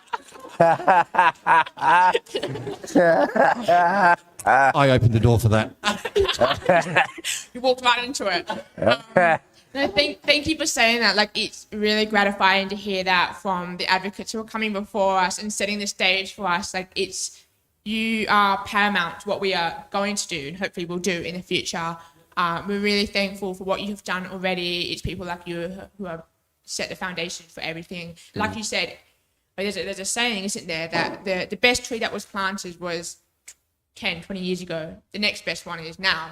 And that's what we're doing. We're seeing the starts of these huge changes in systemic advocacy. We're seeing that now already, and it's really positive for us young people going forward, seeing that, like, for example, like systemic advocacy, like 20 years ago when I was born, the doctors would have given my parents a hearing test assessment saying, oh, like, this isn't good, deaf, oh no, wouldn't have been given a deaf role model or anything from the get-go, nothing like that. So there was no information given about that. But now that is starting to change. Now we are starting to see sign language courses in the curriculum, in fact, some primary schools. So that's really good. So change is happening. And while I still get asked as a deaf person to be an interpreter, which is a bit bewildering, sorry, what? Little things like that, they still happen, yes, and they are frustrating when they happen. But you guys have been doing this for ages, like way more than I've been experiencing them. And the fact that we're all able to still stand after all that, with take all of that, was just it's so powerful. It's such a powerful group that I'm from, like my community. I'm so grateful to be a part of it and see that power. And I'm just hoping to do justice. So. Absolutely. All right, so I think we'll just go to Greg, and then I think if somebody can tell me the time, I think we might be at the end. All right, okay, well, we've got about 2 minutes, Greg, so might have to be a quick question and a very quick set of answers. Okay, Greg Matt's my name. I've been blind for 40 years. I've lived through that blindness. I've had specific training on how to be blind in a sighted world. I've got an NDIS plan. I considered it before I went in there. I've got budgets to cover what I think my needs are. Well, my needs. I know what my needs are, not what I think my needs are. So I want to get a Braille display. I'm also an access technology specialist. I've been working with Braille displays for 20, 30 years. I know all about them. I keep up with the latest technology. But I can't put in I can't do my own assessment. I have to go to an OT to get an assessment and then explain to the OT what a Braille display is, what is UEB, what's 8 dot, what's 6 dot, and all that sort of stuff, and get charged $197.75 per hour for that as well. And then, of course, if the NDIA have got any questions, they go to the OT to ask those questions. The OT doesn't know what they are, comes to me to get the answer, tell her what the answer is. It's just going backwards and forwards. I don't understand why the NDIS can't value people who have had a disability for a long time with a lived experience and got experience, that experience, take that at face value. I realise we're talking about taxpayers' money, so questions can be asked of those people to ensure that the equipment that they're getting is suitable and I'm sure they'll be able to answer those questions to the satisfaction of the NDIA. I can't understand why the process can't be directly with the people that know about the particular equipment and how it's going to meet their needs. Thanks, Greg. All right, so we're going to have to try to do probably like 30 seconds each. I'm really sorry. We're all fighting to answer this one, Greg. All right. It's a good thing you're blind, mate. Over the microphone. All right, Kerry, go. It's funny to hear somebody get hit with it then. But you're right, there's no dignity for people, experienced people who've had the disability for a long time to be able to make decisions based on services and equipment that are actually not high risk, high cost, that we know we need. Yeah. And again, one of the conversations around council at that national level is for us to lobby and provide advice to NDIA board to say, just give us our money and let us go. Yeah. I don't believe that that's not just applicable to people who are well versed with their needs, but I think to a point, it's applicable to every NDIS participant and their family. And even if that has to be a staged approach, so that people like us who are older and who know exactly what we need can be given our funding and manage it across our plan. The new family, the new person might have a restricted budget until they learn how to manage that. For goodness sake, we all manage our day-to-day expenses. Surely we can manage our NDIS funds. So, 4 years ago, this is just an example of the ludicrousness of it. 4 years ago, $175 shower chair, $1,000 OT bill. Yeah. This year, $3,000 recliner, $1,000 OT bill. Yeah. So I can tell you who the winners are out of NDIS. Yeah. Yeah, Greg, 100% agree. There, you see it's around on cars as a sticker, and it comes from the Mason movement. If you want to know one, ask one. There you go. Yeah. I don't know, but I've got a client who swears that they're going to storm the NDIA with pitchforks. So that's what I've got on that. Oh dear.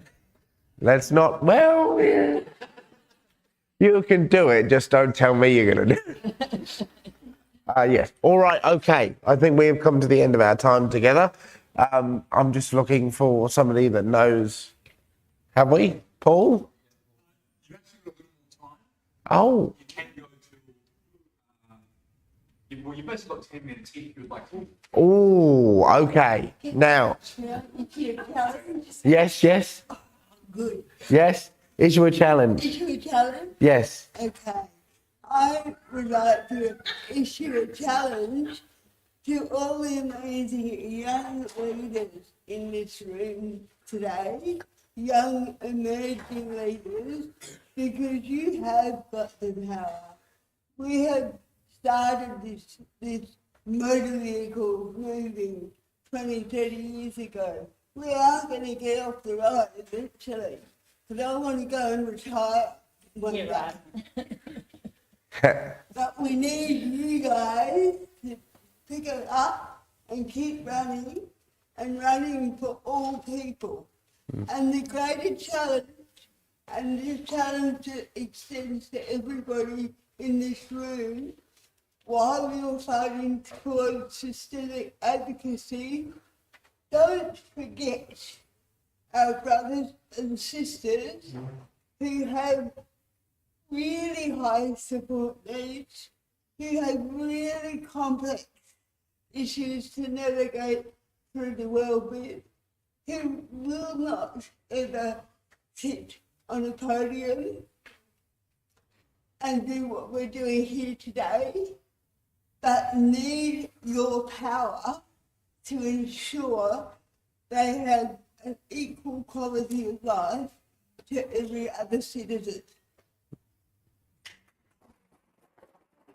All right, so with probably like 8 minutes left to go, if we can keep it to less than 1 minute for a question and then less than 1 minute for an answer targeted at a panelist, then we can get through quite a lot. So let's go to the back of the room and to the lady in the green top. Joy. Thank you so much for touching on that, Kerry. I think that we have this instance where we still have people who are living in houses with people that they're not necessarily choosing to live with. We've got situations where people are exposed to violence and abuse. My question, I don't have a specific panellist to aim it at, but my question is about how we better advocate for change and how we better agitate for change when we have situations like COVID where safeguards are removed from people who actually are experiencing living in group homes or in vulnerable situations. We know that the prevalence of violence is people with disability are overrepresented in that data, and I'd really like to look at how we can start to address this issue. Thank you. I will take it very quickly by the consensus of the panel. Online organising is so important. Our community has discovered, well, no, actually, the rest of the community has discovered through COVID what it is like to be isolated, to not being able to leave your home, to not being able to engage in that way with the community. And surprise, surprise, when everybody else needed to work from home, we made it possible. So there is a greater level of online connectivity between our community than ever before, and that enables us in some circumstances anyway to reach into those institutional settings. But apart from that, it is a very complex answer that we might have to cover when the panel is finished. But thank you for asking the question. All right, another question from anywhere? All right, well, how about this? Hands up if you want an extra 5 minutes on your break, since it's Friday. Oh, there's a general, seems to be a consensus. Okay, well, we'll finish it here. What was that? Yeah. Okay, people are bored now. Leave. Thank you so much for your time, everybody.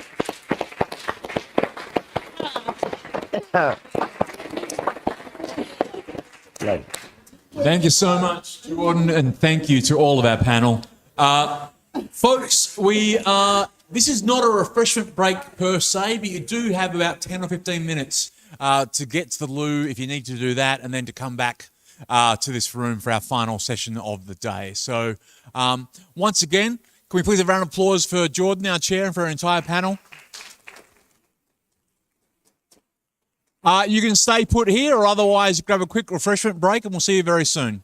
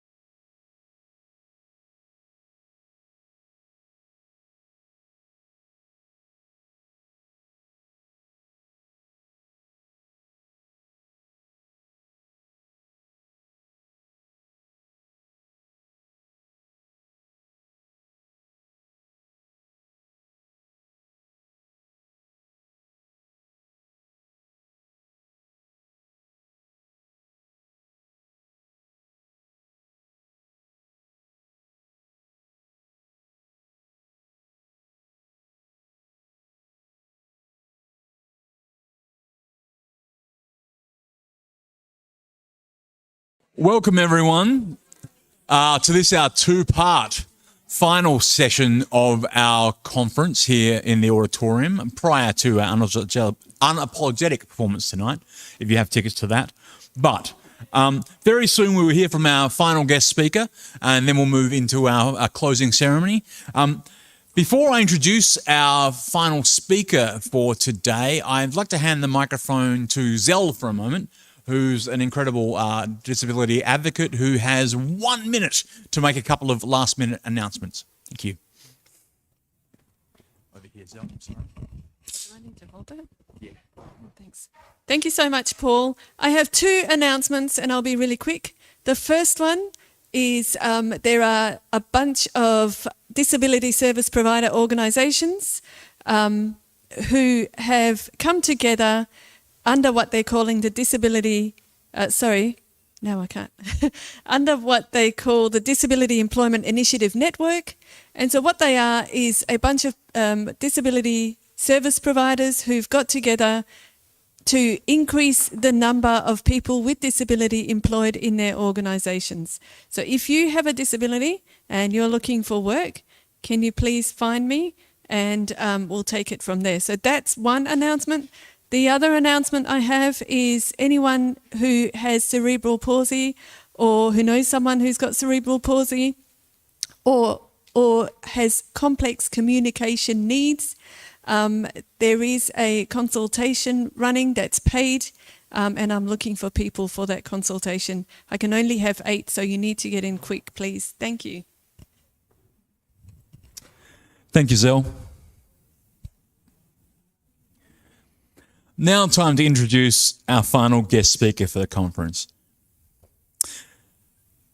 So we're introducing Dr. Rita Kleinfeld-Fowl. Am I saying that right? Thank you very much. Rita is an experienced disability discrimination lawyer at Midland Information Debt and Legal Advocacy Service, Inc., Midless. Along with her PhD in law on the definition of disability discrimination, Rita holds 2 Master's Research Law degrees. I worked at McDonald's, so I'm a big deal too. Being both deaf and blind, Rita is the chairperson of Deafblind West Australians and is supported by her guide dog, Ivy. Rita's presentation today is called Disability Discrimination in Action. Please make her welcome.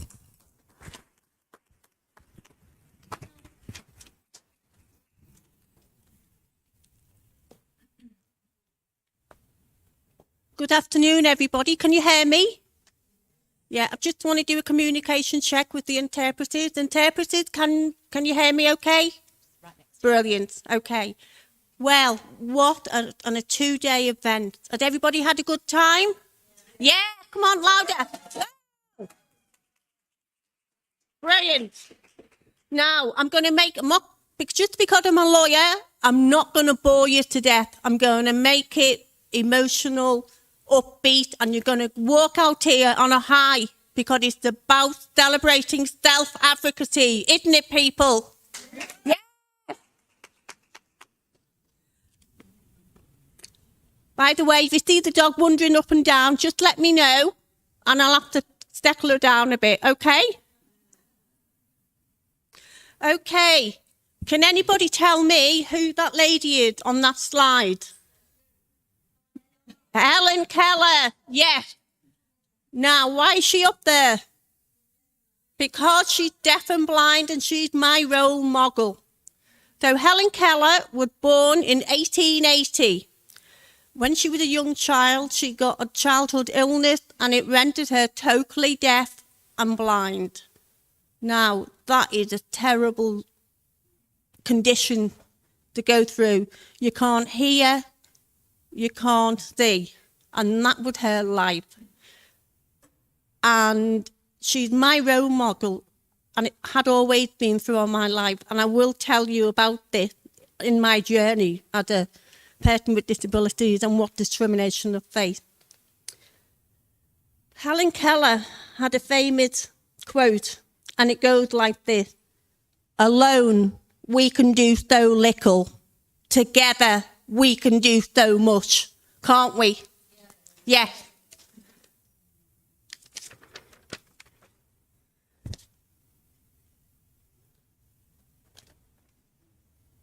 So, that's myself. I think that photograph's about 7 years old, so I thought I'll put the glamorous one up of myself and Ivy.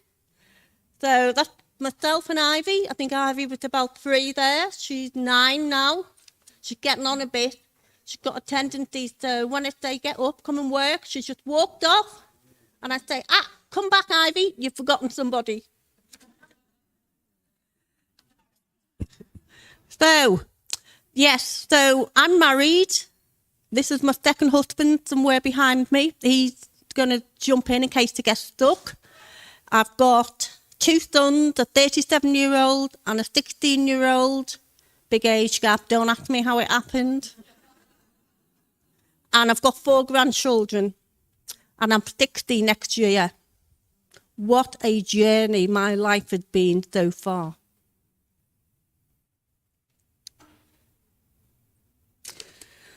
So I'm going to talk, just get on to the next slide.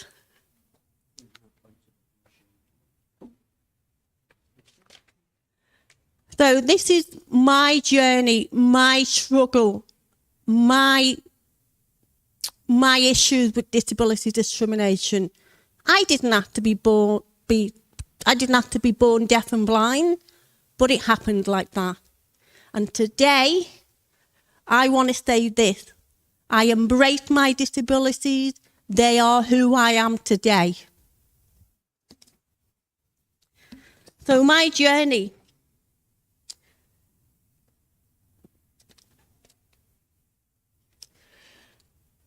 My mum came on a £10 pommy ticket and went on the boat to Australia, and the journey took 6 weeks.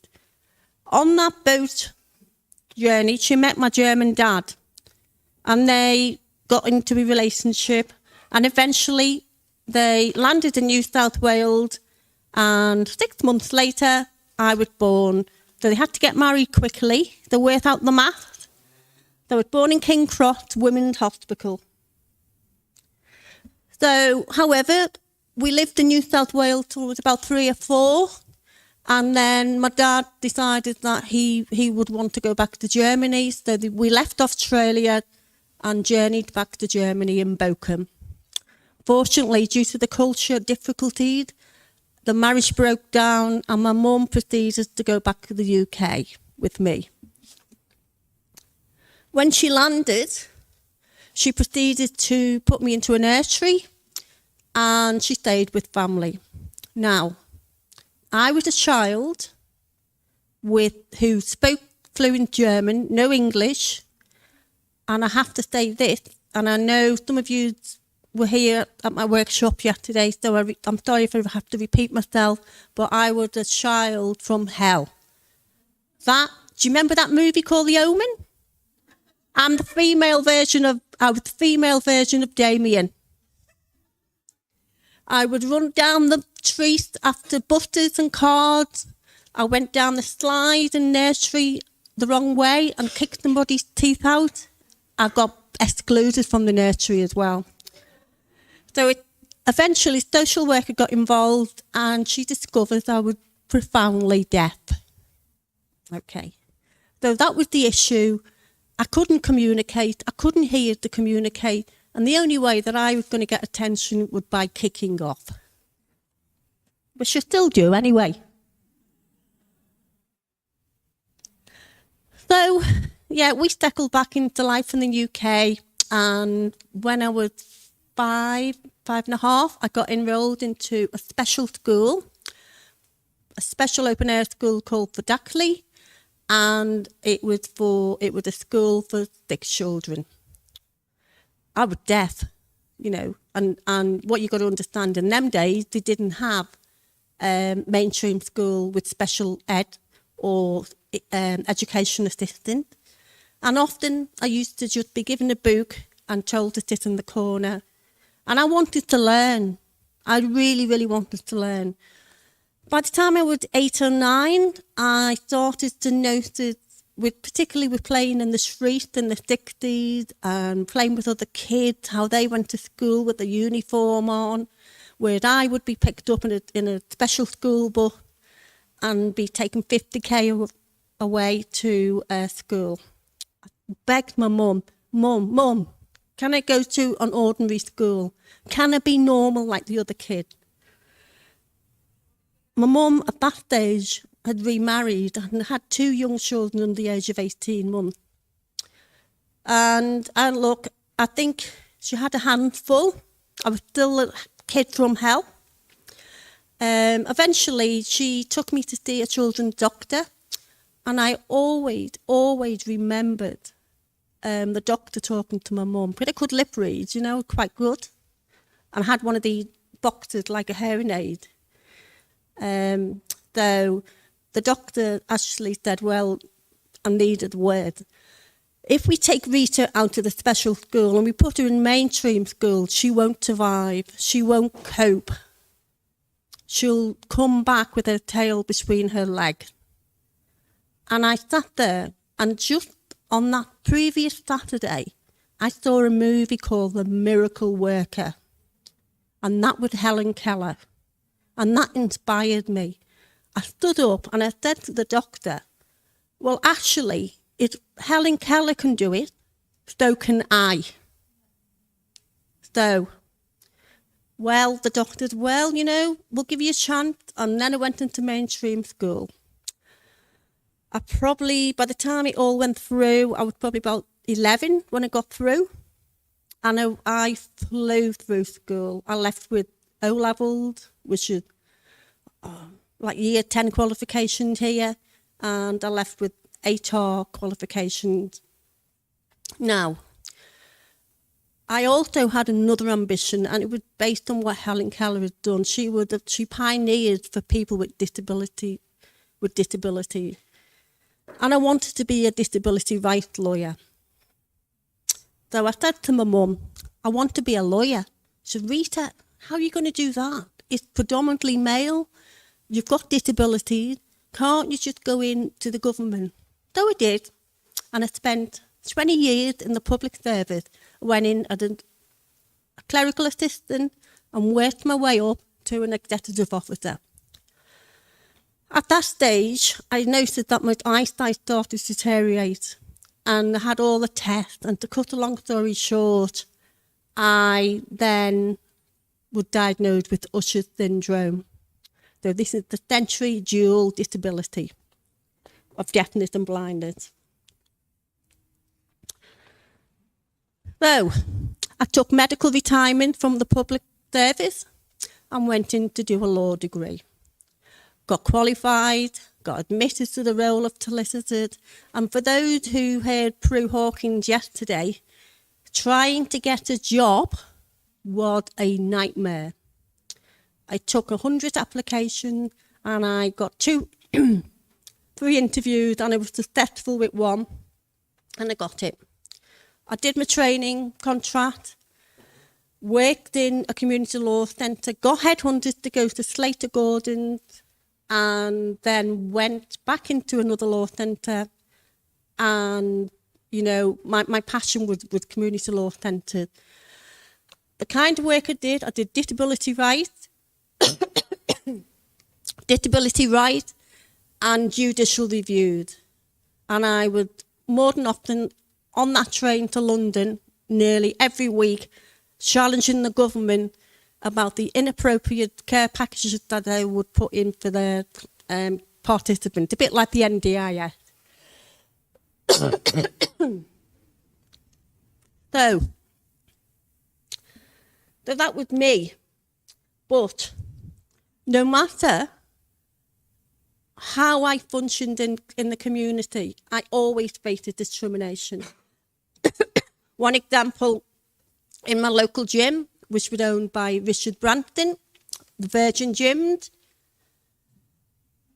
he had internet cafes, the changing rooms were accessible, and an incident happened, I won't go into it, and I took it to court. And I got Richard Brampton, got a letter of apology off him, got compensation, and an undertaking to say that he would have every gym in the UK change and have an assessment done and get all those accessibility services in. And it did happen. It happened over a period of 2 years.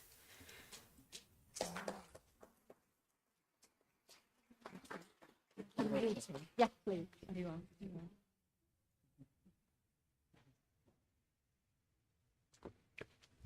So, why am I in Australia? You're thinking. Typical UK Pommy accent. Well, let me tell you my final dream. I was born in Australia and I wanted to come back and die in Australia. That was my dream. I kept that citizenship for years. And I took a decision. I travelled over here with my oldest son, John. He got a job right away. And I thought, heck, I'm in WA, I don't know anybody. I've got no support. I've got no family.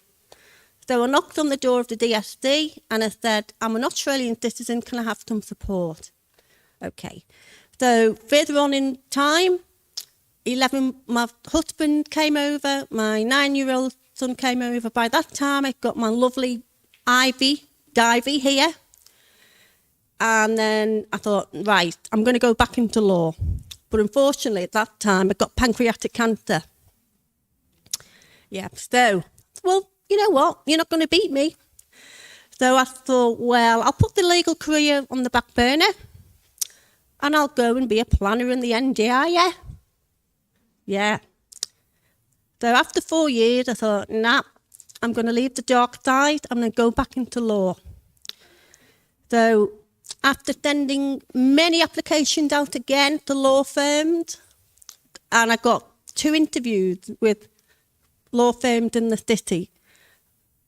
On paper, I was good. As soon as I walked in with Ivy, the panel looked at me and I got questioned like, well, how are you going to do your job if you can't see or hear? How are you going to represent in court? I said, well, how do you think I've done it in the past? And yeah, the interview went on for about an hour and one panel member said, oh, is that a blind dog? I said, no, I'm blind. So I didn't get that job. The next interview, same sort of question, and, you know, how are you going to do the job? What are you going to do if you've got a disability? Anyway, did the interview, stood up, and one of the panel said, oh, isn't she beautiful? I said, do you know what? I am for my age, aren't I? Needless to say, I didn't get the job.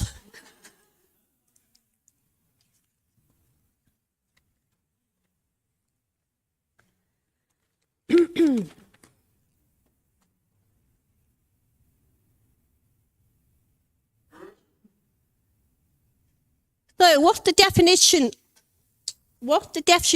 Oh, I can't read backwards, you know.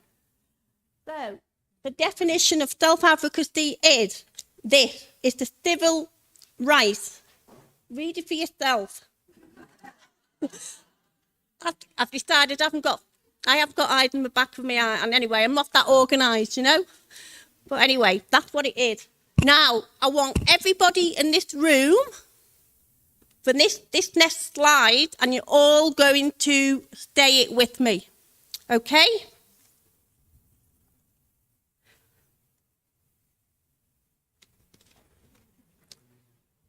Now, after the count of 3, I want it here loud, because I'm deaf as well, don't forget. Okay. You believe that you are a person first and not your disability. You believe that you can have the same opportunities as other people. You believe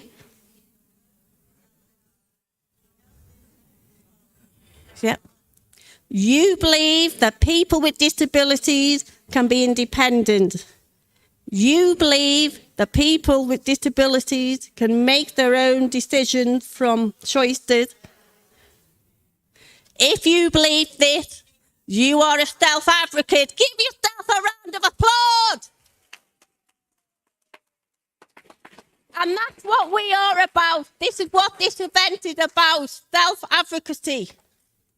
However, there's always a big but. See that person on the slide? That's me when I've run across the oval, gone right to the other end, and she's done a number 2 when I haven't got a doggy bag. Okay, so what do you do if you can't self-advocate and you're in that despair, you're in that hole? What can you do? So as I said, I work at a community law centre as a disability discrimination lawyer. And I deal with all sorts of discrimination. It's education, public services, access, guide dogs, assistant dogs, employment, you name it. If there's an element of disability discrimination, I'll deal with it. Now, do you see that door there? Do you see the door? Yeah.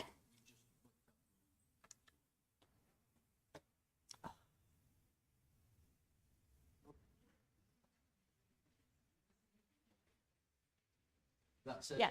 That's it. Sorry about that, minor blip. Do you see that door there?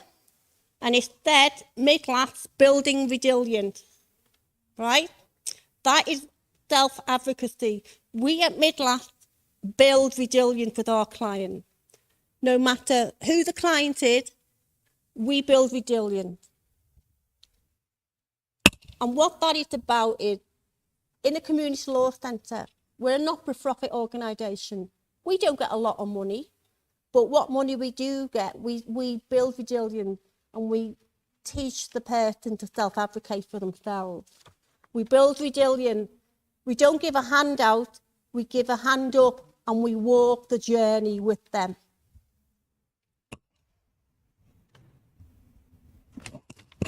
Oh, the microphone.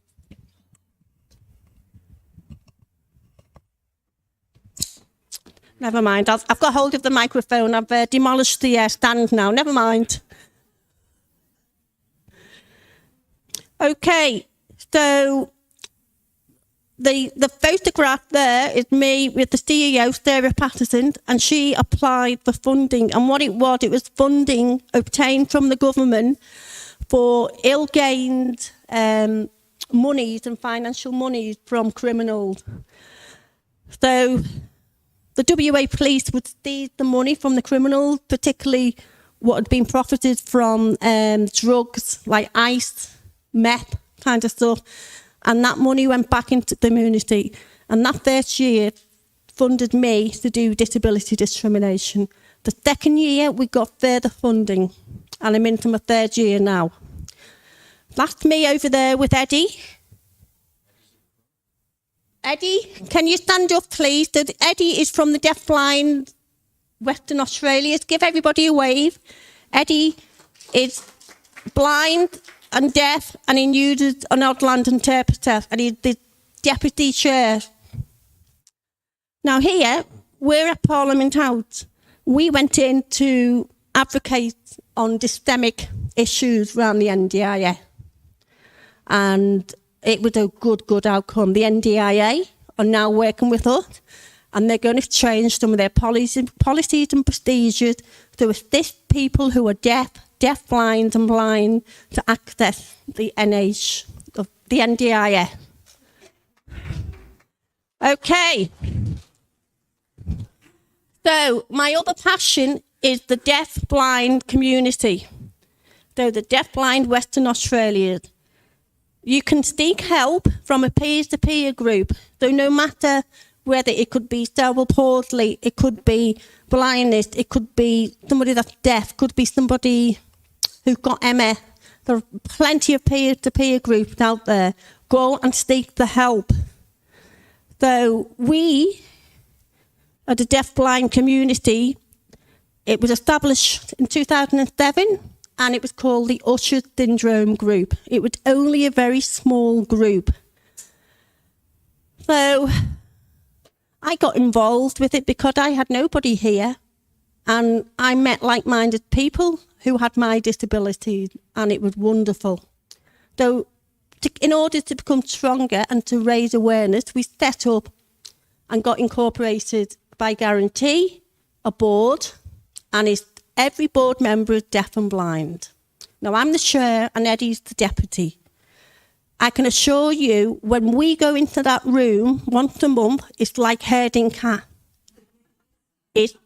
Some of us are oral, some need... Greg and Erica. Yeah.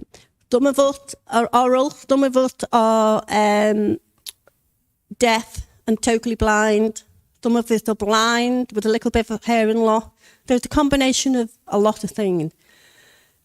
We set this board up through the help with Erica Webb and Greg, who I will announce they've just got married. They kept that quiet.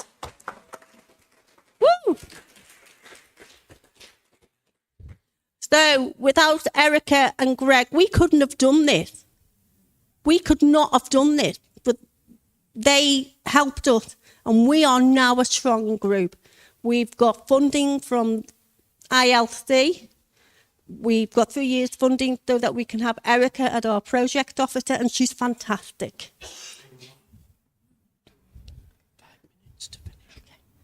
So, this is our work. So we are on an independent board. We do social interaction. We address systemic advocacy. And we do all the other stuff. And that's just a snapshot of what we do. Okay. I'm going to conclude, and I'm going to conclude with that quote from Helen Keller. Alone, we can do so little. Together, we can do so much. And this is the true backbone of self-advocacy. I urge you to help each other, help yourself. Seek the assistance from community law centres. I've got plenty of leaflets, so come and see me. I've got my ambulance chaser on. Okay? And I wish you a lovely evening and wish you all the best for the rest of the year. Thank you very much.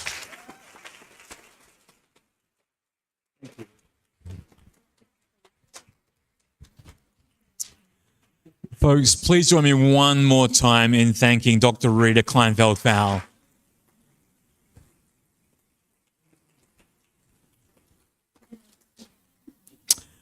So, folks, to bring it home with our closing ceremony, I'd now like to invite any members of the conference reference group who are in the room to come and sit on the stage, as well as our two keynote listeners, Simon and Michelle, if they're in the room.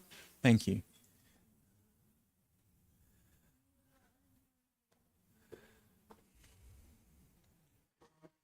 Folks, as these people come to the stage, let's just acknowledge that these people here, well, I think Michelle is the only person not actually part of the reference group, but these are all the people, all with disabilities and lived experience, who were the group designing, deciding, leading and helping to shape this conference, the first in Western Australia and in Australia and perhaps in the world, entirely led by people with disabilities. So can you please give them all a huge round of applause?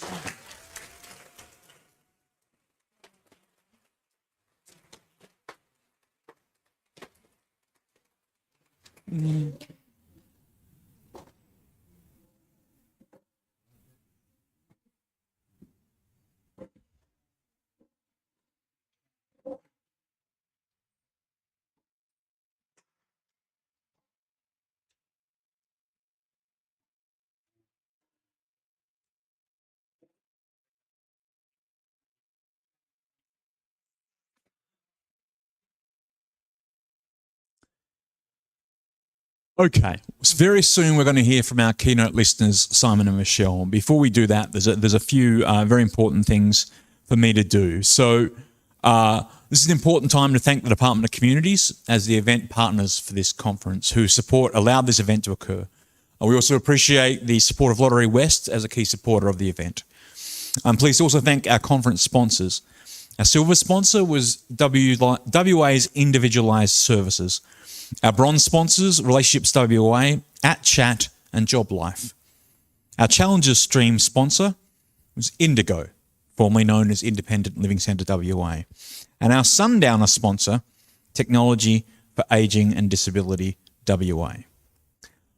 Okay, So as I've just mentioned, and as you would remember, one of the many special things at this conference is we didn't appoint two keynote speakers so much as keynote listeners. And Michelle and Simon, their job was to observe the event and make sure the voices of people with lived experienced disability were heard. They were to be producing a document following the event, and that will be available later. But right now, let's catch up with them, find out their work in progress. So please welcome Simon Chong and Michelle Sedgman.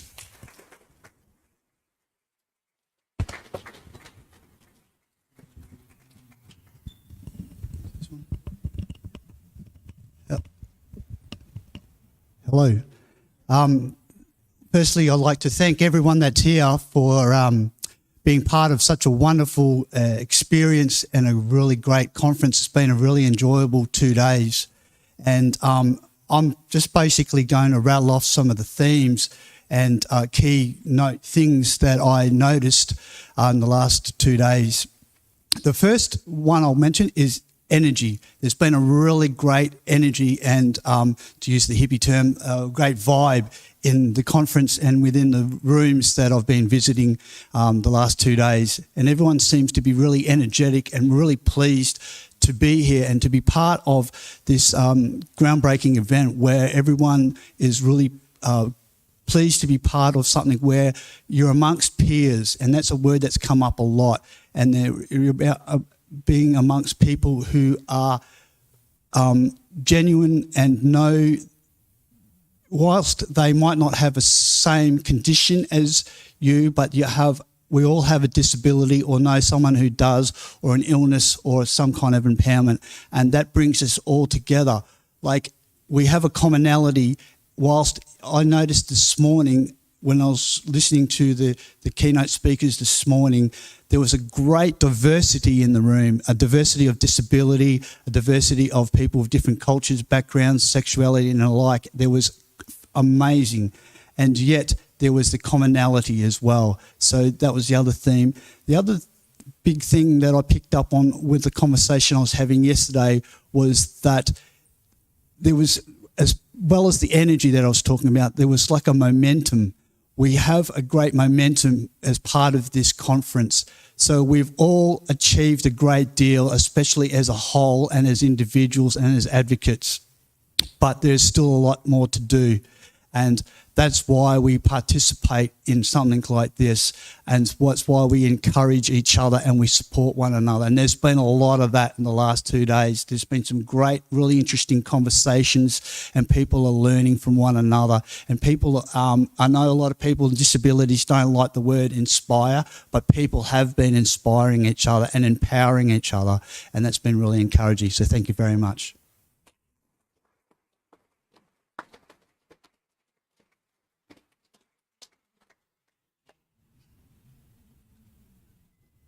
G'day. Yeah, maybe a bit taller. Continuing on with what Simon has said and echoing some of the same themes, I wrote a little thing. Over the last couple of days, we have had the opportunity to meet some amazing people from all walks of life. It is such a privilege to be here and be part of this inaugural experience. When you create a space for people with disabilities to meet one another, share their experiences of the good, the bad, and everything in between, you create a space for change. It is so important to meet people where they are at. As a society, we could do so much more to break down the barriers between ableism and disability. Let's work together to bring change and empower one another to reach our goals. This conference has created the space where there are interpreters, support workers who go the extra mile. There's audio descriptions and wheelchair accessibility, which is beyond just the front door. We have managed to create a space that is actually accessible for all of us.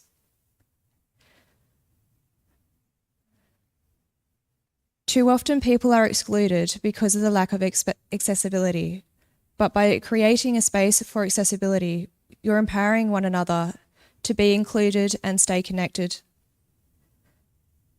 The conference has had people with disabilities presenting to one another with disabilities, which has been phenomenal in showing what can be done, and it raises the banner for what other things could happen later on.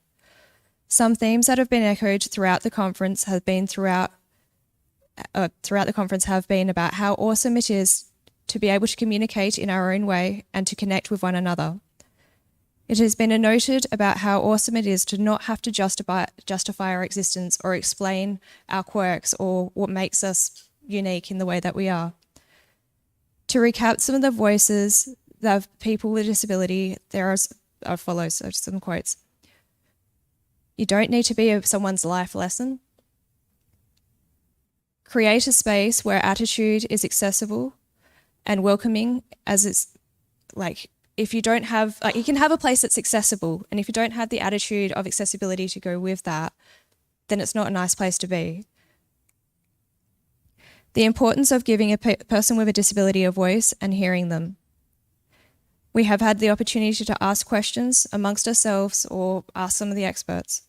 It's been life-changing and not life-ending. The energy of this event has been one of empowerment and positivity, because people with disabilities have been part of this whole process, and like from the beginning, during, and now that. It has been really good to see service providers here with a willingness to learn how to better connect with their clients. And that's something I've noticed across both the days, and you might have noticed it too. People are actually engaging with the content as well as engaging with one another. Having the balance of education, sharing, and creativity with the opportunity for people to share life hacks means that people can connect and communicate freely.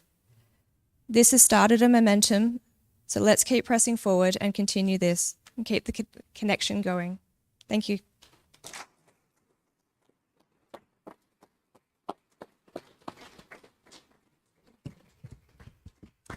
Thank you so much to Simon and Michelle. And I'm going to go off page here just for a moment and say that as a person with disability, albeit one that is largely invisible most of the time, I've been truly honoured to be part of this and to see what Michelle was just talking about then and Simon was just talking about, the connection, the community, the being sort of one group of people together.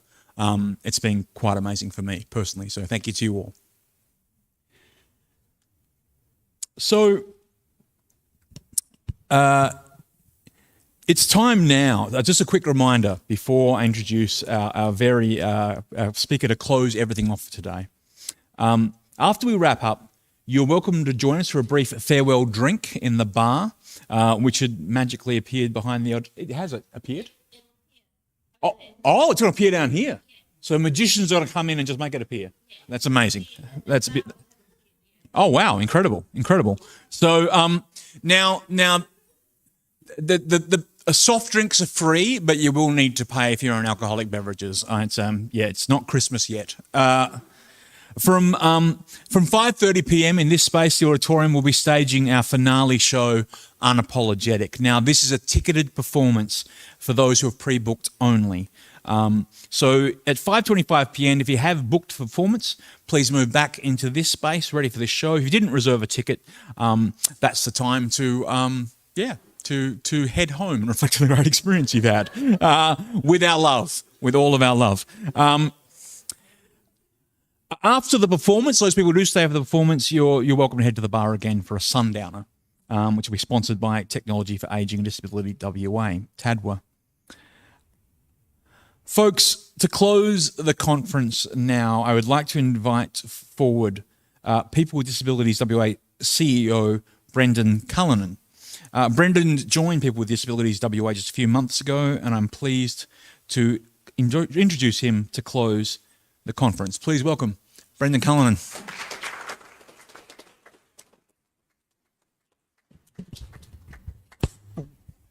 Thank you, Paul. I won't be too long to keep you from the actual bar. So I know it's been a wonderful 2 days. And just to reiterate what I've heard so far just lately, this incredible that, and it's been an absolute privilege to spend the last 2 days hearing people's personal journeys and self-reflection or self-advocacy and about the achievement, but the challenges that they've had along that particular journey.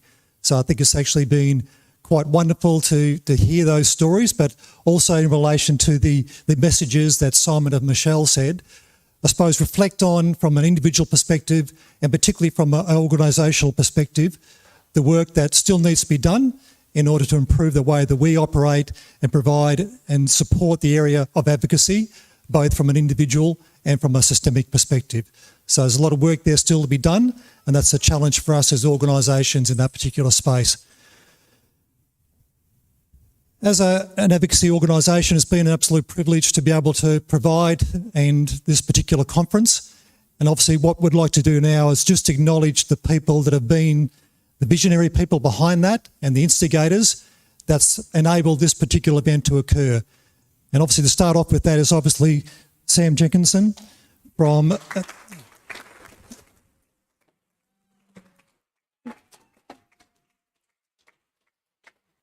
as the person who had the vision to be the drive and instigator, not only behind this particular event, but the organisation for the last 5 years. So, Sam, from everybody here, thank you very much.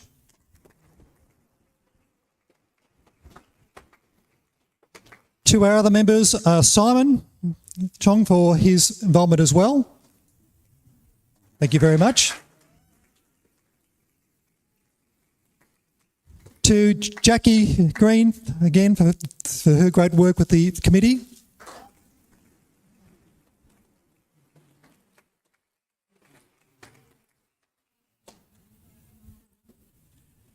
Thank you to Kirsten for her work as well with the committee.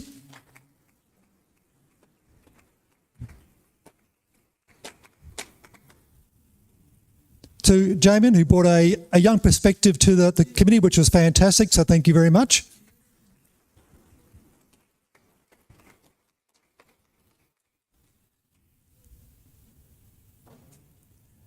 And last but not least, to Adam for your great work as well. Thank you very much.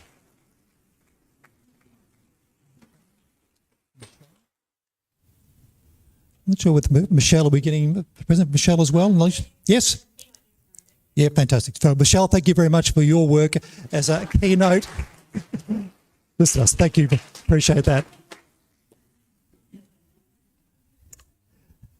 So this was really, nearly 12, 18 months in the making. So there was a lot of voluntary work, a lot of time put in by the committee. So just on behalf of everybody here, thank the committee for their hard work again.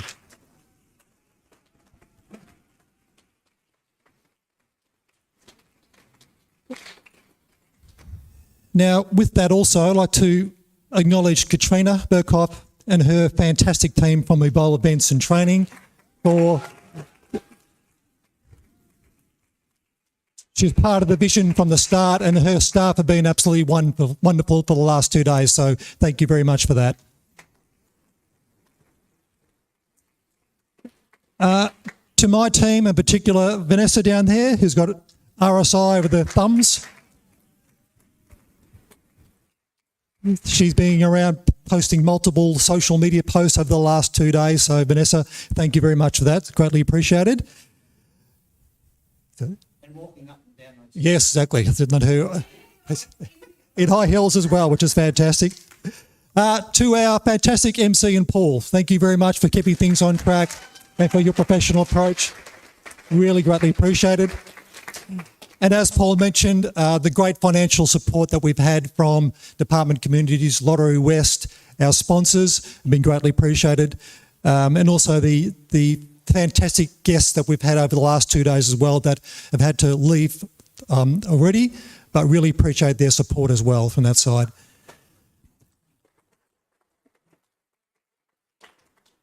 So into the future, there's something under Lisa's leadership, and there's something from the committee and management, from their vision as well with regards to this particular conference. We'll obviously look forward to, probably in 2 years' time, I think it takes probably 12 to 18 months to look at another conference, but I'm sure we'll be keen to continue on with the tradition of this particular conference and look at great options going forward. So I think the evaluation process for that? Yep. Fantastic. So really appreciate your comments from the evaluation to help inform that going forward.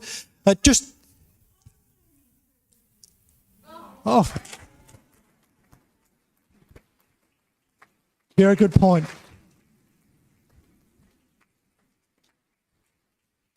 They've had a very solid workout for the last couple of days, so thank you very much. Yep.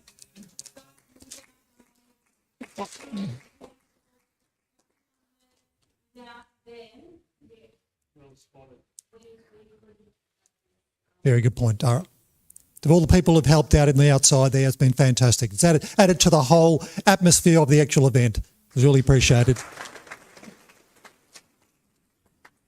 So just a reminder, People with Disabilities WA is a membership-based organisation. So membership is free. So it's a great way to stay connected for the organisation, stay connected as a membership, and to hear your views, which helps to continue the guide, the work that we do, but also in relation to what we can contribute to the sector. So if you'd like to be a member, I encourage that. There are forms here for you to complete, or you can complete online. So that's a free process. So I encourage you to become a member of the organisation. And with that, I think that basically wraps it up. So I'll declare the actual conference closed. Thank you very much for your attendance for the last 2 days. It's been really appreciated. Thank you for your support of the organisation. Please stay and enjoy a drink. Thank you very much.